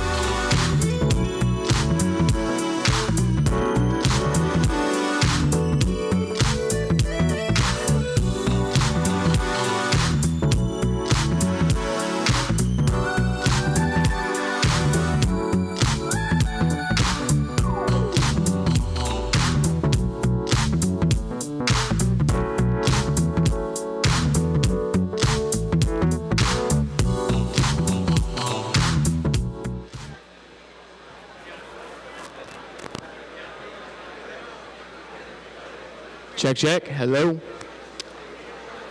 What's up, people, everybody? My name is Phil Gibson, a.k.a. Mr. Sue on Twitter. That's PSEU. I have a Bitcoin podcast. It's called A Boy Named Sue. Same spelling, PSEU. And I'm a Bitcoin musician. More on that later. But Bitcoin, to me, really is obviously freedom. I mean, duh, that's why we're at a Bitcoin conference during COVID. But other than that, it's specifically freedom of expression. Bitcoin is information, and we share and express our value through, money and everything else we can think of. But having a free, permissionless money is really the ultimate way to do that. I guess the best way to explain this is my own story. So my customer experience moment with Bitcoin was having to use it not on the dark market, wasn't that sexy and cool, but to buy VPN. Because why? I wanted to cover my internet privacy because that's what I valued. And I was shunned from using my bank, both credit card and debit card. And I was like, excuse me, I thought this was my money, right? Because it's in my bank account. Oh, wait, it's not? It's actually being lent to somebody else, and the bank is making interest off them, and it's just vapor. And obviously, Bitcoin fixes that, but Bitcoin is one of the greatest highs ever. I mean, whatever, just use Cash App, and you get a VPN just like that. Ignore the shitcoins that you see, Ethereum or whatever the hell else the other option is, but it just works. and money should work. So to the whole like artistic music thing, Bitcoin is freedom of expression because, one, you can express what you value. At the time, I value privacy, but it just sends you down, as we call it, the Bitcoin rabbit hole in everything. With Bitcoin, I received the education that I was lacking in high school and college and just school in general. And fast forward from 2019 to the crash of 2020, I was just, I needed to know exactly how all this worked. And with great minds like Preston Pish and, you know, you name it in Bitcoin, that really helped me express how I could understand macro, history, technology through song. And I was able to collaborate with the great Richard James, who wrote the Hard Money film, Anatomy of the State, and I'm sorry, Richard, I forgot the other one. And also Bitko Yanowski, the guy that's responsible for the amazing art, and three of us were able to collaborate, and they helped me make my song, ETF, which stands for End the Fed. And yeah, I mean, Bitcoin allowed me to reach out to multiple people on every corner of the world, collaborate and make something beautiful. And that's why it's freedom of expression. So embrace it, use it however you want, because it doesn't care. And yeah.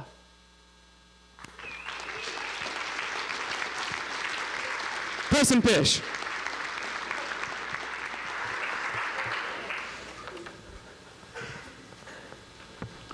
All right, can you guys hear me? Even higher.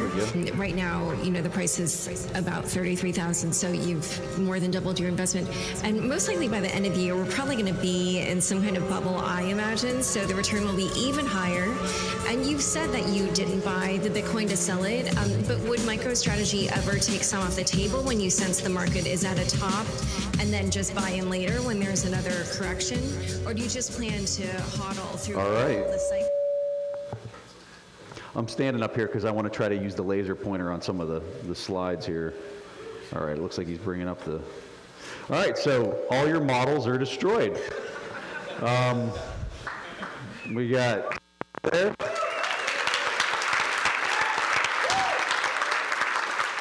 Do you guys know who the other guy is there? That's Keith. That's Shooter McGavin, that's right. I superimposed. You know, if I want to become a memer, I've got the skill set there to drop those kind of things. So the thing that I want to, how many people here can do financial modeling or valuation? Like that's kind of your thing. How many people? Few, okay, good. For those of you that it's not, this first part of the presentation is kind of oriented towards you because you got to kind of understand the basics of that in order to kind of get some of the other stuff. And when I'm trying to teach people how to do valuations, the question I'd really like to ask them is, if I gave you or if I was going to sell you a money machine, how much would you be willing to pay for it? And the response that you get from a lot of people right out of the gate, they'll say, well, I'd pay anything for that.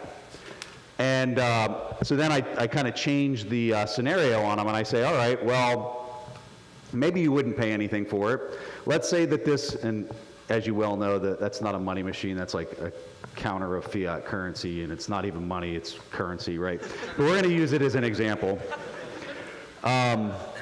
So on the left side, you got a bond, and on the right side, you got a stock. And people, when they are buying these things, are typically buying them in a very emotional way. I like to buy them in a very mathematical kind of way. But what I did is I laid out some free cash flows into the future. So this money machine is going to kick off $100. That's all the more it can print in 1 year, okay? And you got to understand what that scope is when you're valuing something. So on the left, we got a bond. It's going to go for 10 years. At the end of the 10 years, it's not kicking off any more money. It's done, right? And you can see kind of some of the assumptions there that I listed underneath of it. The manufacturer of this money machine is going to buy it back from you for $1,000 at the end of that 10th year.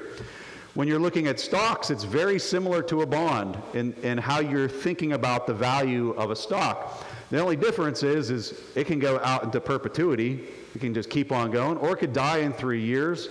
The variance in those free cash flows aren't something that you can put a lot of credence in, like it might be 50, it might be 100, it might be 150.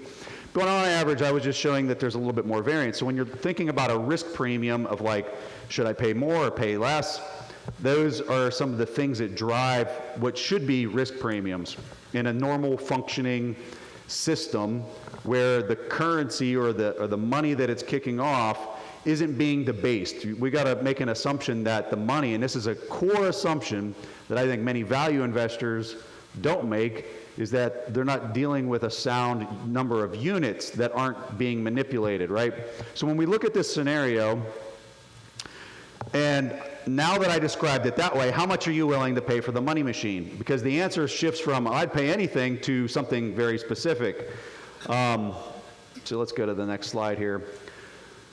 One of the great things about publicly traded stocks or bonds is you know what the asking price is. Many of people that have gone to the university or studied business, they like to treat the price as if it's an unknown. And as an engineer at heart, like, it's just mind-blowing to me that they're teaching you to treat that like it's an unknown variable when in fact it's very known. Like they're saying, I will sell this for $500. Are you going to do it? Are you going to take it or not take it, right? It's a given. It's not an unknown. So here's the price. It's $500. And those are the free cash flows. So is that a good deal? That's the question, right? So what's your return in this scenario? Because if you're buying meme stocks and things like that, you are not thinking like this. You're just thinking like, I'm gonna buy an NFT and a picture of a rock. Right? Crazy, just straight crazy. So in this scenario at $500, those free cash flows, that stream of free cash flows, and then selling the machine back for $1,000 at the end of that will produce a 23% return if you pay $500 for it up front. And you actually receive those free cash flows, right? So let's take this scenario, and you can see that the price that you pay is super important, right? But let's double the money supply, right? Because that's what's happening. They're manipulating the number of units that are in the system. So let's say the asking price is 1,000, but your free cash flows are the same. What's your return? So we went from 23% to 10%. And that's not linear, right? That's a little non-linear. So let's take it another step. Let's say the asking price, let's say somebody says it's $1,500. What kind of return are you going to get if you pay $1,500 for those free cash flows? Watch this one, 4%. Okay? Now, let's go just to $1,700, okay? Just a 12% increase in the price. Before we were doubling it. Now that was just increased by 12%. What does that do to your return? Same free cash flows, everything else is the same, right? 2%. It was cut in half, right? So what's happening here? What's going on?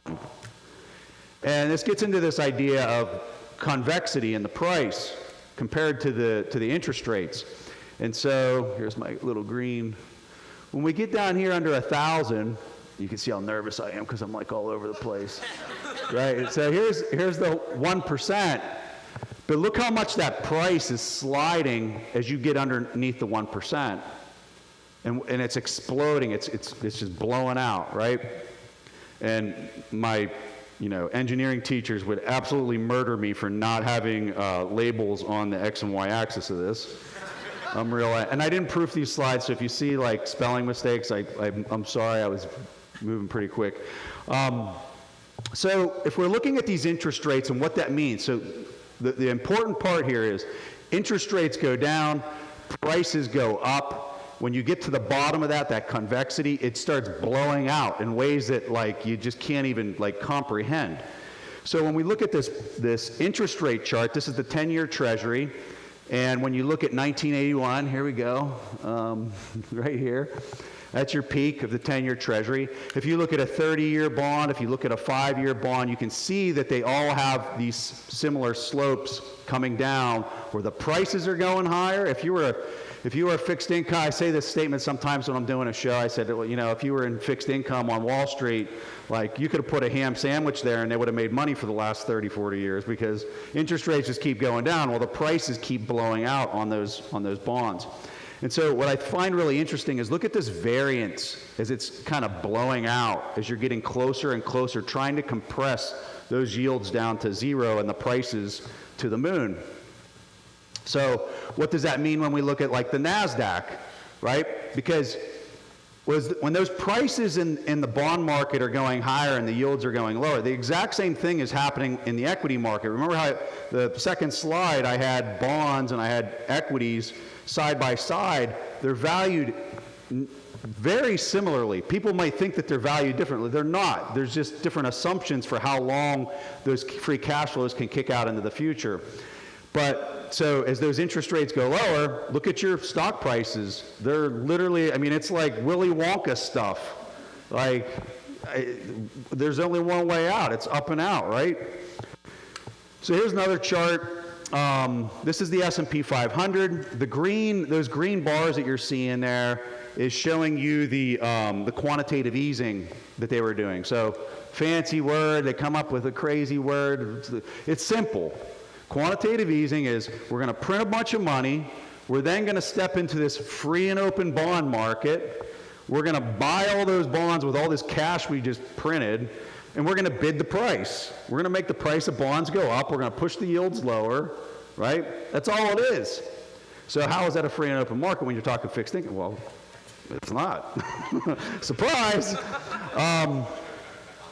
So in this chart, what is interesting, so a person would look at this chart and they say, well, okay, they were manipulating the interest rates, they were dropping all this printing into the market, and then they had this gap where there was nothing, and then they picked it back up in here. I can't see that on this slide, but it's there, I promise you. There's green in here too. And you can see the 10-year Treasury is this green line, and it keeps coming down. And this is the federal funds overnight lending rate where they're really doing the manipulation. And you can see how they tried to raise interest rates through this period of time. So you're at the 2016 into like 2019, and then you can see it's kind of interesting that they were already dropping those rates before people even knew what COVID was. Right? That's not talked about. So you'd look at that and you'd say, well, the U.S. was really trying to tighten the money supply there.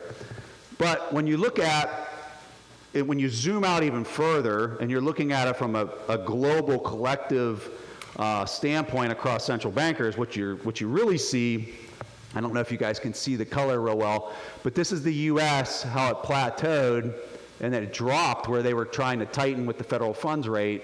But look at what everybody else in the world was doing. All the other central bankers in the world at that point. They were increasing, they were debasing. So it's almost, it's a coordinated event. While one's trying to tighten and be responsible or less loose with their monetary policy, others are taking advantage of that, and then it's working in tandem. And so when you collectively put the chart together, this is what it looks like. You can see the world was trying to normalize, and it's just not a prayer, right? So are we seeing something that's going exponential here? It looks that way, but it's hard to know whether that's officially taking place or not, but I know I'm pretty suspect. So here's a critical question, I think. If the debasement is competitive and coordinated, will anyone see the inflationary impacts when comparing their loss in buying power to another fiat currency? Right, so let's compare, let me walk you through an example. The dollar versus the euro, right? So let's just say we have 1,000 units of the dollar and we have 850 units of the euro. This is the kind of the current exchange rate between those two currencies. We have a total number of fiat units between this closed system of 1,850 units. The ratio, the exchange ratio is 0.85, okay? So Jerome Powell decides he's just gonna burr a little out, right? He's gonna burr out 100 units, okay? So before we had 1,000, now we got 1,100, and the euro is still sitting there at 100 or 850 units. Okay, the ratio changed. Now it's a 0.77. Total number of units have gone up. Why would he do this? right? Why would he debase the currency and diminish the buying power of people in the United States? Well, it's real simple. For Europeans and any other country, right? But in this example, it's closed loop, just 2 countries. For Europeans, the impact of the U.S. goods and services, the cost of that went down. So what happens? It's like this vortice sucking euros over into the U.S. because the cost of those goods and services are cheaper, right? So they're going to go ahead and they're going to, all that foreign capital is now getting sucked into the U.S. and helps create this GDP growth. When you look at the S&P 500 and you look at the top line of the S&P 500, I want to say it's about half of that top line is coming from foreign currencies, not U.S. currency. And that's an important note. So, and likewise, like as those costs of goods and services go down in the U.S., the cost of goods and services, relatively speaking, for Americans trying to buy something in Europe goes up. So you're not seeing that. And so the delta is it's all flowing into the U.S., the fiat currency. So what's Europe's response? It's pretty simple, right? How are they going to respond? So now they're just going to burr some out, right? Going to burr a little out over in Europe. So they're going to add 85 units. It's not 100 units like the U.S. did. They don't have to do that. They burr out 85 units, and look at your exchange rate down there in the blue banner underneath. It's back to the 0.85. So if you're in this system and everybody collectively is doing this race to devalue, right? Are you going to see it? Are you going to see it in fiat to fiat terms? No, it looks like things are just normal, right? Meanwhile, we have this thing called Bitcoin, right? And when you look at how it's responding, there's 21, and I'm assuming we're at like a terminal rate, right? I got it, it's still, getting there. But in a generic sense, right, those units went from 1,850 units to 2,035, just in a one back and forth between just 2 nation states. Meanwhile, the number of units of Bitcoin is fixed, as we all know, right? And look at that exchange ratio when you're looking at the units. All right, so how can this madness possibly stop or end? Central banks have been incentivized to competitively print and engineer a higher GDP. Interest rates can't go up, we all know this, because everybody's in debt up to their eyeballs, not just in this country, but all over the world with their real estate. Right? They're going to go refi. They're going to go get another 30 years. They're going to push the interest rates down to 0.5, whatever, right? Transitioning to, like, let's say the G7 says, oh, we're going to use the SDR. We're going to peg currency all of a sudden, right? Just straight up laughable. Like, it's not even hard to, like, wrap your head around. This requires trust amongst those 7 or however many nation states that would try to do that. It requires a path to austerity, guaranteed. Like, you now have to go through austerity measures. How politically popular is that going to be? There's zero. It's not going to happen, right? They got to stop the UBI checks. They got to stop doing QE by pushing rate. Give me a break, right? There's just no way. So what's the answer? We all know the answer. I don't even have to read that one. So this is the question I got, that last bullet point, right? When we look at, like, it's hard for a lot of us that are dealing on such a micro scale. You guys read it. Like, how does this play out for, a large bond tranche of $1 billion+? Are they going to stuff all that buying power into something that has proven itself as being unmanipulatable, right?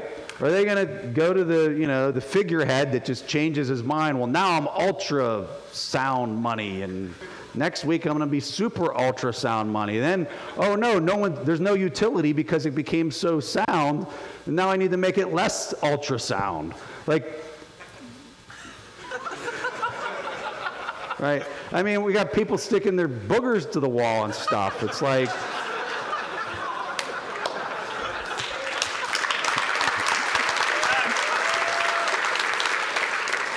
I just don't see the guy who's managing the $1 billion bond tranche saying, hey, that's the guy I'm getting behind, right? I just don't see it happening at all. So the narrative that just kind of drives me crazy is this gold one. And it is kind of fun watching like the CNBC commercials where they're just making fun of the gold bugs and stuff. But this is way, way bigger than like replacing gold's 10 trillion. I mean, that's just laughable to me, right? And so when you're looking at the size of this chart that I'm showing here, and it's kind of showing you the composition of all the different assets around the world. And this is a 2014 chart. And if you look at the M2 money supply growth that's happened between 2014 and now, it takes that number up to the number that I have there on the slide, which is just unfathomable, right? Like in size. And you got people on, you know, going on CNBC from BlackRock, commodities BlackRock, going on CNBC talking about how this is going to be, excuse me, it wasn't commodity, it was the fixed income guy from BlackRock going on and talking about how it's going to replace gold. Isn't that a convenient narrative? I mean, if I was in fixed income and I wanted to dupe the world, that's what I'd be saying too. And there they are doing it. So why is this situation so hard to understand for all your family members that you talk to about and make their ears bleed every time you're talking to them about Bitcoin, right? Why can't they understand it? I would say, I think one of the biggest parts goes back to the example that I was showing you between fiat currencies, right? Because we're all in this together, and every single country's got a fiat currency, nothing's pegged, right? And they're looking at it and they're saying, what are you talking about? Like I was buying something from Europe and this is the exchange rate and blah, blah, blah. Everybody's in the same boat, so it's hard for them to optically view it. But if you go back to Germany in the 1920s, right, and there's the chart, once you got into like 1922, 23, there wasn't a business out there that wasn't taking whatever earnings they were making and putting it immediately, their retained earnings, into a foreign currency, right? Because they could optically see that their currency was exploding relative to everybody else's. But what happens if everybody's currency is exploding at the same time? It's really hard to see. And I think that's why you're getting a lot of people that are just skeptical, they're just not seeing it, they're not buying it. Anyone with assets, they're getting fiat rich, right? They just like, look at the house prices in the last 12 months. Like, I just made 30% on my house price in dollar terms. They're not looking at it in buying power. Hey, surprise, like Hodl told me last night, hey, if everybody's house is going up by 20, 30%, did your house really go up by 20 or 30%? It's a great way to say it. He's right. It's never happened in anybody's lifetime, right? At least for most people. Some people that have come from other countries have seen things like this. But for most Americans, they've never seen anything like this. Their parents haven't seen it. Their grandparents were like babies when the 1920s happened. So it's like, we've been conditioned to think that this could never happen here. And then you got the weirdos, the Steve Hankeys of the world that are,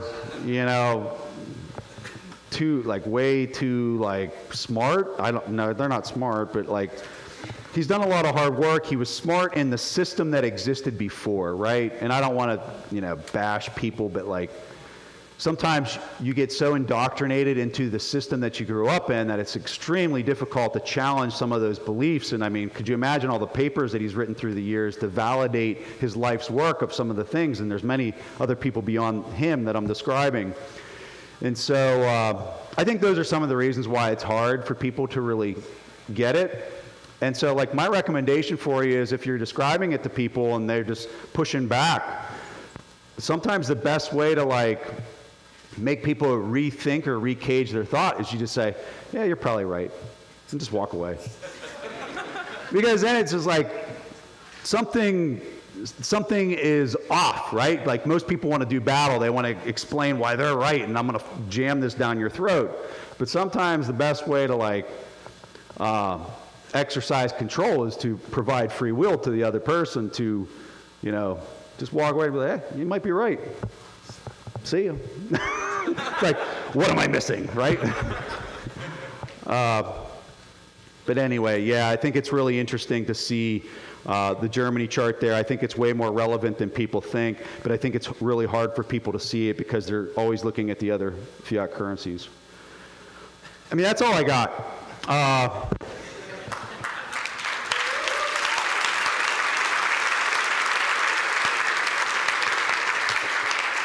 One of my favorite quotes of all time right there. Just, you got this superior asset, Laura.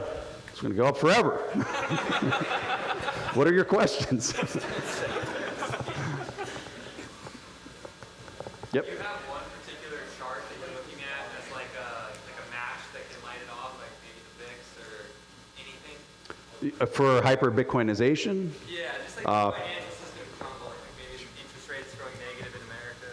I'm not sure. Yeah, I really don't know. I think that I think once you get beyond maybe 500K to $1 million, it's going to get quite interesting. But yeah. Yeah. Yeah. How successful have you been convincing family and friends? Pretty convincing for the most part. How convincing have you been with convincing your family and friends? Yeah, I think pretty convincing for the most part, but I always caveat it with people, if you don't have a lot of conviction, and I don't care what it is that you own, if you don't have a lot of conviction in it, you might be doing a disservice by like trying to have people take a bigger position size. So the thing that I try to tell people is like, you don't need a lot. You just need like 1% today to probably protect your net worth. Look at it as like an insurance policy. And, you know, if I'm wrong, it's really not going to make an impact on your portfolio. And then by getting a person's foot in the door and then they're watching it and they're like, my God, I just bought like $1,000 of stuff. Now it's $2,000. Or I think the perfect example was the UBI checks that went out last year. I mean, what was it, $1,200 and now it's like close to $10,000? Like, you talk about an example for people to like say, I need to learn more about this thing, whatever this is. And I think that's an important step, is to not try too hard, to just kind of get people's, you know, foot in the door. Yes, sir. I see a correlation that everything's going to crash. I see it. And I ask myself, and I'm asking anybody, and I don't know how to get to this answer or how to substantiate it, but when everything else crashes, whatever that looks like, I assume that Bitcoin goes down for the moment and then discorrelates and everything rushes to it. Now, but I don't know how to support that in an argument, and so can you share the uniqueness of being? So your March 2020 event is a great example of fractional reserve banking and how much fiat's in the system. So, I mean, you guys saw the chart of like how much that fiat is representing of other assets. You're going to continue to see that scenario play out if you get into a big liquidity event, simply because when you look at the size of Bitcoin relative to the number of units of fiat that are out there, it's just like indescribable, the size differential, right? Once Bitcoin evolves to enough of those fiat units to value the buying power at parity with each other, you'll start to see that not happen anymore. So, you know, I know Dan's put out some price targets of like what that terminal buying power is. As you understand $5 or $10 million today, that's probably about what one Bitcoin would be in buying power terms. So I would expect between like 2.5 million to 5 million Bitcoin price is when you'll start to see that dynamic maybe shift in the other way, where you'll see Bitcoin's buying power volatility diminish relative to fiat. It's going to take some time to get there, though. Like we're way off from that right now. Thank you, Preston. Thank you, Preston. Now it works. There we Should go. just switch it on, man. Thanks so much, Preston. Bo von Lawe, CEO of Students for Liberty. Now, this whole boom here, people believe like we will see hyper-Bitcoinization and $1 million Bitcoin won't be nothing, right? And that's what we see. But if you talk to legacy banking institutions and people who have been all their lives in the fiat money banking system, what argument, what data do you point them to say like, look, there is something here and it will eat and destroy all of your models? How do you do that? The thing that I think catches their attention is something that Plan B had put out, which is if you had 1% exposure over any 4-year period, pick the 4-year period, right? I don't care what it is, but it has to be a 4-year chunk. Pick that and have 1% position in it. The rest is all cash, and it will match or outperform your S&P 500. But more importantly, it'll match or outperform it with way less volatility in the portfolio. So when you're looking at the Sharpe on that, if that doesn't get your attention as somebody that's a Wall Streeter or somebody out of the hedge fund industry, I don't know what will get your attention. So I kind of like that as a good example for them. Yeah, so I had a question around, what the next domino, if you think it could happen this cycle, and I'm looking at like $250 trillion bond market, $20 trillion is negative interest rates. You're looking at about $100 trillion of fiat currencies, and then you've got game theory at the corporate level. You've got it at the nation state level now. Yeah. It seems like we're looking at this wall of dominoes that they're all wobbling right now, and anyone that can fall over can push the price up to 200,000, and then everyone has to pay attention to it. I'm curious what your thoughts are on that in terms of potentially seeing hyper-Bitcoinization this cycle. And then what would the canary in the coal mine be for you where you're like, this is happening? Is it the repo market, or is there other things that you're looking at that are like you're just kind of monitoring that and saying this is where the canary in the coal mine would be? I just think back to like 2008, 2009, and I just remember that fall of 2008. It was very obvious there was all sorts of things wrong in the economy, and we were in a dire situation as far as like the whole global economy melting down.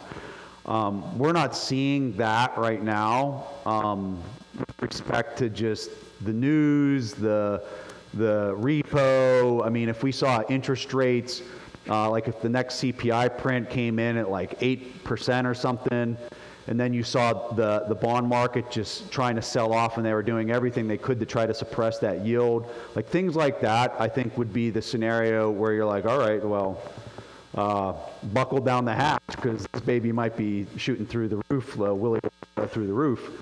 But it's really hard for me to kind of theorize or have an opinion what any of that stuff would be in advance, because I just don't think we have any idea what that would really look like.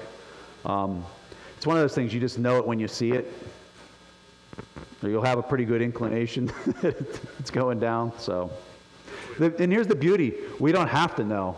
Like, you don't have to be able to predict that. If it happens this cycle or it happens next cycle, it doesn't change my investing thesis or what I'm buying in Bitcoin, right? Because nothing's even close to outpacing it. So that's the beauty, is I don't have to know that.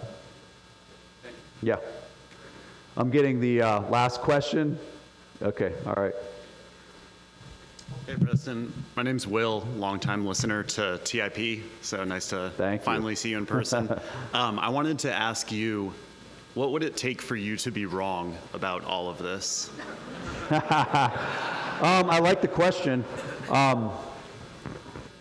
The hash rate, in my personal opinion, I think there's people that disagree with this wholeheartedly.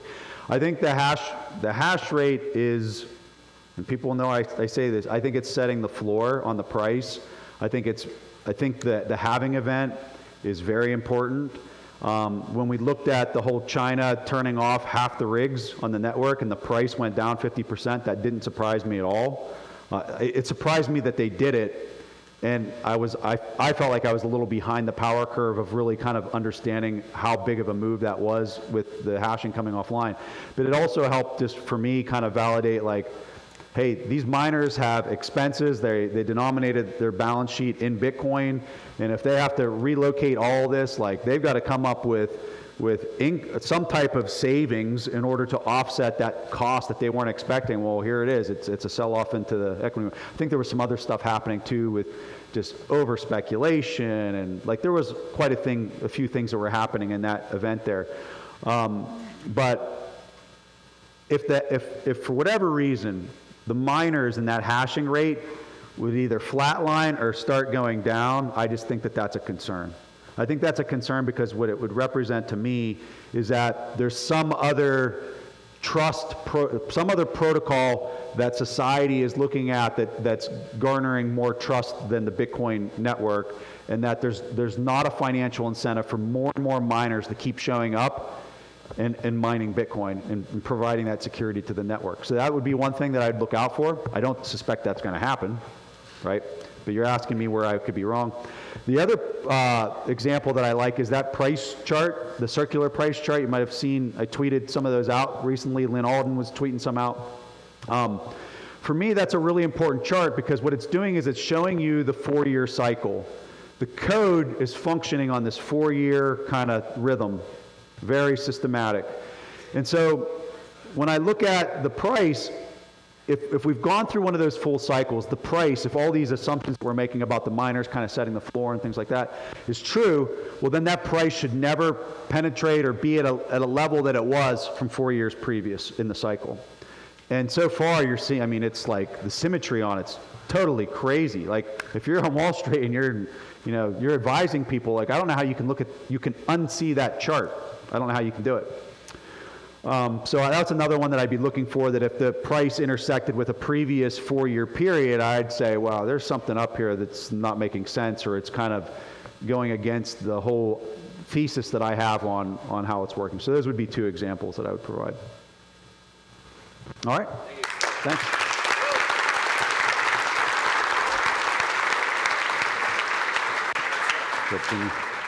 And right now, the price is about 30. You need some coffee, nothing like that. All right. So, I got cut for actually speaking by Gary's 3-year rule. I did speak last year and the year before, and Gary has this rule: you're not allowed to speak 3 years in a row. So I got in through the back door by being able to introduce American HODL, which I'll get to. But basically, I'm going to give you a talk in like 3 minutes, okay? So that's what I'm doing. I'm gonna give you what would have been like a 40-minute talk into as rapid a thing as possible, what Bitcoin means to me. Anyway, if at any point you're confused or anything, you can just blame Gary, all right? So, all right, what is Bitcoin to me? Bitcoin is the ideal ultimate property. It has all of the characteristics that we wish property had, like the ability to back it up or keep it in your mind and not have a physical location for it. And that comes through a few properties that I'm going to discuss shortly. Physical property is by nature centralized, right? It has a physical location. That means that you can go get it. It can be taken away from you. And before Bitcoin, everything digital that was scarce, at least, was centralized, right? Like there was a server somewhere that controlled where it was. So that meant that really all of these things had some vulnerability to being taken away. Bitcoin is the first property that doesn't have those vulnerabilities. And it's this magical combination of 3 things. It is digital, it is scarce, and it is decentralized. The reason why it can be digital is because of an invention from something like 45 years ago, public key cryptography. It allows you to own something, right, in the digital realm. The second innovation is scarcity, and that comes through 2 very clever things that came on the Bitcoin network that Satoshi Nakamoto invented, which was proof of work and the difficulty adjustment along that made those 2 have a very scarce and predictable supply schedule. Okay? That made it scarce. And finally, we have decentralization. And this is where all of you come in. Well, actually, who's running full nodes? All right. All of you are responsible for why Bitcoin is decentralized. Because if it wasn't for you, then it would be under the control of the few people that did. And that's what makes Bitcoin special. And that's what makes Bitcoin different. And that's what makes it a more ideal property with all of the different characteristics that it has than anything else. All right, so that was my 3-minute thing. Now I'm going to introduce a guy whose name basically describes what he does, right? Like, I was like, how am I going to introduce you? What, am I going to call you a Twitter troll or something? And he was like, no, I don't know, man. You just pick something. Well, American HODL describes exactly what he does for a living. He's American, and he holds Bitcoin for a living. So give it up, guys, for American HODL! Thank you, sir. Hey, hey, hey! What's up, what's up, what's up, what's up, BitBlockBoom? I always really wanted to do that. My wife still doesn't believe in me. Let's get into the talk. So my talk is called The Bitcoin Mafia. I've been coming to BitBlockBoom for a few years now, and essentially most of the talks are about how Bitcoin is inevitable and how Bitcoin is going to win, which I think is something that you should believe in if you're in this room. If you don't, get the fuck out. Get out. Like, I have no time for you. But I want to look at it a little differently. I want to look at it as if Bitcoin has already won, which is my base case assumption. And if I'm right, and I am right, Bitcoin is winning, and it's going to continue to win. The people in this room are the future capital allocators of not only America, but of the world, right? And that is, sort of a prestige that comes with it, the ability to change global society. So there's this sort of idea of like, you're going to be rich and you're going to retire off your Bitcoins, and you are. Like, that's going to happen for everybody in this room if it hasn't happened for you already. But there's this framework that I stole from Jordan Peterson I really like, which is, what's your plan for retirement? Like, what's your plan for when you reach your goal, you know? A lot of people think about their retirement and they're like, I'm going to sit on a beach and drink a Mai Tai. And it's like, cool, man. That's a plan for a weekend. Or, like, if you do that for one day, you're having a great fucking time. If you do it for a week, you feel like shit. If you do it for a year, you're dead. It's not a great plan. So what I'm saying to you is you need to think about, project out, and what are you going to do with your Bitcoin? What are you going to spend all this Bitcoin on? And that's the point of the Bitcoin Mafia talk. So they gave me a clicker. Here it is. Let's see. Who is the Bitcoin Mafia? The Bitcoin Mafia is a decentralized collection of individuals come together and fall apart like a flock of migratory birds. There's no official structure. Bitcoin Mafia exists across time scales. Most members have not even been born yet. Your future children are part of the Bitcoin Mafia because none of us are going to be alive to see the block subsidy run out. This is an intergenerational project by its very nature. So I don't think anyone here is going to be alive in 2140. If you believe in longevity tech and you take metformin, good for you. You're probably not going to be here.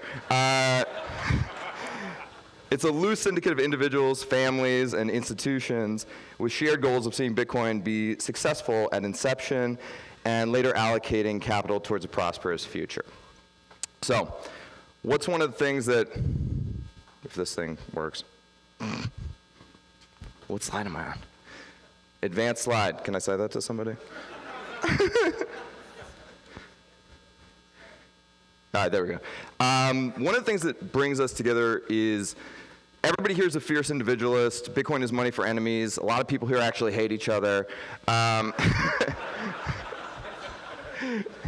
But the thing that bonds us is we've all been fucked over by American institutions and by global institutions. Because culture rolls downhill from monetary policy, essentially every institution has become pathological by its very nature.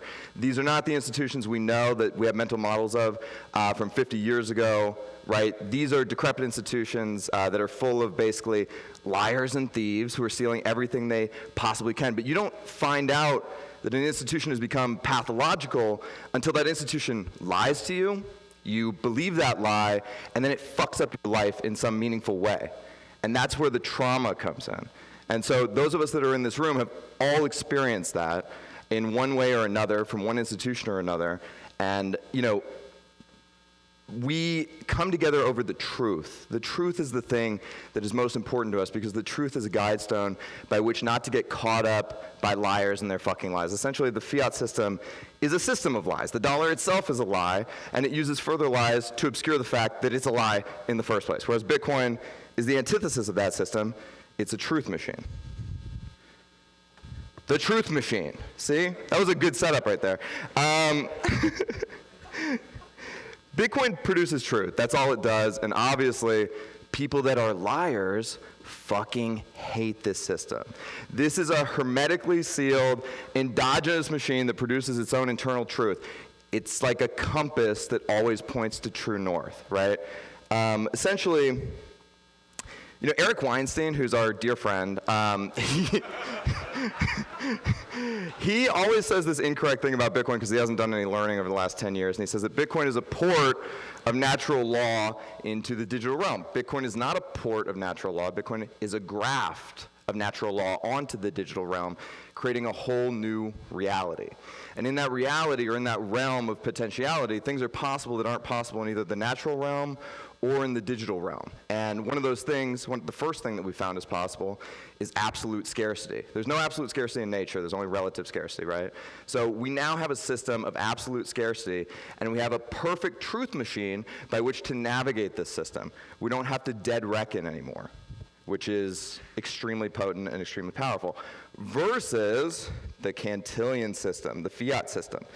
You know, essentially, the fiat system is a broken compass. The dollar is a distortion, and every dollar that bounces around the global economy creates more distortions. It makes it really hard to see. I told Preston that example of everyone thinks their home is up 30% year over year, right? Everyone in my neighborhood thinks they're doing really well because their home is up $500,000 in the last year and a half.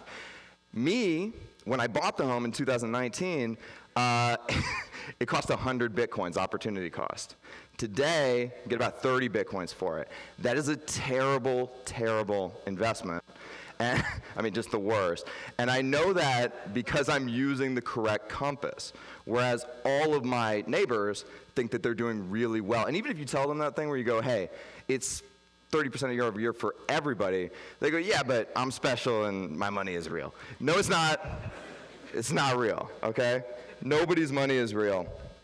You know, essentially in the 1970s, American growth was beginning to slow, and American leadership had a choice. Face the truth, you know, do austerity, put America on a tightly controlled budget, you know, essentially rein it all in, like make government smaller, and then they did, and the world was perfect.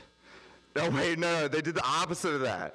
They made everything fucking worse. Nixon and Kissinger temporarily, Dr. Evilfingers, temporarily suspended gold's convertibility to the dollar, right?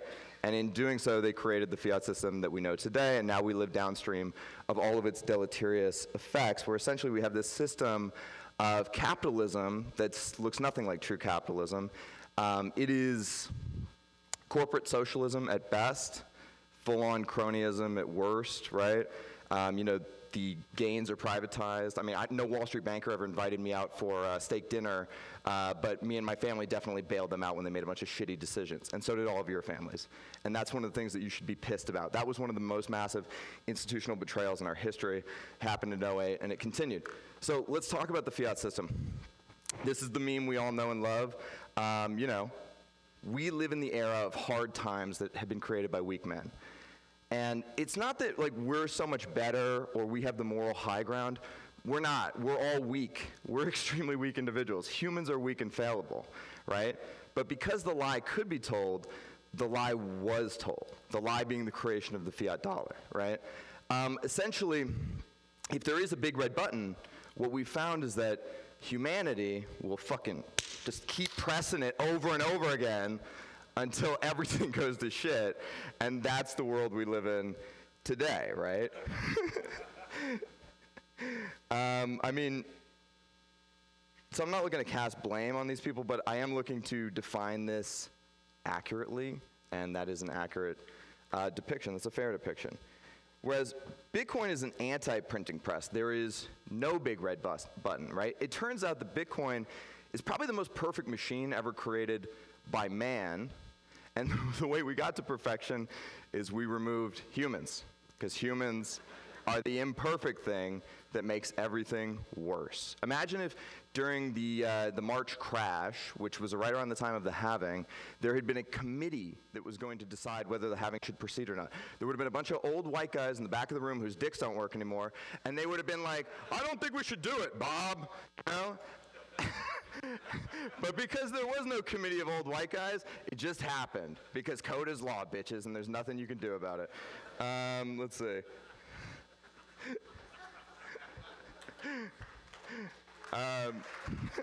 Thank you.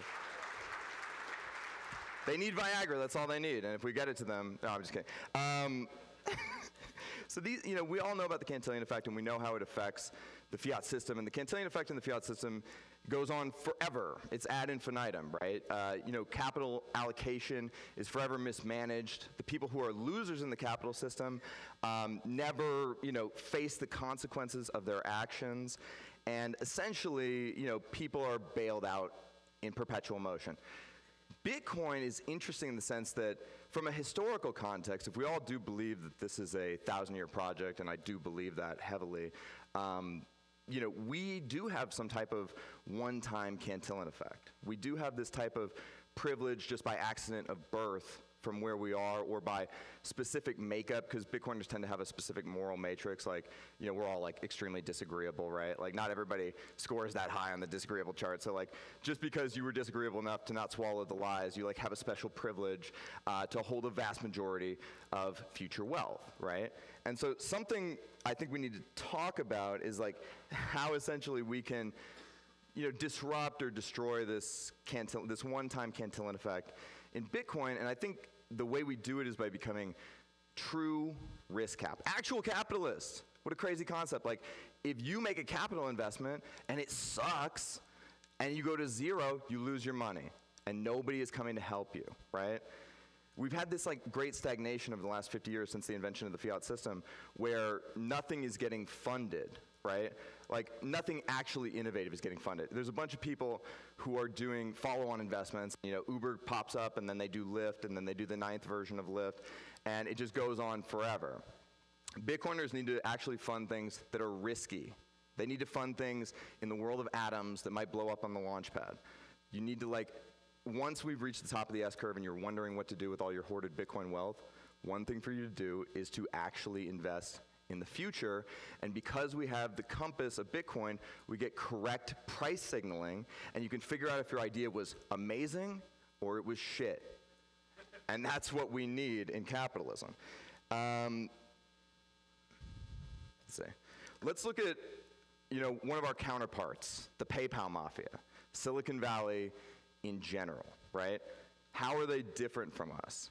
Essentially, the PayPal mafia developed this atrocious mythos around failure because they're close to the monetary spigot. They celebrate failure, they champion failure, fail fast, right? All that kind of shit.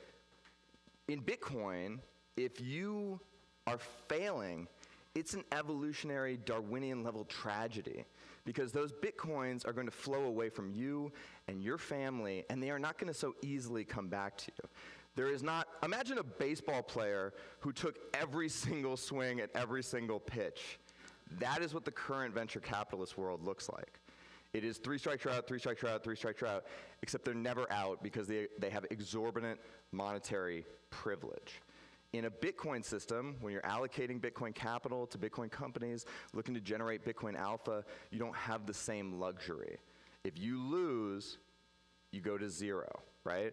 Everybody in this room has made bad economic calculations with Bitcoin. I mean, just atrocious ones. Like I told you about the house, but there's a lot of other ones I made. I gambled away 10 Bitcoin. That was terrible. I don't want to do that again. At the dawn of the internet, people felt very much like we feel now about information technologies as we do about Bitcoin. This was going to be the thing that decentralized us. This was going to be the thing that broke the shackles, broke the chains, gave us freedom. It was the cypherpunk ethos. It was crypto anarchy. It was everything beautiful about what we all believe.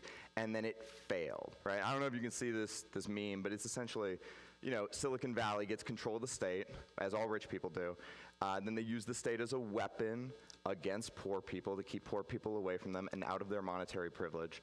And once Silicon Valley cozied up to the Cantillon effect, they got close to the power structures, and then they were subsumed by the power structures, right? They didn't cast the ring into the fire. Essentially, because they failed to do this, they are now like a weird paramilitary organization of the state, and they quash dissent. I mean, I remember watching the White House press secretary saying that people that were banned on one platform should be banned on all platforms.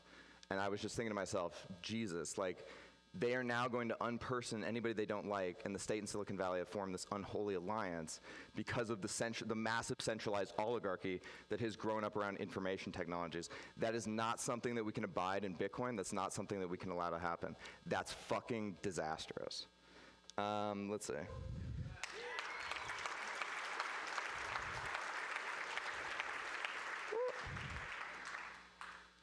Advanced slide, please. This clicker doesn't work.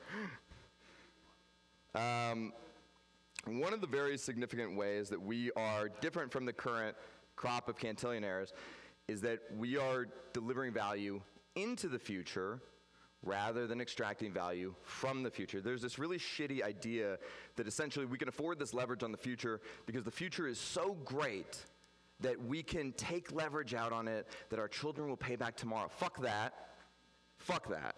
I'm not interested in that, and you shouldn't be either, right? Because it's a catch-22. If nobody's actually funding the future, how does the glorious future get built? It doesn't. And throughout human history, everybody has given more to their children than they have received. That's the blockchain of humanity.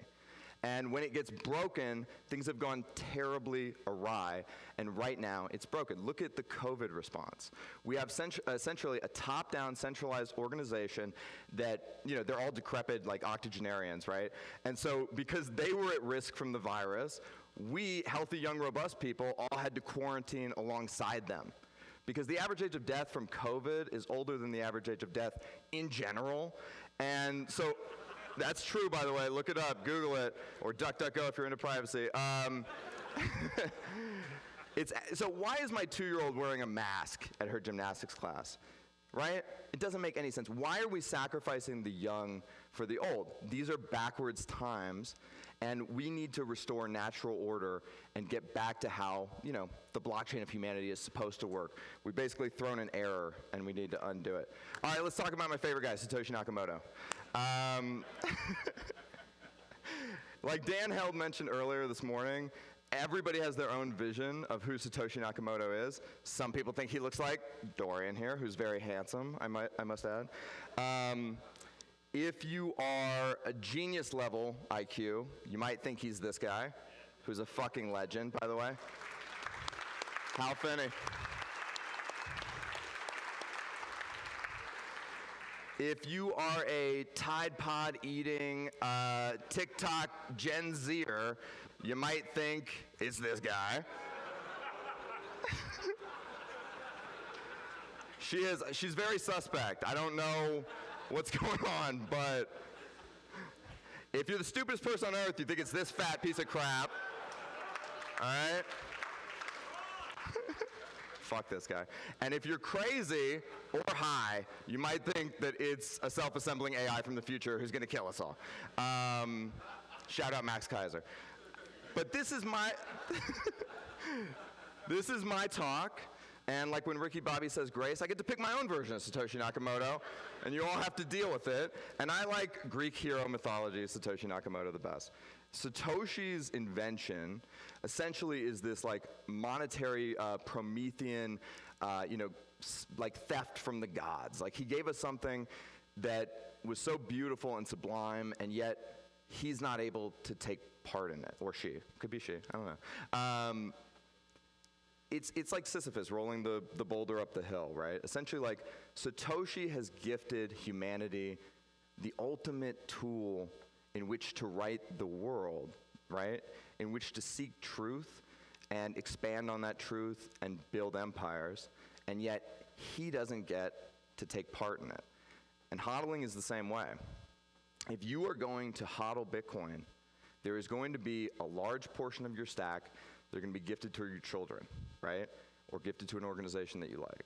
And you're not going to be able to take part in it either. So in that way, when you hodl, you do become Satoshi-like or Satoshian, and you become a little more close to Satoshi in that moment. It's like now it's getting religious, but the thing is, this is the process by which we restore natural order to humanity. This is the process by which we gift our children a better world than we were given. This is the natural order of things, guys. Like, this is how it's supposed to be. It's not supposed to be like the world that we grew up in, where we were the future that was burdened with the past mistakes. That's not the way things go. This is the way things go. You pass the flame forward. So if you have the ability to be risk capital and you see your shot and you take it and the map meets the territory, take that shot. Don't be afraid of the risk. Fund the projects that humanity needs, right? And if you don't see it, raise great children, pass the flame to them, and maybe they can take the shot later. Thank you.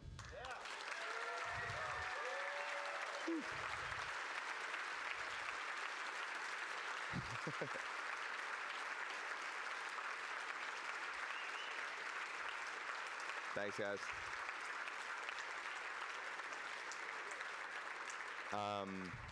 I think we're doing questions now. So if anybody has any questions. Bro.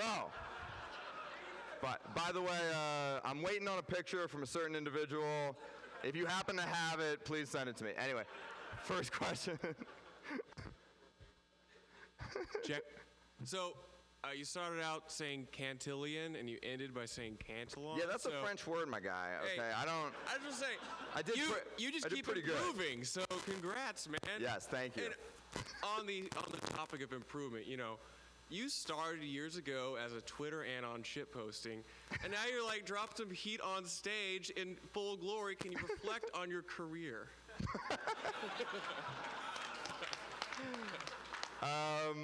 Man, no, I can't. That's the answer.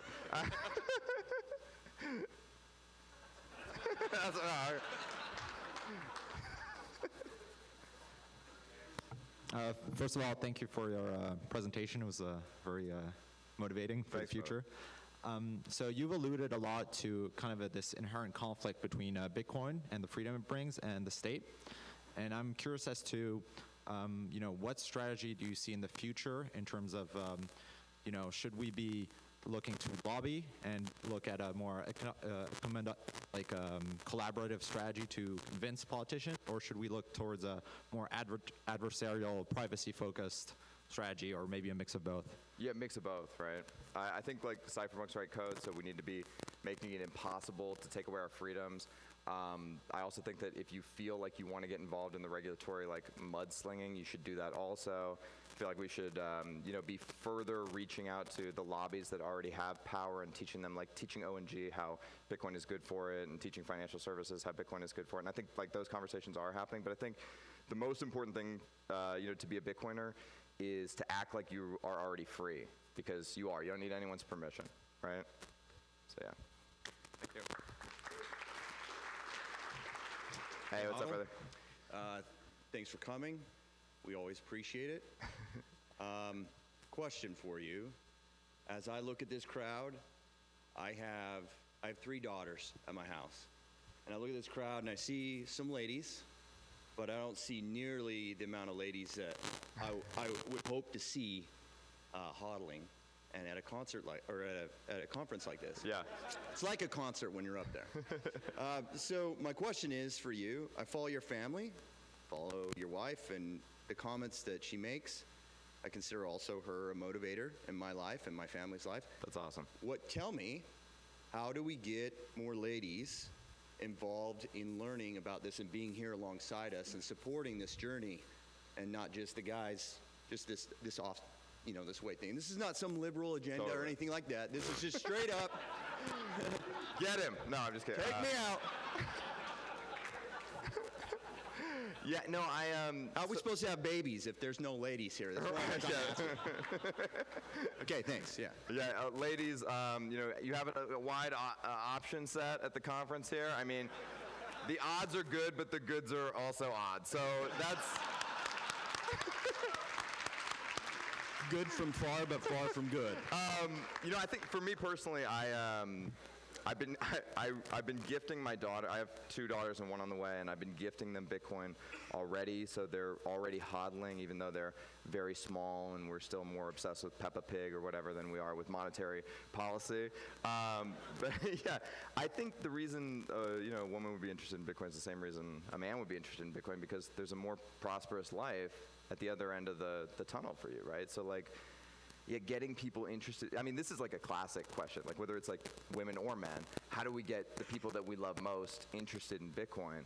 And I gotta be honest, like I really struggle with it all the time. And I basically tried every approach under the sun. And I think it's best to just like hold space for them and say, I care about you, I'd like you to be interested in this, and it's important for your future.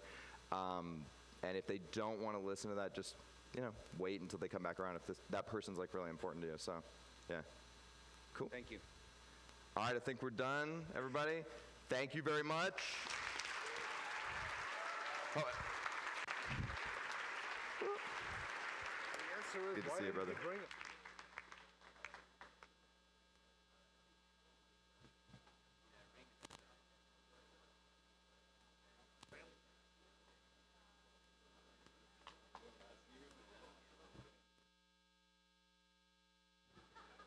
All right, everyone's walking out. Wow. We got one more awesome presentation, guys.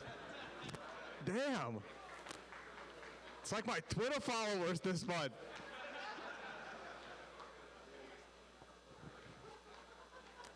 Hey, everyone. All right, well, thank you for sticking around, some of you. It's an absolute pleasure. Jimmy Song already explained the rules of term limits. I wish, our Congress had those. Gary, you have a much more important calling one of these days. And of course, the pleasure to be invited. My name is Tom Vase, and we have about 4.5 more minutes before I introduce the amazing next speaker, is to explain what Bitcoin means to me. And I'll do my best. And Katie, who mentioned earlier, being from Russia, very similar views. And for me, this is my elevator pitch for Bitcoin. It is unconfiscatable, censorship-resistant store of value. Now, store of value has been covered very, very well with the 21 million limit on the number of Bitcoin. But the unconfiscatability property still occasionally gets glossed over, even though that was also covered with the confiscation of gold presentation. But for me, it goes back further. I didn't really think of it until recently when I started talking about it. When my family left the Soviet Union, I was 10 years old, and you were only allowed to leave with $100 US per family member, and it did not matter how much wealth your family had. Though in the Soviet Union it wasn't all that much, but it was still more than $100 worth per family member. Now back in 1990, $100 would buy you more than today, but it's still a very low number. Let's go tenfold. Would you be able to start a brand new life with $1,000 to your name? Your career wasn't transferring either. Like if you were a doctor back in Russia, you come into America, nope, that medical license does not transfer. So you barely know the language. And this is the kind of thing that Bitcoin will solve. The ability to break borders and take what you've earned throughout your life with you somewhere else is incredibly important. And all these other things, like people are talking about, Bitcoin's going to solve the remittance problem. No, Bitcoin's going to remove remittance from the dictionary.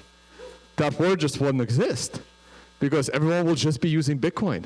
You won't need to convert the currency. You will just use it. Along with several other things, Bitcoin will hopefully remove from the dictionary. All right, I got about 2 minutes left, and that's maybe enough time to introduce our next speaker. It's incredible we were able to get him out of Australia.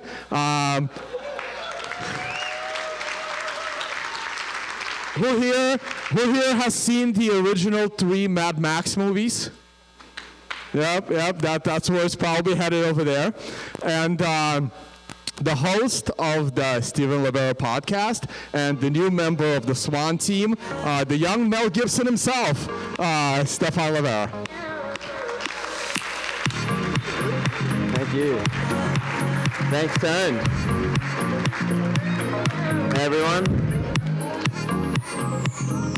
So yeah, well, firstly, thanks to Gary for putting on an excellent conference. I'm very excited to be here.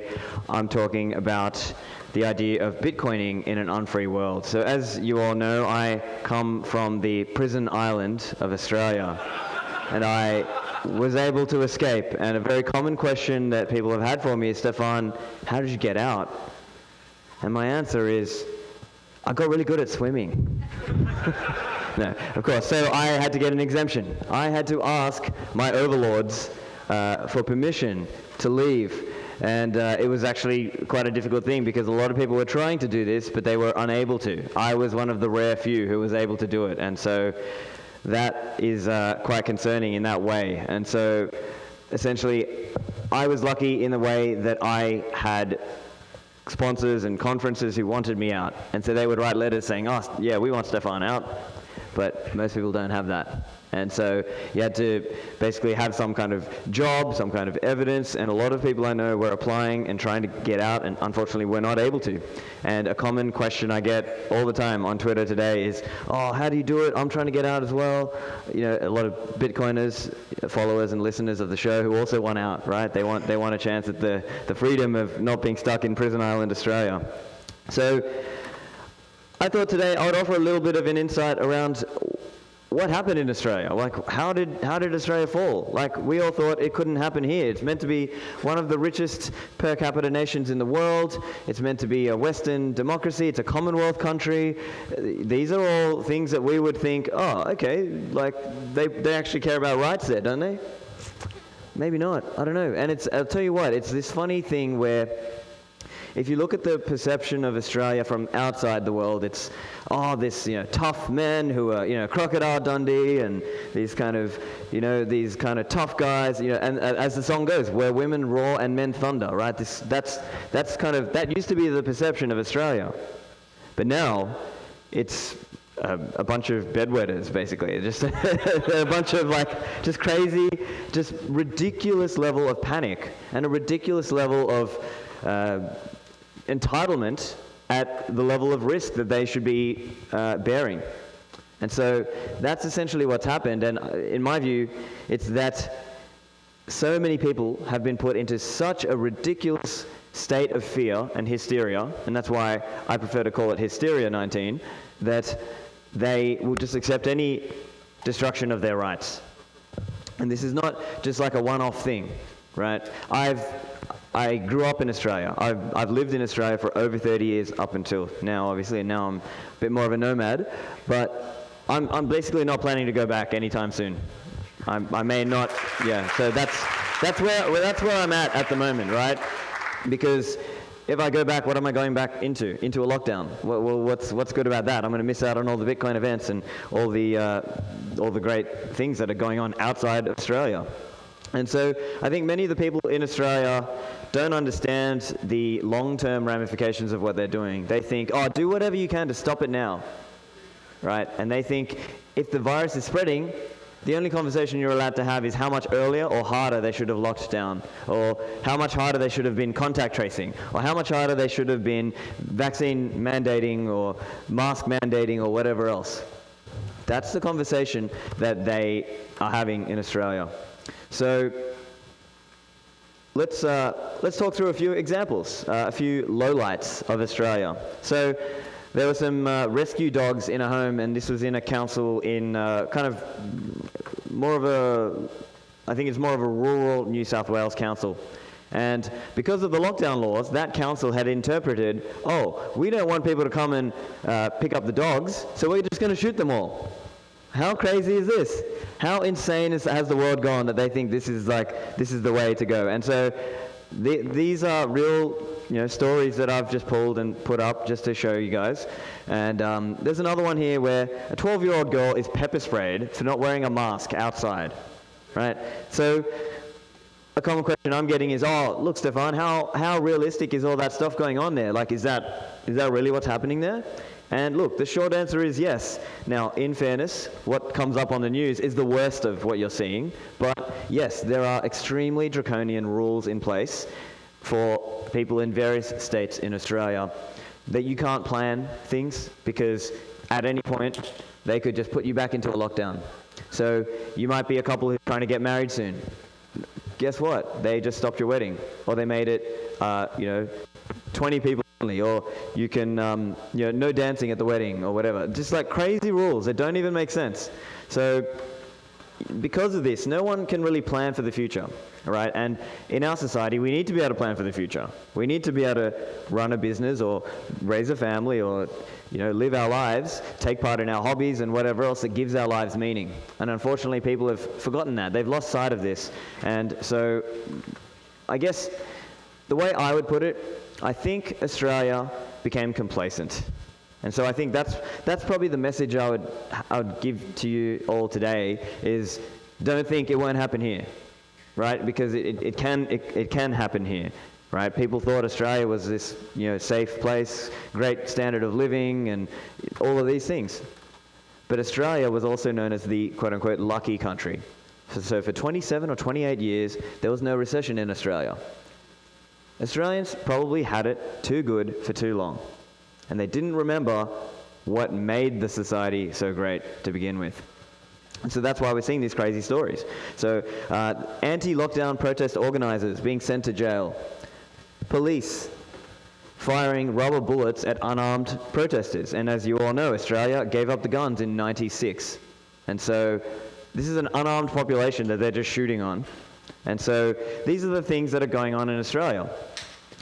A couple more examples. So there was a pregnant woman arrested for posting an anti-lockdown protest in an area Ballarat. So that's a little bit further away from Melbourne. So she was in a slightly less lockdown area than Melbourne at that time.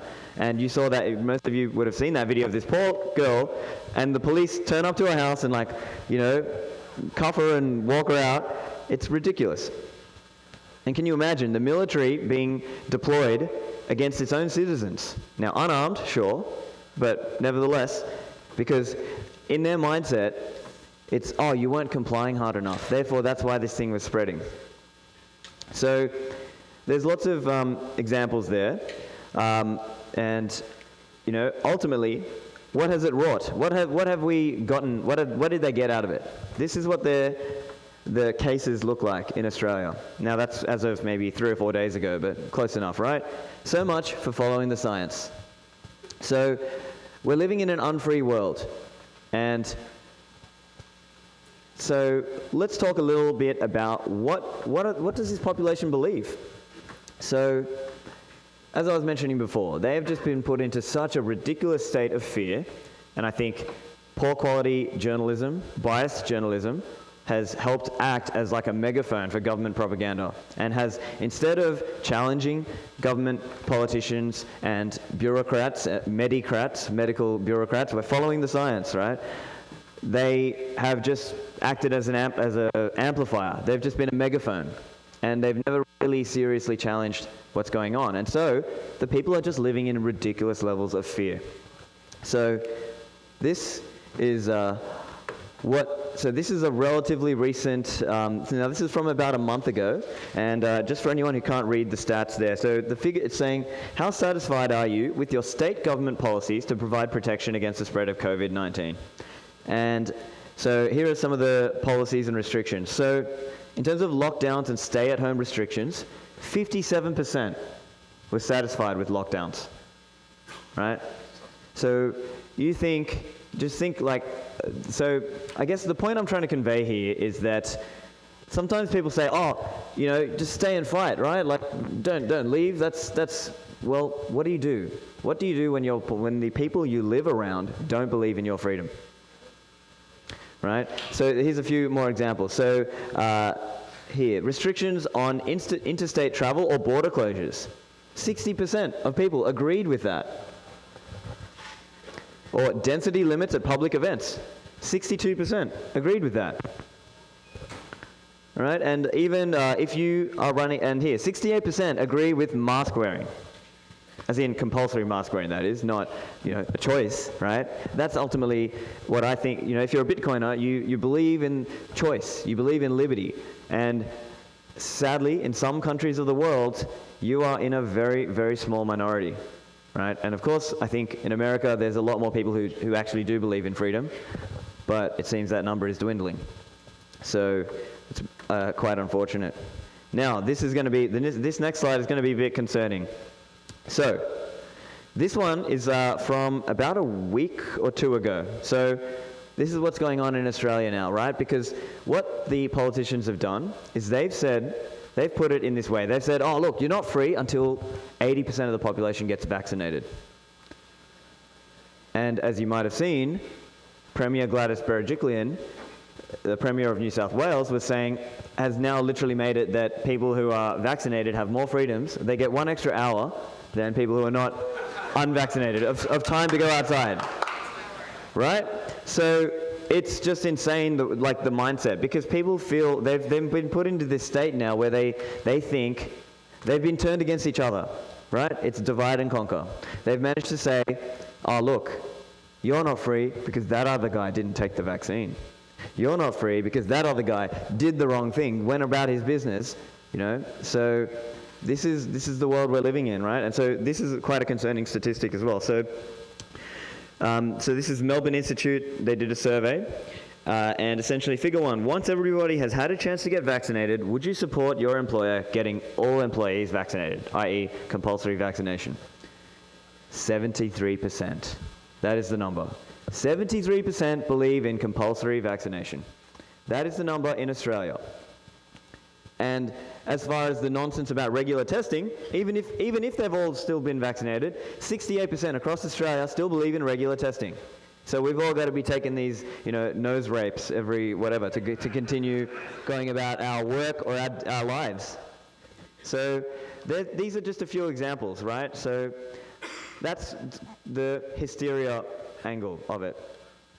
But here's the other thing. In Bitcoin world, we talk about financial sovereignty, right? You are the holder of your own private keys, and you run your own Bitcoin node, so you don't have to trust a third party when you receive those Bitcoins, right? But also, what about economic freedom? Australia has quite high taxes. So if you look in the background there, that chart, the top tax rate in Australia, so over 180,000 in AUD, Australian dollars. So just for your comparison, in US dollar terms, that's around $130,000. Right, so if you see that there, 45 cents for every dollar over that number, and then down the bottom, Medicare levy of 2%. So basically, 47 cents in every dollar above that threshold is going to the government. So if you're a high earner, why would you stay and live under this lockdown, compulsory vaccination, continual testing regime, continual not being able to plan and do things?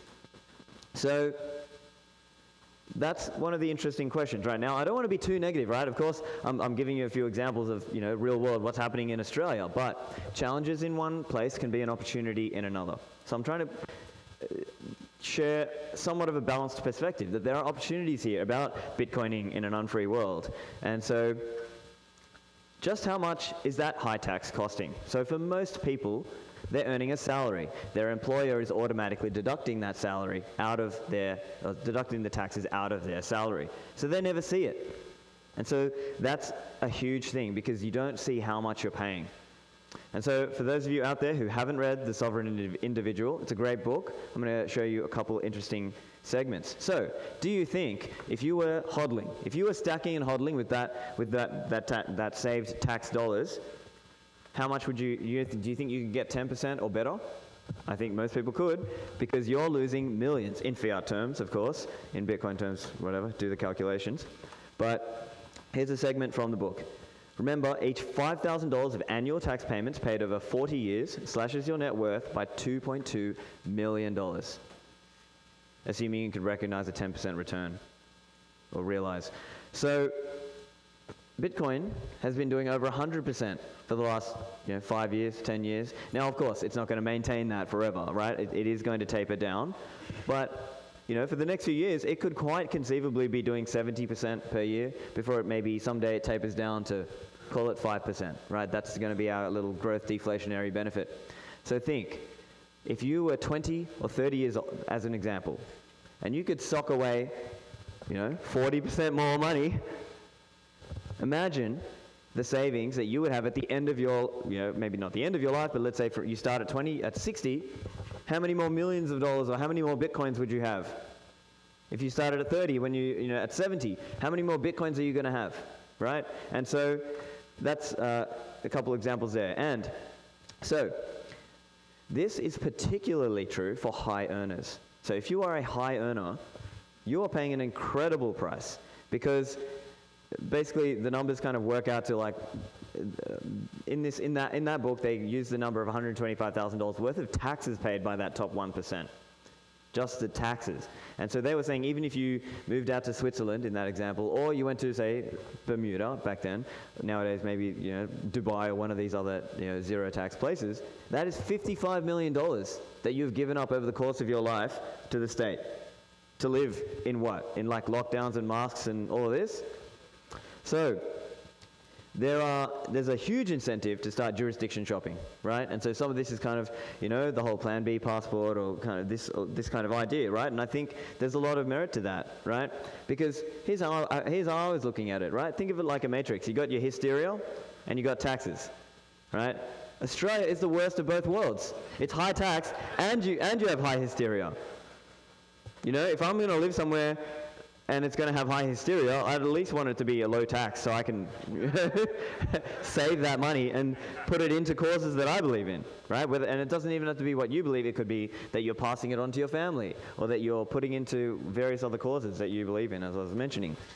So think of it like that. The high earners are paying a high price for this. And so if you really stop and think about the compounding involved, it's just incredible. So, as I was saying before, what do you do when everyone around you capitulates? What do you do when 70% of the population believe in mandatory vaccination? Well, sometimes you just can't fight a useless political battle.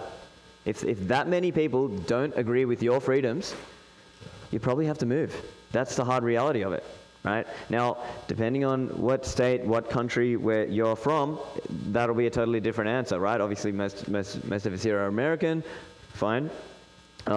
So, at some point, after years of saying love it or leave it, people telling you love it or leave it, well, maybe it is time to just leave it. Why wouldn't you do that? You can take your skills and tax revenue elsewhere.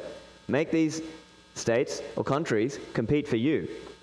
If you're able to earn money and you have skills, you can start businesses, you should be out there doing these things. You should be looking at ways to basically keep more of that for yourself and your family instead of giving it to these bureaucrats who are just pissing it away.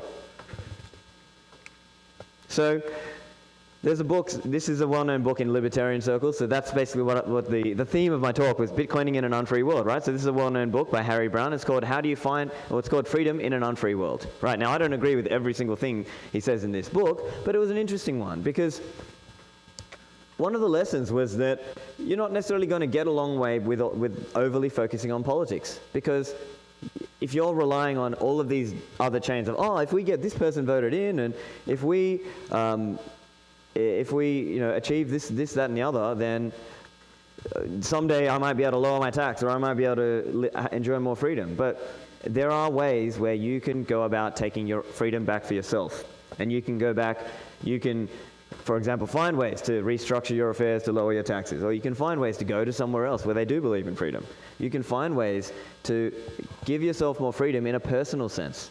And so I think that's part of the message, right? It means either go jurisdiction shopping or build a community of people who really do believe in what you believe and what we believe.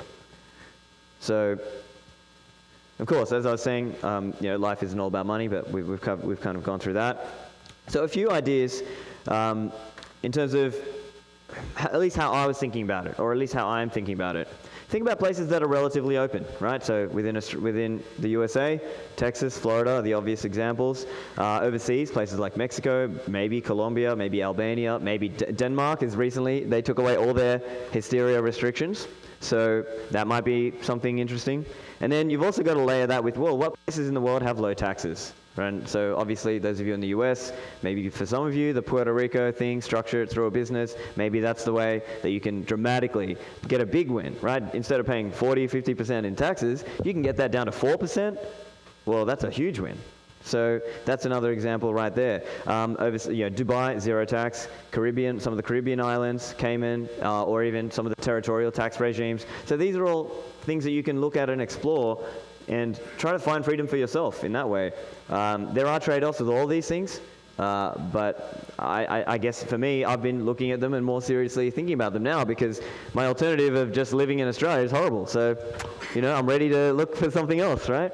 So there are different ways that you can go about this as well. So obviously the citizenship by investment programs, sometimes you can do it by setting up a business in that country and that will get you residency rights. You can live there and naturalize. There's all kind of different concepts that I've had to do a lot of reading and research and talking to experts over the last year or so, but these are some of the things I've been thinking about to try and achieve a bit more freedom for myself. And so you might need to learn, okay, there's citizenship, there's residency, and then there's residency for tax purposes. And so I'm an Australian citizen, but I'm no longer an Australian resident. And so learning to sort of how that works and how the tax of it works, you might need to consult an expat tax expert. Some of this stuff you are going to have to get your partner or your family on board with the idea. But I'll tell you what, like my parents are pretty much on board with the idea of leaving, so maybe I can sort of pull them out with me. And especially the harder the restrictions get, then or the stuff in your area, then maybe that'll make it a little bit easier for you.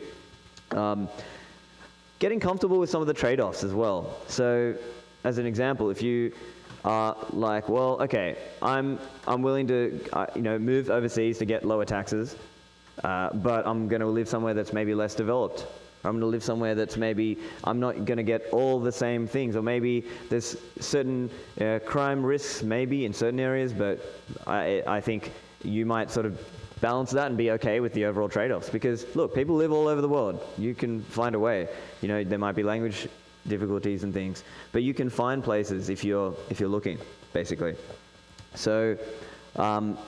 Yeah, so basically depending on which regime you're under, you might need some expertise on how to achieve that in terms of fully becoming a non-resident for tax purposes. That's one example.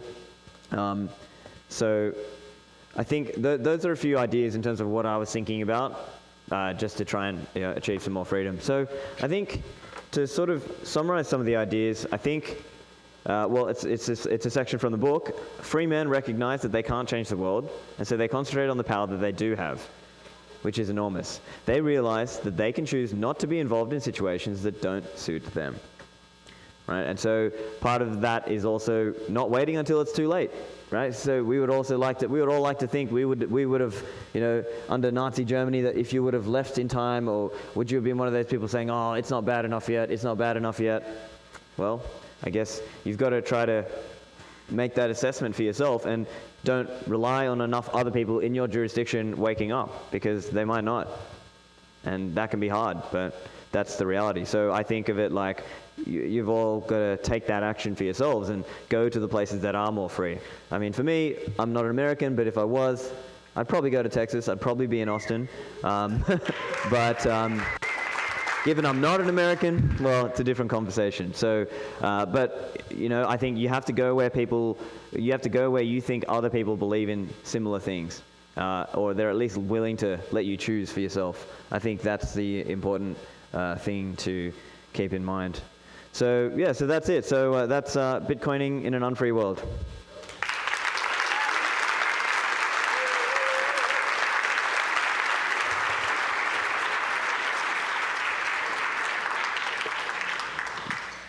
Do you guys have any questions? I just want to say I'm glad you got out, and I'm glad they didn't make you show them this presentation. That's right. That's why I did it while I'm outside. Yeah. Love the podcast. Thank you. Did this experience surprise you? I mean, you've lived in Australia your whole life. Is this does this come as a Don't know what happened as there. a shock to you, Yeah. what happened? And then second of all is this a permanent change, you think? Did you see something inherent in the society that makes you think, all right, I'm really not going to go back there again, because who knows what else could come in the future and they're going to do the same thing? Or, I don't know, what do you think? The way I'm thinking about it, so to be clear, the way I'm thinking about it is I think Bitcoin fixes a lot of these things in the longer term. This is about like making it through that short and medium term to get there. And so that's probably the main point from my point of view. And then in terms of yeah, so I guess that's probably the main point from my point of view there. Yeah, like I don't think it's. Oh, sorry. The other point I was going to say is that I mean I've been a libertarian for a long time, so I was always looking at the state like, oh, this thing is way too big. What's going on here? And I think I was obviously, and probably many of us are a bit more attuned to what's going on. We're a bit more aware of those things. So for us, we were sort of seeing the warning signs earlier, whereas a lot of my family and friends back in Sydney were like, they're messaging me now saying, how did you know when to get out? Like, you must be a, fortune teller or something. And no, for me, it was just more like, I sort of saw the way the winds were blowing, because it was like the respect for freedoms, things like, just due process, right? Those kinds of things. The respect for those was going dramatically down in Australia. So I just sort of saw it like, this is just not a good place to be, at least in the short or medium term. So that's where my head's at. Fantastic presentation. Thank you for sharing. I wonder if there's those two viewpoints that you try to change the system, which obviously is somewhat futile, especially considering 2 out of 3 of your colleagues, citizens, are not interested. But I think we really need to focus on working on the Citadel idea and working on developing communities of people who have like minds and are able to create a new world without the New World Order. Yeah, so I mean, this is a tough one because there are different conceptions of citadels, right? So some people it's a personal thing, some people it's like VR citadels, and other it's more like a physical, hey, we're going to set up a town here, going gold, or other people have like seasteading, and maybe someday it'll be space citadels, but I think part of it will just be people going towards the freedom zones, and then the incentive will just be the places that give better freedom will just benefit greatly, because high earners or highly talented people will go there. So I think that's the broader way it goes, and then people will try to influence their local politics in some way to obviously get like Bitcoin politics. There'll be like the single issue Bitcoin voters and things. So yeah, it's going to be a mix of those things that I think that Bitcoin people end up doing. So yeah, thanks. Probably the last question, but yeah, go on. Hi, Stefan. So you mentioned that the mainstream media was a megaphone for COVID lockdowns and everything. So in Australia, but that's actually happening in like the whole world. Any thoughts on why this is happening like at the same time everywhere? I'm just curious about your thoughts on that. Yeah, it's a hard question. I don't know if anyone's got the right answer, but I could offer a few ideas in that direction. It could be that the business model for a lot of media died because of like the internet, and so then they're kind of chasing clickbait. And now if it bleeds, it leads. And so then because of that, maybe that's part of it. Maybe another angle is governments have become so powerful, they've become so large. In order for these media organizations to maintain their access to the politicians and bureaucrats, to be able to interview them and so on, they have gone too soft. They don't know how to ask any hard questions anymore because they just kind of repeat their line, or they basically just hear from the government and then repeat it out to the population, and they don't like go back and challenge them, and so they don't really receive enough of a challenge. And I think it's just, the complacency aspect. A lot of people just don't have good principles. So the world got caught unaware, or the world got caught wrong-footed here because people just didn't believe in freedom. It was just not an underlying belief for many people. So yeah, those are a few ideas. I don't actually know. Okay, so that's I think that's pretty much it. We've got we've actually got a couple more minutes left. So any other questions, or otherwise? Oh, yeah, go on. Stefan, you've been able to make it out of Australia. Can you talk about that experience, what you've done in the past few months since you've been out? See, Ben's trolling. But yeah. So I don't have a question, just I wanted to share some optimism to kind of counter when you mentioned that people have kind of forgotten freedom and liberty. You know, in the 70s, like Rothbard, who's like kind of the founder of like certain libertarian school, would have said that like you could have count on a couple hands like the number of people in the libertarian movement, and I feel that now there's kind of been a renaissance thanks to like technology and people sharing these ideas now. Yeah, yeah. You know? Yeah, so I would agree with you, and like certainly, if we zoom out, like I was saying, it's challenges and opportunities, right? So as you rightly say, the Mises Institute and the libertarians in those days, it was so small. It was like probably 5 or 10 libertarians, and now they've grown the movement to where it is today. And so, if we zoom out even further, I think there will be a lot more respect for, what we would call liberty, and respect for private property and so on. So I fully anticipate that to grow. But it's just, it is going to be a challenging, call it 5, 10, 15 years of time. And so this is about how do you manage that. All right, so I think that's pretty much it from me. Thanks, guys. We've got a rabbit hole recap up next. Thank you, everyone. Hey.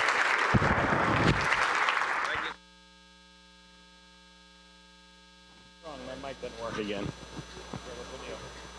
Okay, we've ended this up pretty strong. We've ended this up pretty strong, so I appreciate everybody. A couple of things to go over real quick here. Hey, remember, do not share this with anyone, please. Number 2, let's come down to Austin and do my first BitBlock party. Number 3, let's get, basically, I'm going to Machu Picchu with or without you guys. I'm just telling you, I wanted to go, and I want to take 21 Bitcoiners with me. So, doesn't matter, I'm going.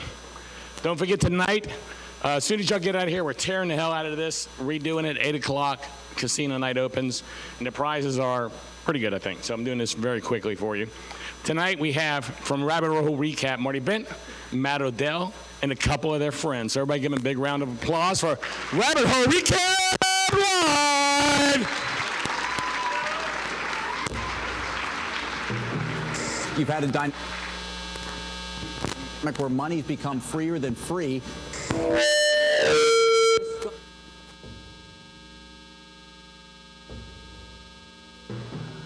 You've had a dynamic.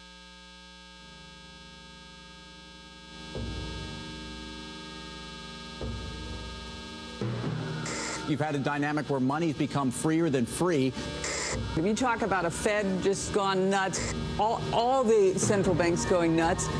So it's all acting like safe haven. You've had a dynamic where money's become freer than free. In a world where central bankers are tripping over themselves to devalue their currency, Bitcoin wins. In the world of fiat currencies, Bitcoin is the victor. I believe that in a world where central bankers are tripping over themselves to devalue their currency, Bitcoin wins. In the world of fiat currencies, well, hey there, freaks. It's your boy Marty Bent here to introduce. I mean, that's part of the bull case for Bitcoin.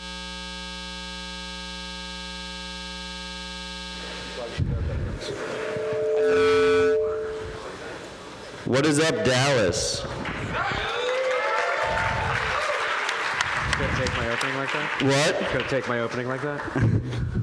Before we get started, I just wanted to personally thank Gary Leland, his lovely wife, and the rest of the BitBlockBoom family.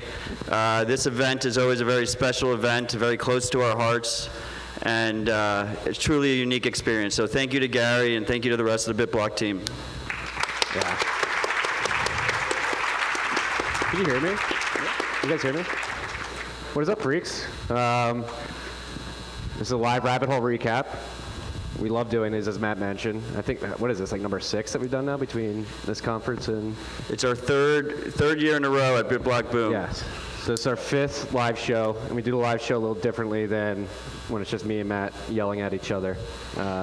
And we have a short list of topics this week that we'll get into. We brought Ryan Gentry from Lightning Labs and the inevitable Udi. Infamous Infamous. Udi Wertheimer. By the way, I'm really happy to be here for the dentist conference of 2021. Thank you.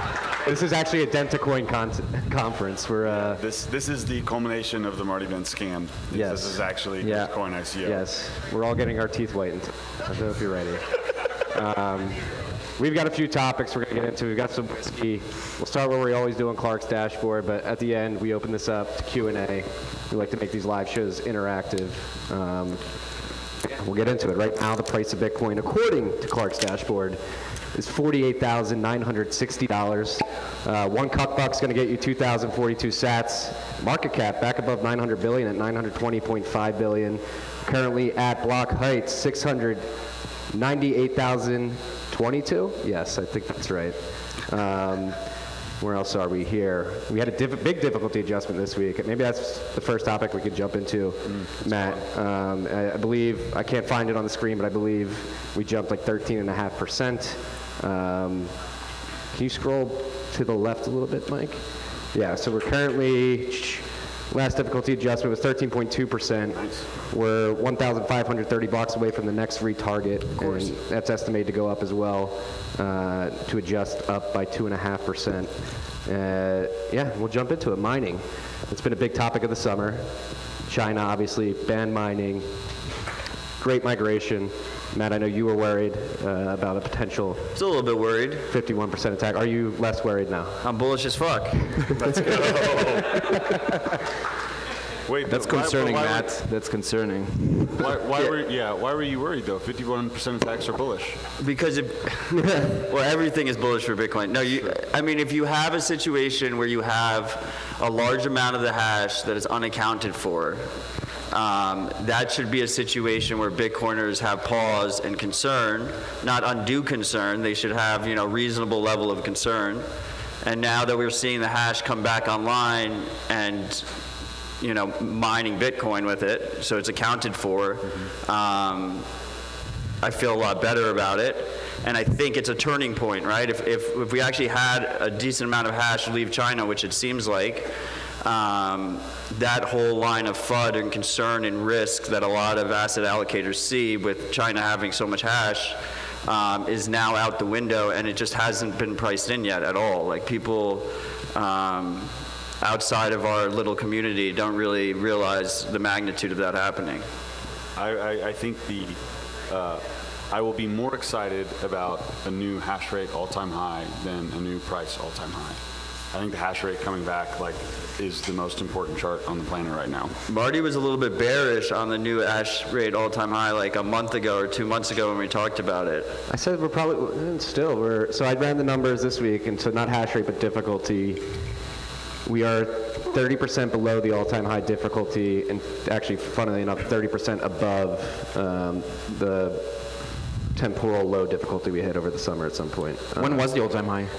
I believe it was right before, in March or April of this year. So when do you think we're going to hit a new hash all-time high? I said Q1 2022. So that's earlier than you thought previously. No, I said 6 to 9 months, I believe. I don't know. The freaks can check the tapes. Check it now. Tweet at us. We got Hashtag Marty's wrong. We want to know.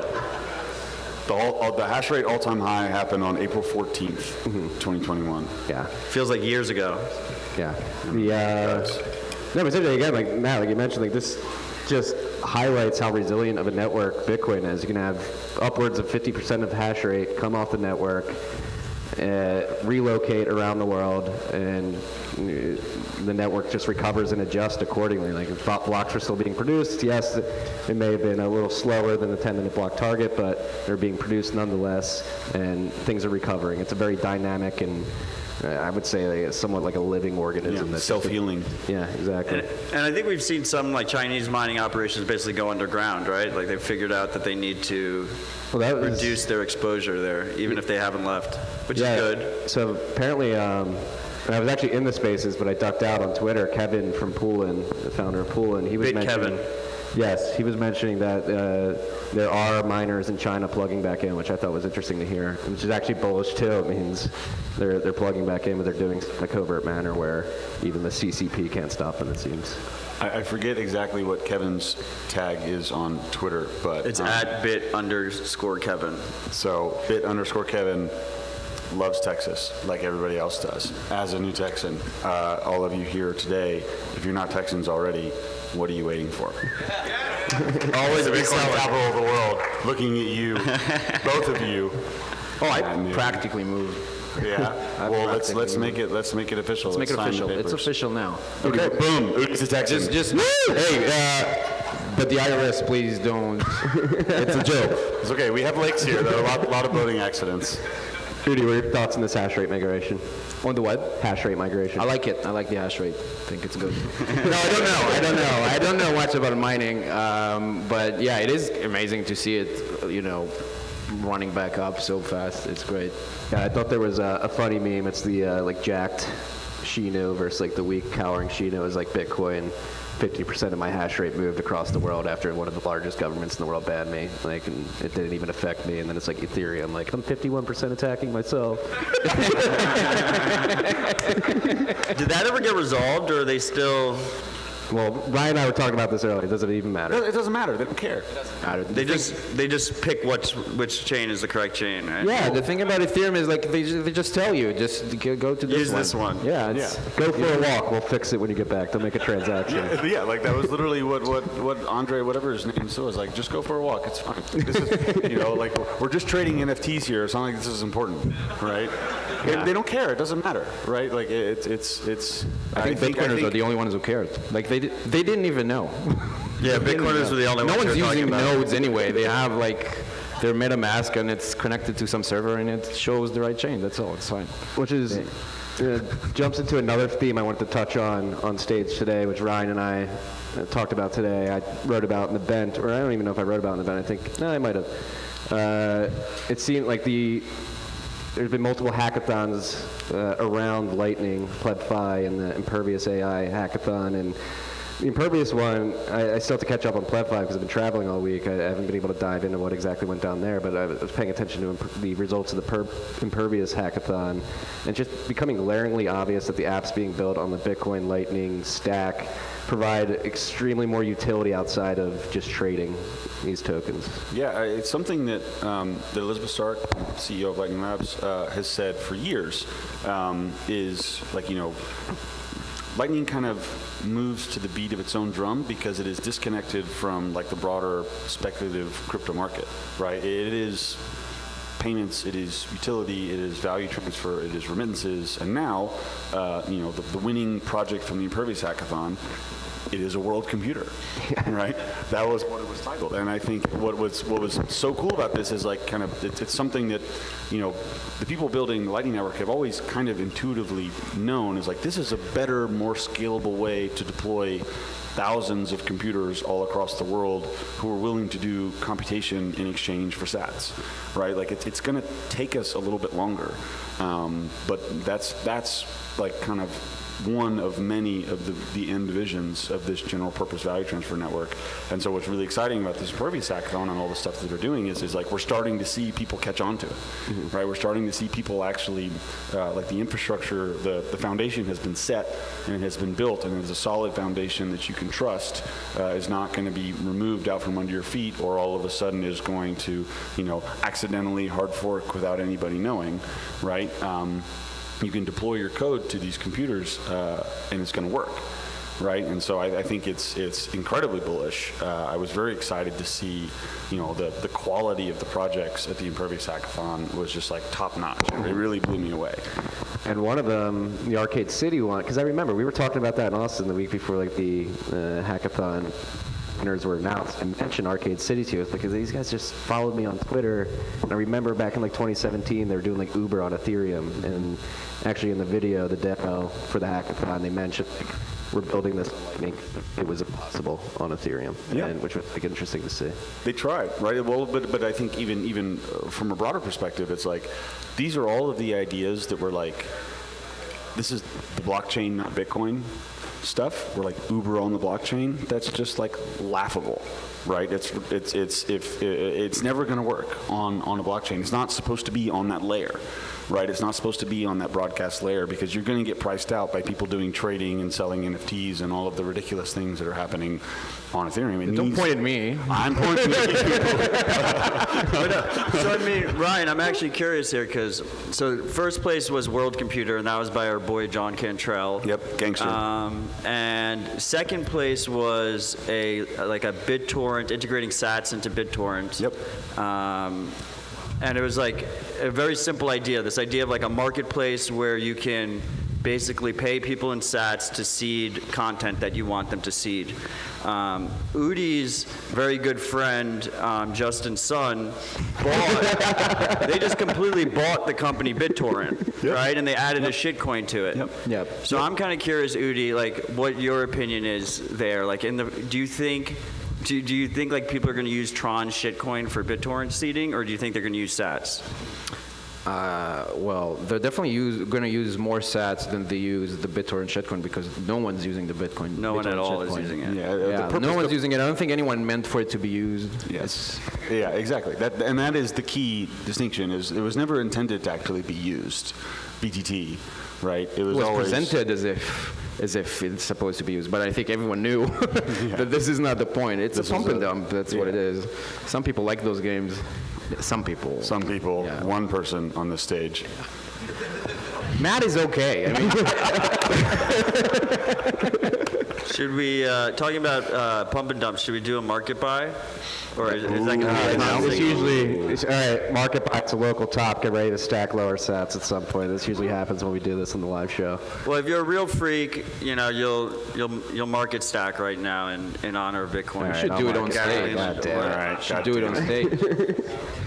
But when you do that, please use my referral link. Well, it looks like we're at according to Clark Moody, $48,980. Let's send this to $49K right now. Yeah.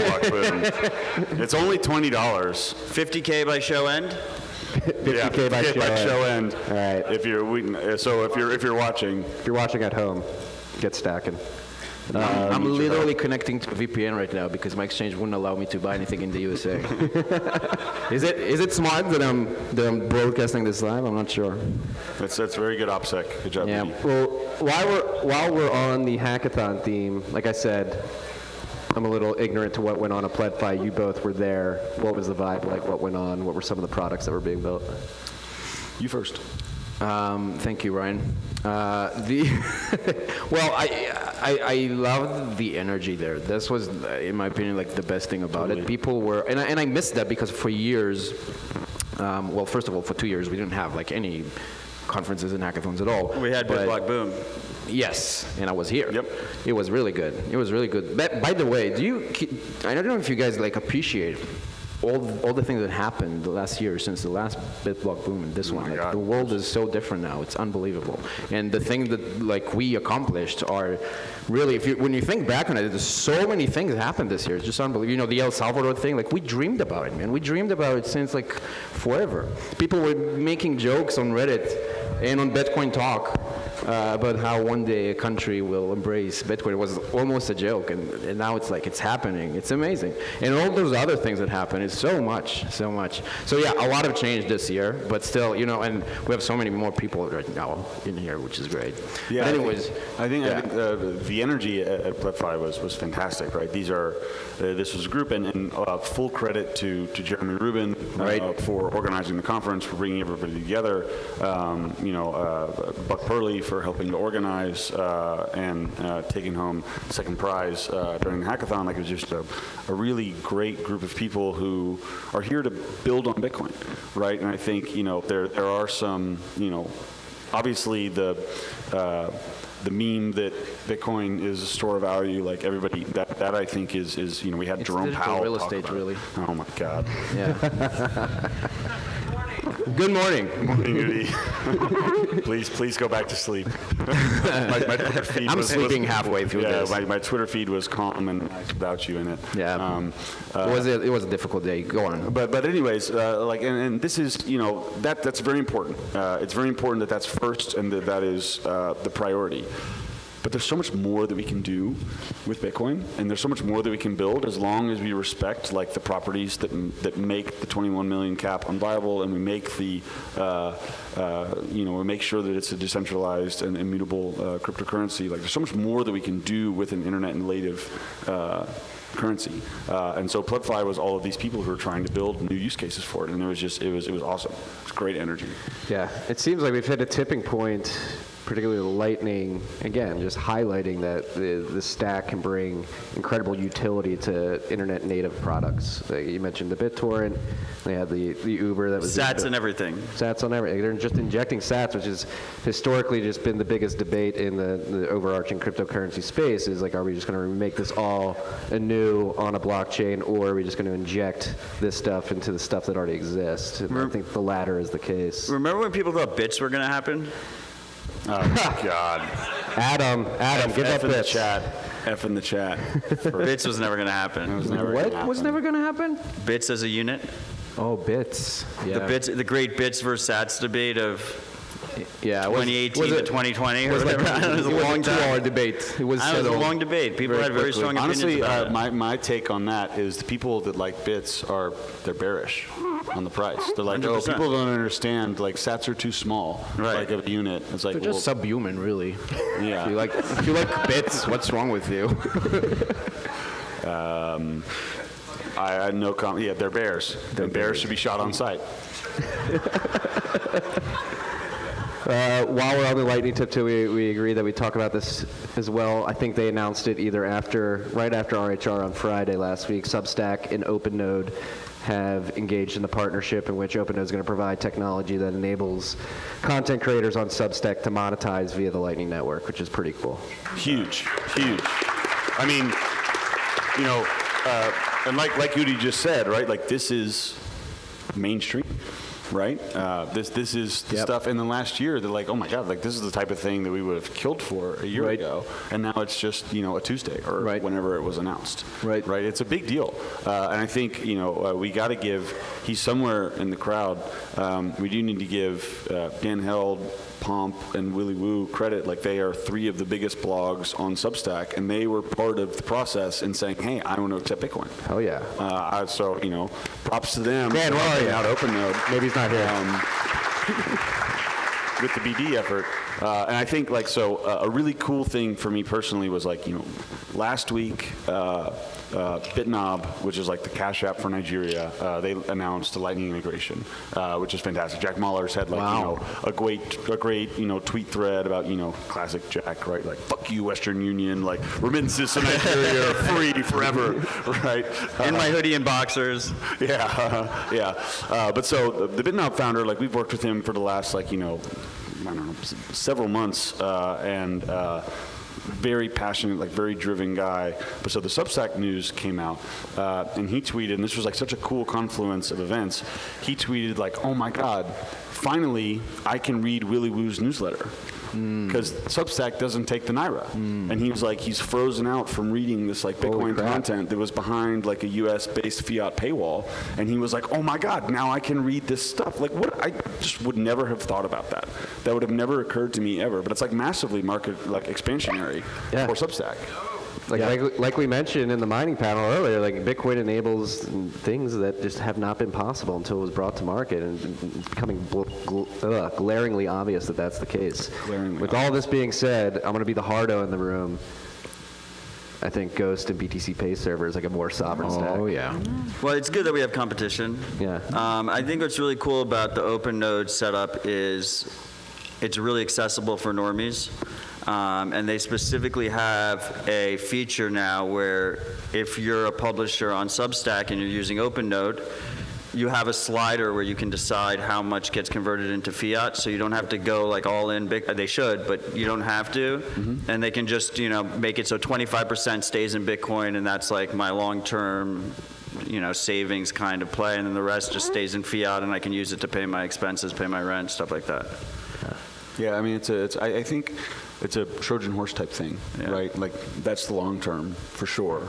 But you just, as all of us know, right? Like, if you try and say, okay, so you want to do Bitcoin stuff. Well, first you need to buy a hardware wallet, and then you need to like do X and X and X, and you got to run a node, and blah, blah, blah. Like, you just lose people, right? If instead you're just like, well, buy some Bitcoin on Cash App, and then once the price goes up, like, you get a little nervous and you want to take control of your sovereignty, like, that just works better for normal people.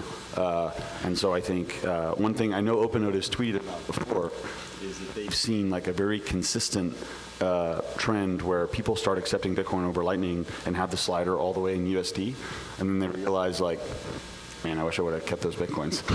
They should have a feature where it start like slowly moving it where over. the bar moves itself over unless you stop it. Or maybe, I don't know if they'd be allowed to do this for like privacy reasons. Maybe they could have like, here's where the average content creator puts their. Oh, that'd be a great idea. Right, like something like that. Joao Afnan, if you're listening. With that being said, it's like it's a stepping stone, right? And at Parker, I think you mentioned this if you're in the room in your presentation, like as the longer people are exposed to Bitcoin, the more likely they are to take self-custody or something. 100%. Which is the journey that needs to happen. I've seen this in my own family actually over the last like year or two. Is all of a sudden, like finally they were like, all right, Ryan, like fine, we'll buy some Bitcoin if you'll just shut up about it. And then all of a sudden, like it becomes like an uncomfortable amount of money to have on an app, and they're like, okay, how do I make sure that this is mine? You always said that like self-custody was the thing. I'm ready. Like I don't want Cash App or et cetera to have this much control over my wealth. Like what do I do? And that's, you're welcome, Joe and Drew. Well, have you heard of Unchained? Right? Have you heard of Casa? Have you heard of any of these? Exactly, right? Like there's tons of options. Speaking of Unchained, disclaimer, sponsor the pod. Big news for them this week, brought on Jeff Vander and his IRA product, and they're going to be building out. Love Jeff. Retirement. Shout out to Jeff in the back of the room. He was on stage with us. Congratulations, sir. Jeff was on this stage with us last year for Rabbit Hole. Yeah, and Drew, Joe, and team, like this is something I've been nagging you about for years, so it's just incredible to see that you guys take user feedback and you start implementing that into your products. So these are very important products too for Bitcoiners, especially if you're doing it in a way that respects the sovereignty of users by giving them custody of their keys.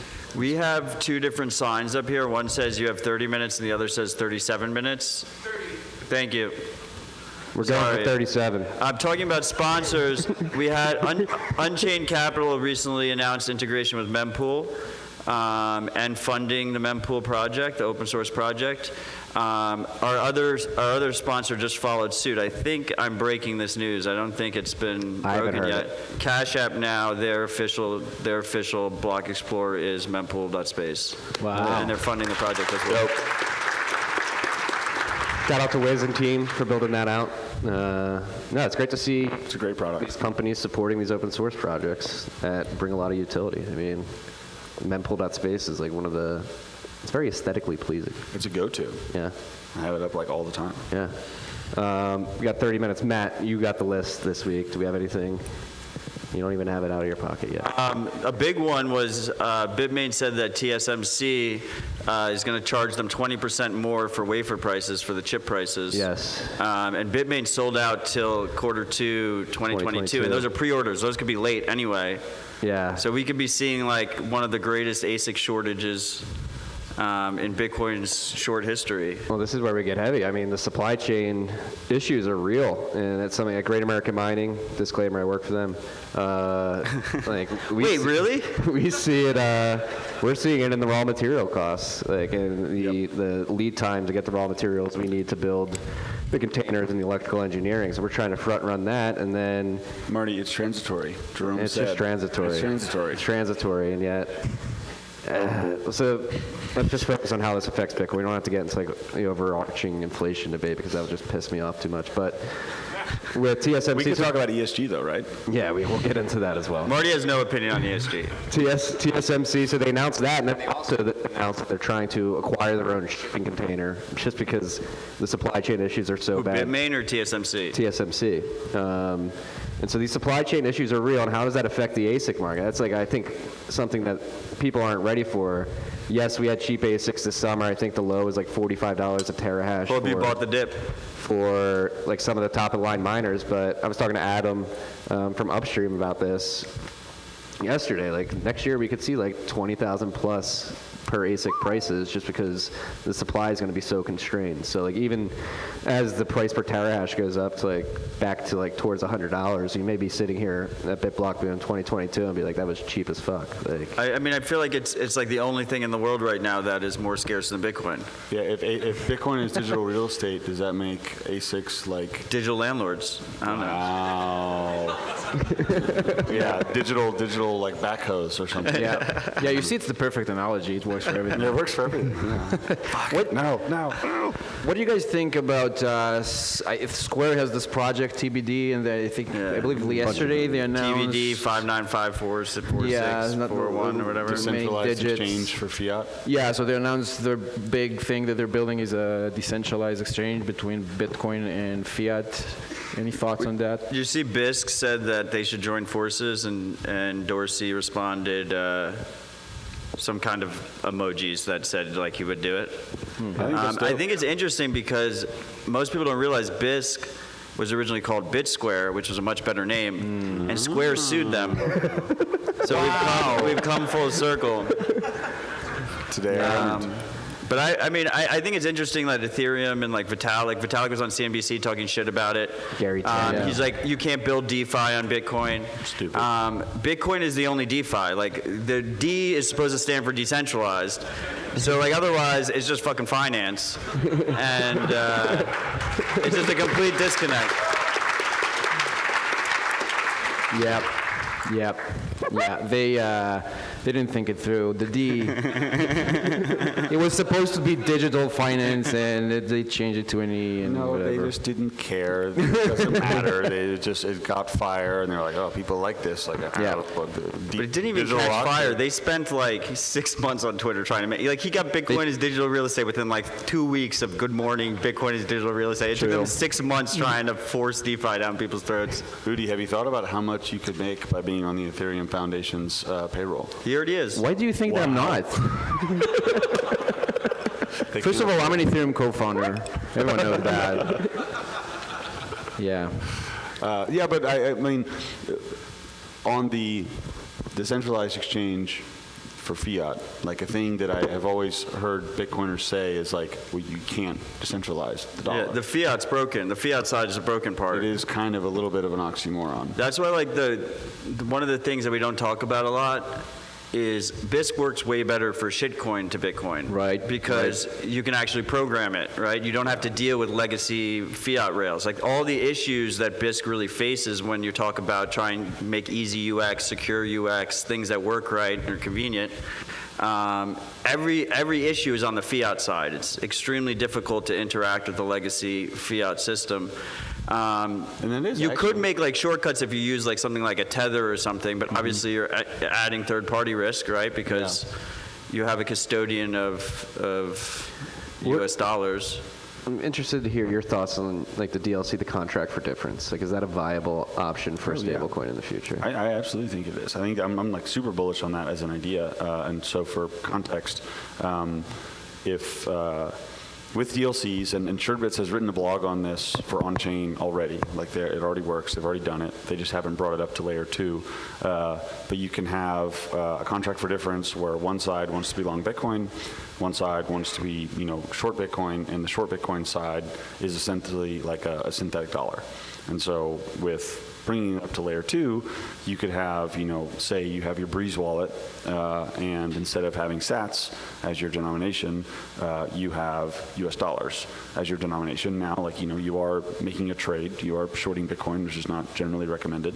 But that is a possibility. And but then you still have the Oracle problem. You have the Oracle problem, which I think is... I think the mitigation tactics for that, using multiple oracles, is reduced. But isn't this all just bullshit anyway? It's a bridge. It's a bridge to hyper-Bitcoin. Like, how long are we going to be using USD for? Yeah, that's a good point. Yeah. But are we building this for like the next 5 years? Like, what is this? Yeah, like, I don't know. But it is impossible to deny at this point. I think Matt Alborg has done a ton of research on this, particularly in emerging countries. They like stablecoins, and they're using it. And like there is a demand there. Tether is enormous, right? People love the dollar. Yeah. In these weaker fiat regimes. But I generally it's just a bridge to hyper-Bitcoinization. But people love sats. Yeah, like if they're going to be around, like why not do it on Bitcoin? Sats are my stable coin. Yeah, exactly. Bitcoin. Sats could literally be a stable coin. Who wants money that stays flat? Yeah, I want money that goes up. Well, the thing about Bitcoin, it is the hardest money on earth, I think, right? And you're going to want to use it for things, for example, as collateral for dollars, because some people seem to like dollars. So at least use Bitcoin as collateral for that. It's the best collateral in the world, the best form of collateral. But my point is, I don't disagree. I just think it's a short term, it's a very high time preference kind of endeavor. I don't think it's high you know? time preference. It's just going to be short lived, if anything. It's like medium time preference. Medium. 15 years is short time period, right? Short. I don't know, Udi, what are you doing 15 years ago? 15 years ago, I was writing the white paper for Ethereum. Yeah, 15 years ago, I was 15. What the hell was I doing? 15. Marty with the soft docs of his age. I wanted to talk about Cuba again, because when we first talked about Gladstein's piece, neither of us had read it, which is classic. I mean, he had posted it like right before he went on, so we just shielded it. And then recently Cuba said that they want to regulate and be open to Bitcoin. I think people took it a little bit more bullish than they really should have, but that's what Bitcoiners do.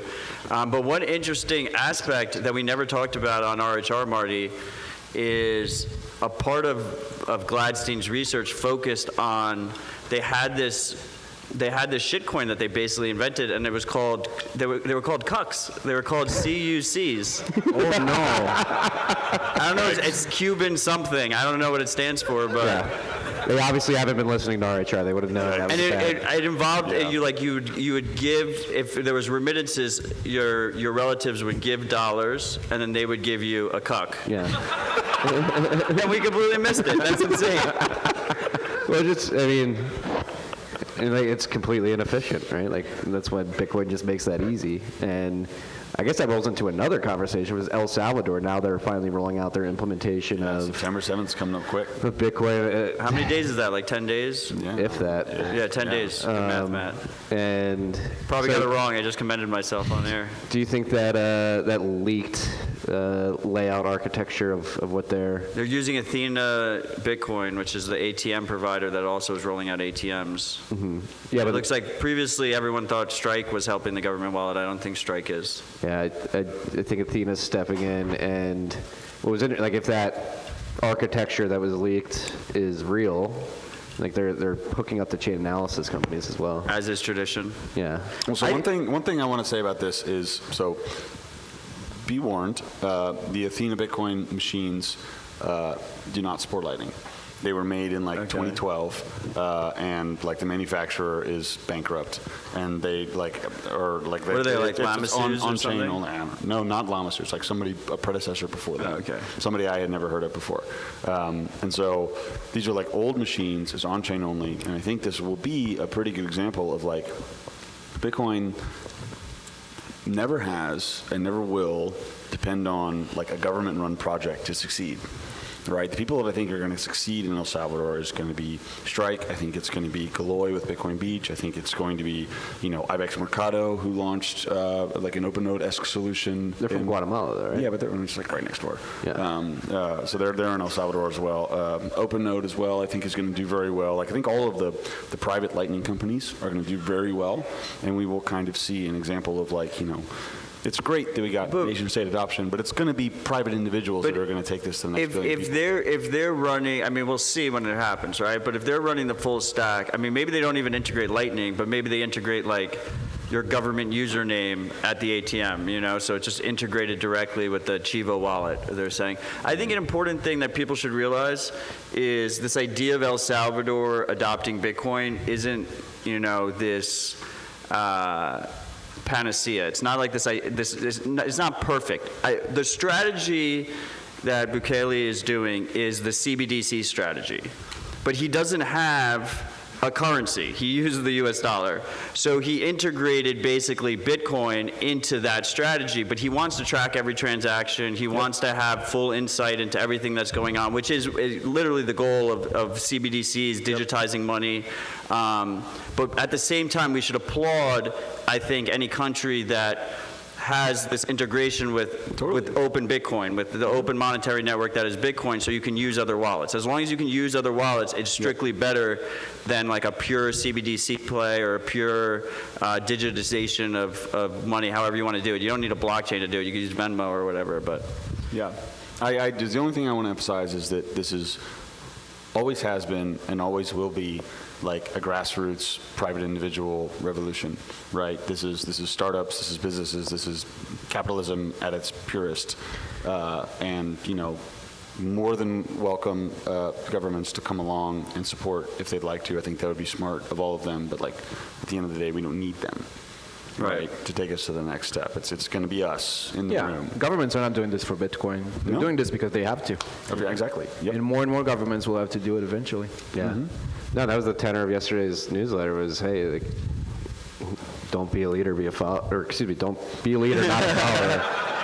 But it's Do not be a leader. It's like, I think You don't need that. That was the newsletter you wrote to the Ethereums. Don't be a leader, just be a follower. well, you guys know what I mean. But the Like and subscribe.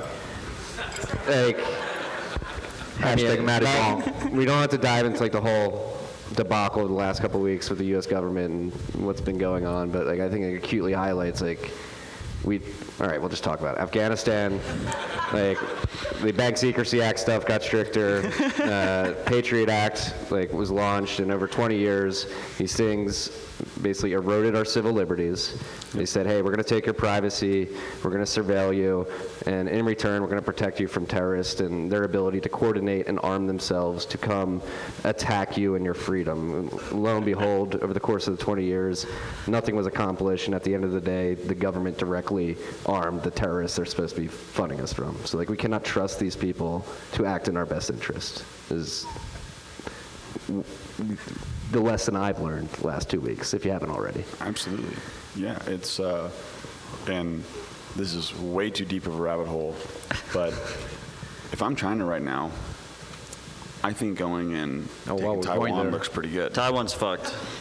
Yeah, there was a freak in the tribe who is from Taiwan, and he vehemently opposed that. Yeah, I mean, the Hong Kongers were very... I'm very bullish before they weren't. You think ASIC prices going up right now? Oh yeah, it's gonna be crazy. Everyone should try and secure their hash. MicroBT, we've been a customer for a long time. Everybody's gonna come flooding to you. Just treat us well. We need foundries in the U.S. They're coming. We need them now. They're coming. As an ex-Intel employee, it is a travesty and a shame that Intel hasn't built a real foundry business in the U.S. This is like peak fiat. You've got connections. Get on it. I'm working on it. Okay. We have 16 minutes remaining. Open to Q&A. And we have 2 auctions as well for. We'll do the auctions after the 15 minutes. Yeah. No. I was told that the auctions need to be part of our 15 minutes. All right. We got 10 minutes of Q&A. But no. Before we do the Q&A, can we just quickly talk about Blockstream raising $210 million and being valued at $3.2 billion? Because I feel like there's a lot of angst about Blockstream, but there's very few companies there's probably no companies in the Bitcoin space that are valued that high, right? Except maybe the public miners. Maybe Coinbase. They're not a Bitcoin company. I was joking. I'm not sure. Square. Yeah, I'm not sure how Square. Square. MicroStrategy, maybe. Yeah. I mean. Yeah. No Q&A? No Q&A. Damn. Wow. They hate you, freaks. Censorship. We should do a round of applause for Blockstream. That's incredibly impressive. Yeah. I mean, I think John Newberry has done some good work. Like the whole Blockstream conspiracy is completely unfounded if you actually go look at the pull request and merges of Blockstream-funded devs. What, like that they're not actually lizard people? They're not lizard people, apparently. No, lizard people are people, you know? Do you identify Man as of the lizard? people over here. Yeah. I think it's awesome.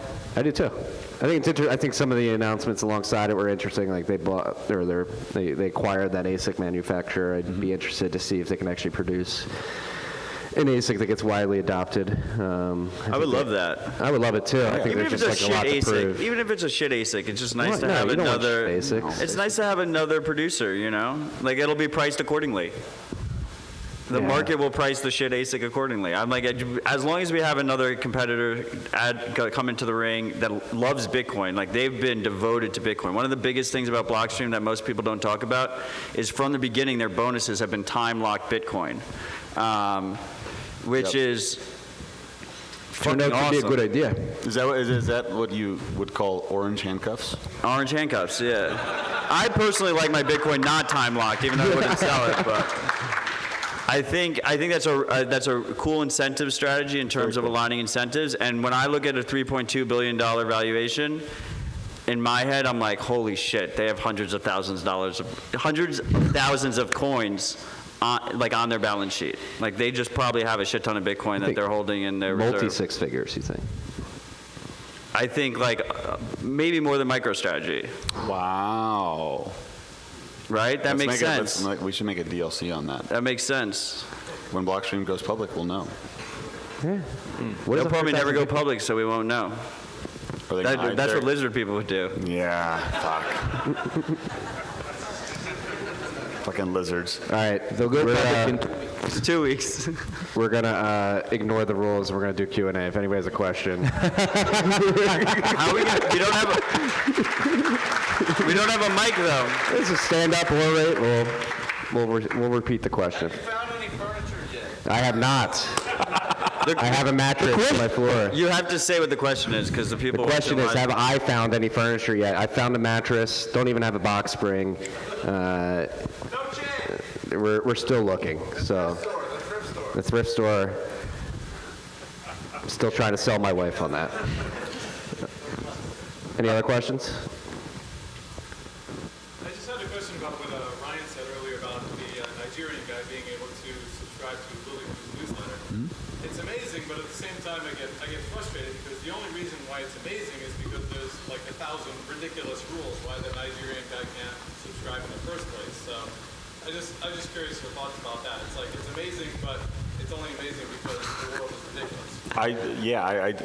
So the question was. It was really a statement. It was a statement, but it was a good statement. Is like, yes, it's cool to be excited about Bernard Abitnow being able to subscribe to Willy Woo's newsletter over Lightning, but it's only amazing because the fiat world is ridiculous. And it's like, yeah, that's the last, what the fuck happened in 1971, right? That's the last 50 years of ridiculousness that we're going to have to unwind as Bitcoiners and make it to where this world finally makes some sense. And it's exciting that we're making headway, right? Little by little, we are chipping away at the ridiculousness that has been imposed upon us. And it's even more exciting. It's happening in places that actually need it. Yeah, controversial opinion. OpenNote's going to add the same restrictions. Oh, you just haven't done it yet. It's a delayed. Yes, it's a delayed that's thing. why Trust the third party. BTC Pay and Ghost is a stack that will win out. Substack's going to censor too. It's all going to happen. What I want to strongly overemphasize though, because this was made a big impact on me, was I remember talking to Bernard, the BitNow founder, about I was like, oh yeah, once you get Lightning integrated and you're ready to go on your app, I'll introduce you to Jack Mahler's Strike and Bottle Pay and some of these CEO other countries. of Lightning, Jack Mahler. So you can have fiat on ramps in these remittance heavy areas, and they can send instant and nearly free remittances back to Nigeria. And this guy's eyes, and he's 24 maybe. That's awesome. He's young. His eyes just lit up, and he's like, "So you mean I can get instant and free all my users will get instant and nearly free remittances? Everybody is going to download my app." Right? And this is a guy, think about it, there's not really all that much opportunity in a place like Lagos, Nigeria, right? But Bitcoin has provided him the ability to sell financial services, life-changing financial services, to all 200 million of his countrymen and women, plus all of the neighboring countries in West Africa. That's amazing. Well, I would argue there is a lot of opportunity. It's just been inaccessible until these types of apps have come to market. But fine. All right. Charlie. Yo. Some killer Bitcoin content on TikTok lately. Oh, wow. You have. It's about the platform side. What do you think about TikTok onboarding a whole generation of Zoomers? You have Chinese spyware on your phone. The question is, what do we think of? Marty only likes American spyware. What do we think of TikTok bringing in a whole new generation of Bitcoin? I mean, despite, like you said, despite all the spyware stuff. I mean. The Zoomers love TikTok. So Udi has a TikTok. I have multiple TikTok accounts. You guys will never find them. I actually heard you are the co-founder of TikTok. The co-founder of TikTok is right here, by the way, in this conference. He's over there in the rabbit costume in the back. Yeah. No, I mean, we talk about this a lot in the content space. Like Stefan's here, there's other podcasters here. Like each different content creator has a different way of reaching somebody who likes to consume content in a certain way. So if you're just expanding that net into TikTok and people like consuming content via TikTok and it makes them receptible to Bitcoin, yeah. The shitcoiners are destroying us on TikTok. Yep, they are. It's important. You remember that Dogecoin to the moon video? Oh man, it was so catchy. It was a good one. You are. Yeah. If not you, then who? It's not going to be me. It's about time. Look, if there are any Zoomers in here, it's about time we take over TikTok. We took over Twitter. We want Twitter. Yeah. Everyone wants to be like battles on Twitter. We want Twitter, but TikTok is not ours. We need to work on that. There are some Zoomers here. Nick, Ben the Carman, Nick from Bitcoin Magazine. I mean, if the Ben's are as good as they say they are, they should be on TikTok. It's just like what? Yeah, they banned a lot of so-called crypto accounts. They banned Crypto Teen Executive. Gentlemen, we're running out of time here. We have to get to the auction. One more question. We still have more time. Like the auction is going to take. I mean, everyone here is not willing to support open source development, so the auction should be pretty quick. Oh, wow, dirtbag. Let's. Actually, the answer to your question earlier in the show, you said you were trying to remember what you were doing when you were 15. The answer was sucking at lacrosse. Oh. You want to? Whoa! Do you want to come over? Come over! Well, it's my dirtbag lacrosse coach, who I actually have a restraining order on. I was going to let you easy, but now I think I'm going to have to execute it. I was actually playing lacrosse when I was 15. Yeah, the question was, what was Marty doing when he was 15? And the answer was sucking at lacrosse. Yeah. Thank you for repeating it for the audience. My brother's here, who many people have mistaken for myself. He was much better than I was, so. I'm really glad that was the last question. All right, one more legitimate question. We'll get to the auction. Though. It doesn't really count. All questions are legitimate. All right, I guess we have in the back. I'm bullish on LATAM. What's the next country to fall? I'll pick. Is the question? I'll pick a continent, South America, somewhere on South America. The next you heard it from Marty first. The next country is South America. No. I think in the immortal words of Van Halen, it's going to be Panama. That's good. That's Central America. I think Texas should secede and then be the first country.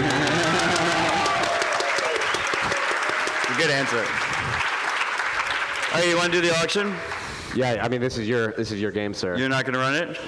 No, you run the auctions because you're allowed. You pressure people much better than So I. We have, in BitBlockBoom tradition, we have the ability to fake checks for every single speaker that has spoke today. Every single speaker has signed this. This nice BitBlockBoom poster made by... It's a beautiful Bitcoinovsky artwork. Bitcoinovsky. He's great.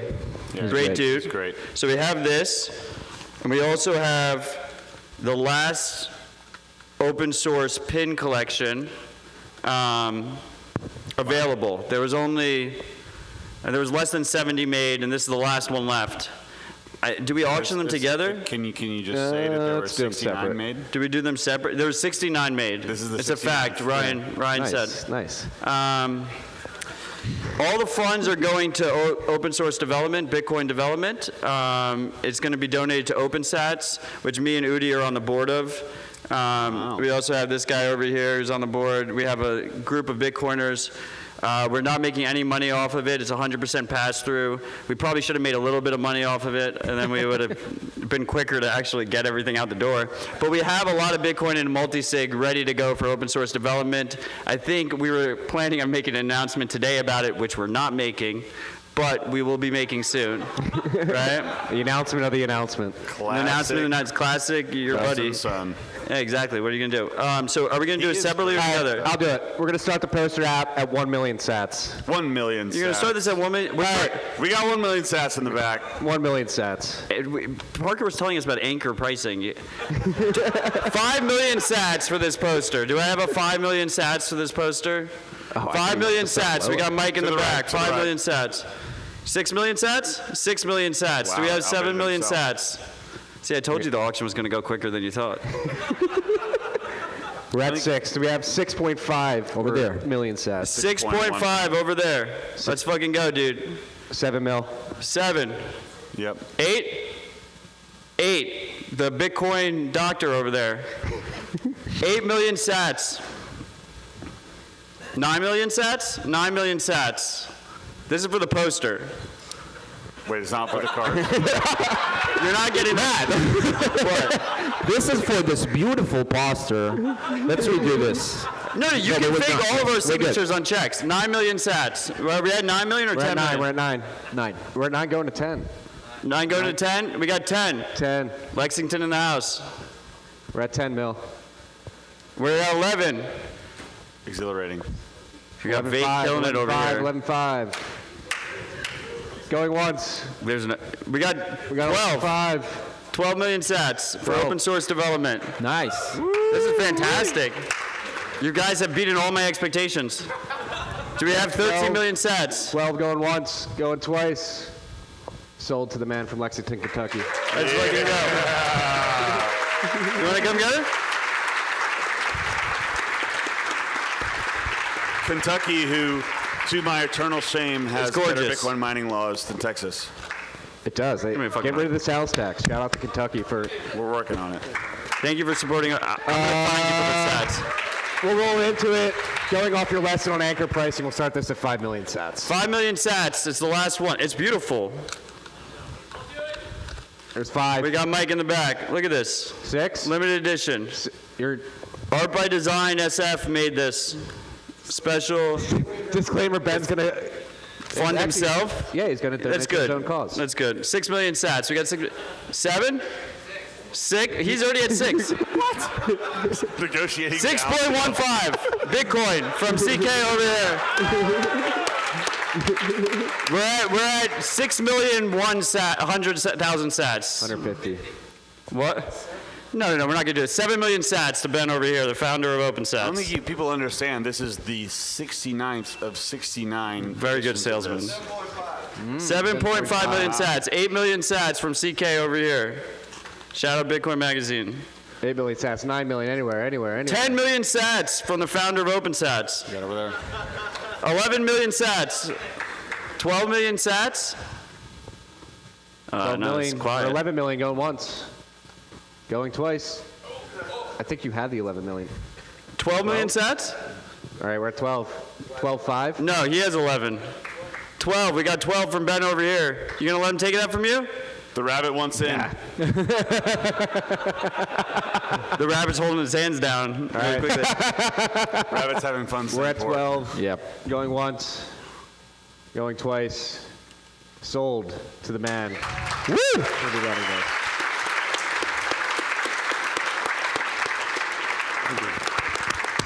All right. Ben started bidding as soon as you mentioned 69. He didn't care before. I know. Ben, thank you. This is called business development. As always, it's been a blast. We love you freaks for listening. We love you for joining us. We love this freak community that we've grown here. Thank you to guys. Edie and Ryan for joining us. And again, special thanks to Gary for throwing such an Thank you, Gary. Thank you, Gary. Thank you, Gary. That's all we got this week, freaks. Peace and love. Love you all. Cheers. Let's fucking go. Guys, don't forget to brush your teeth twice a day. Okay?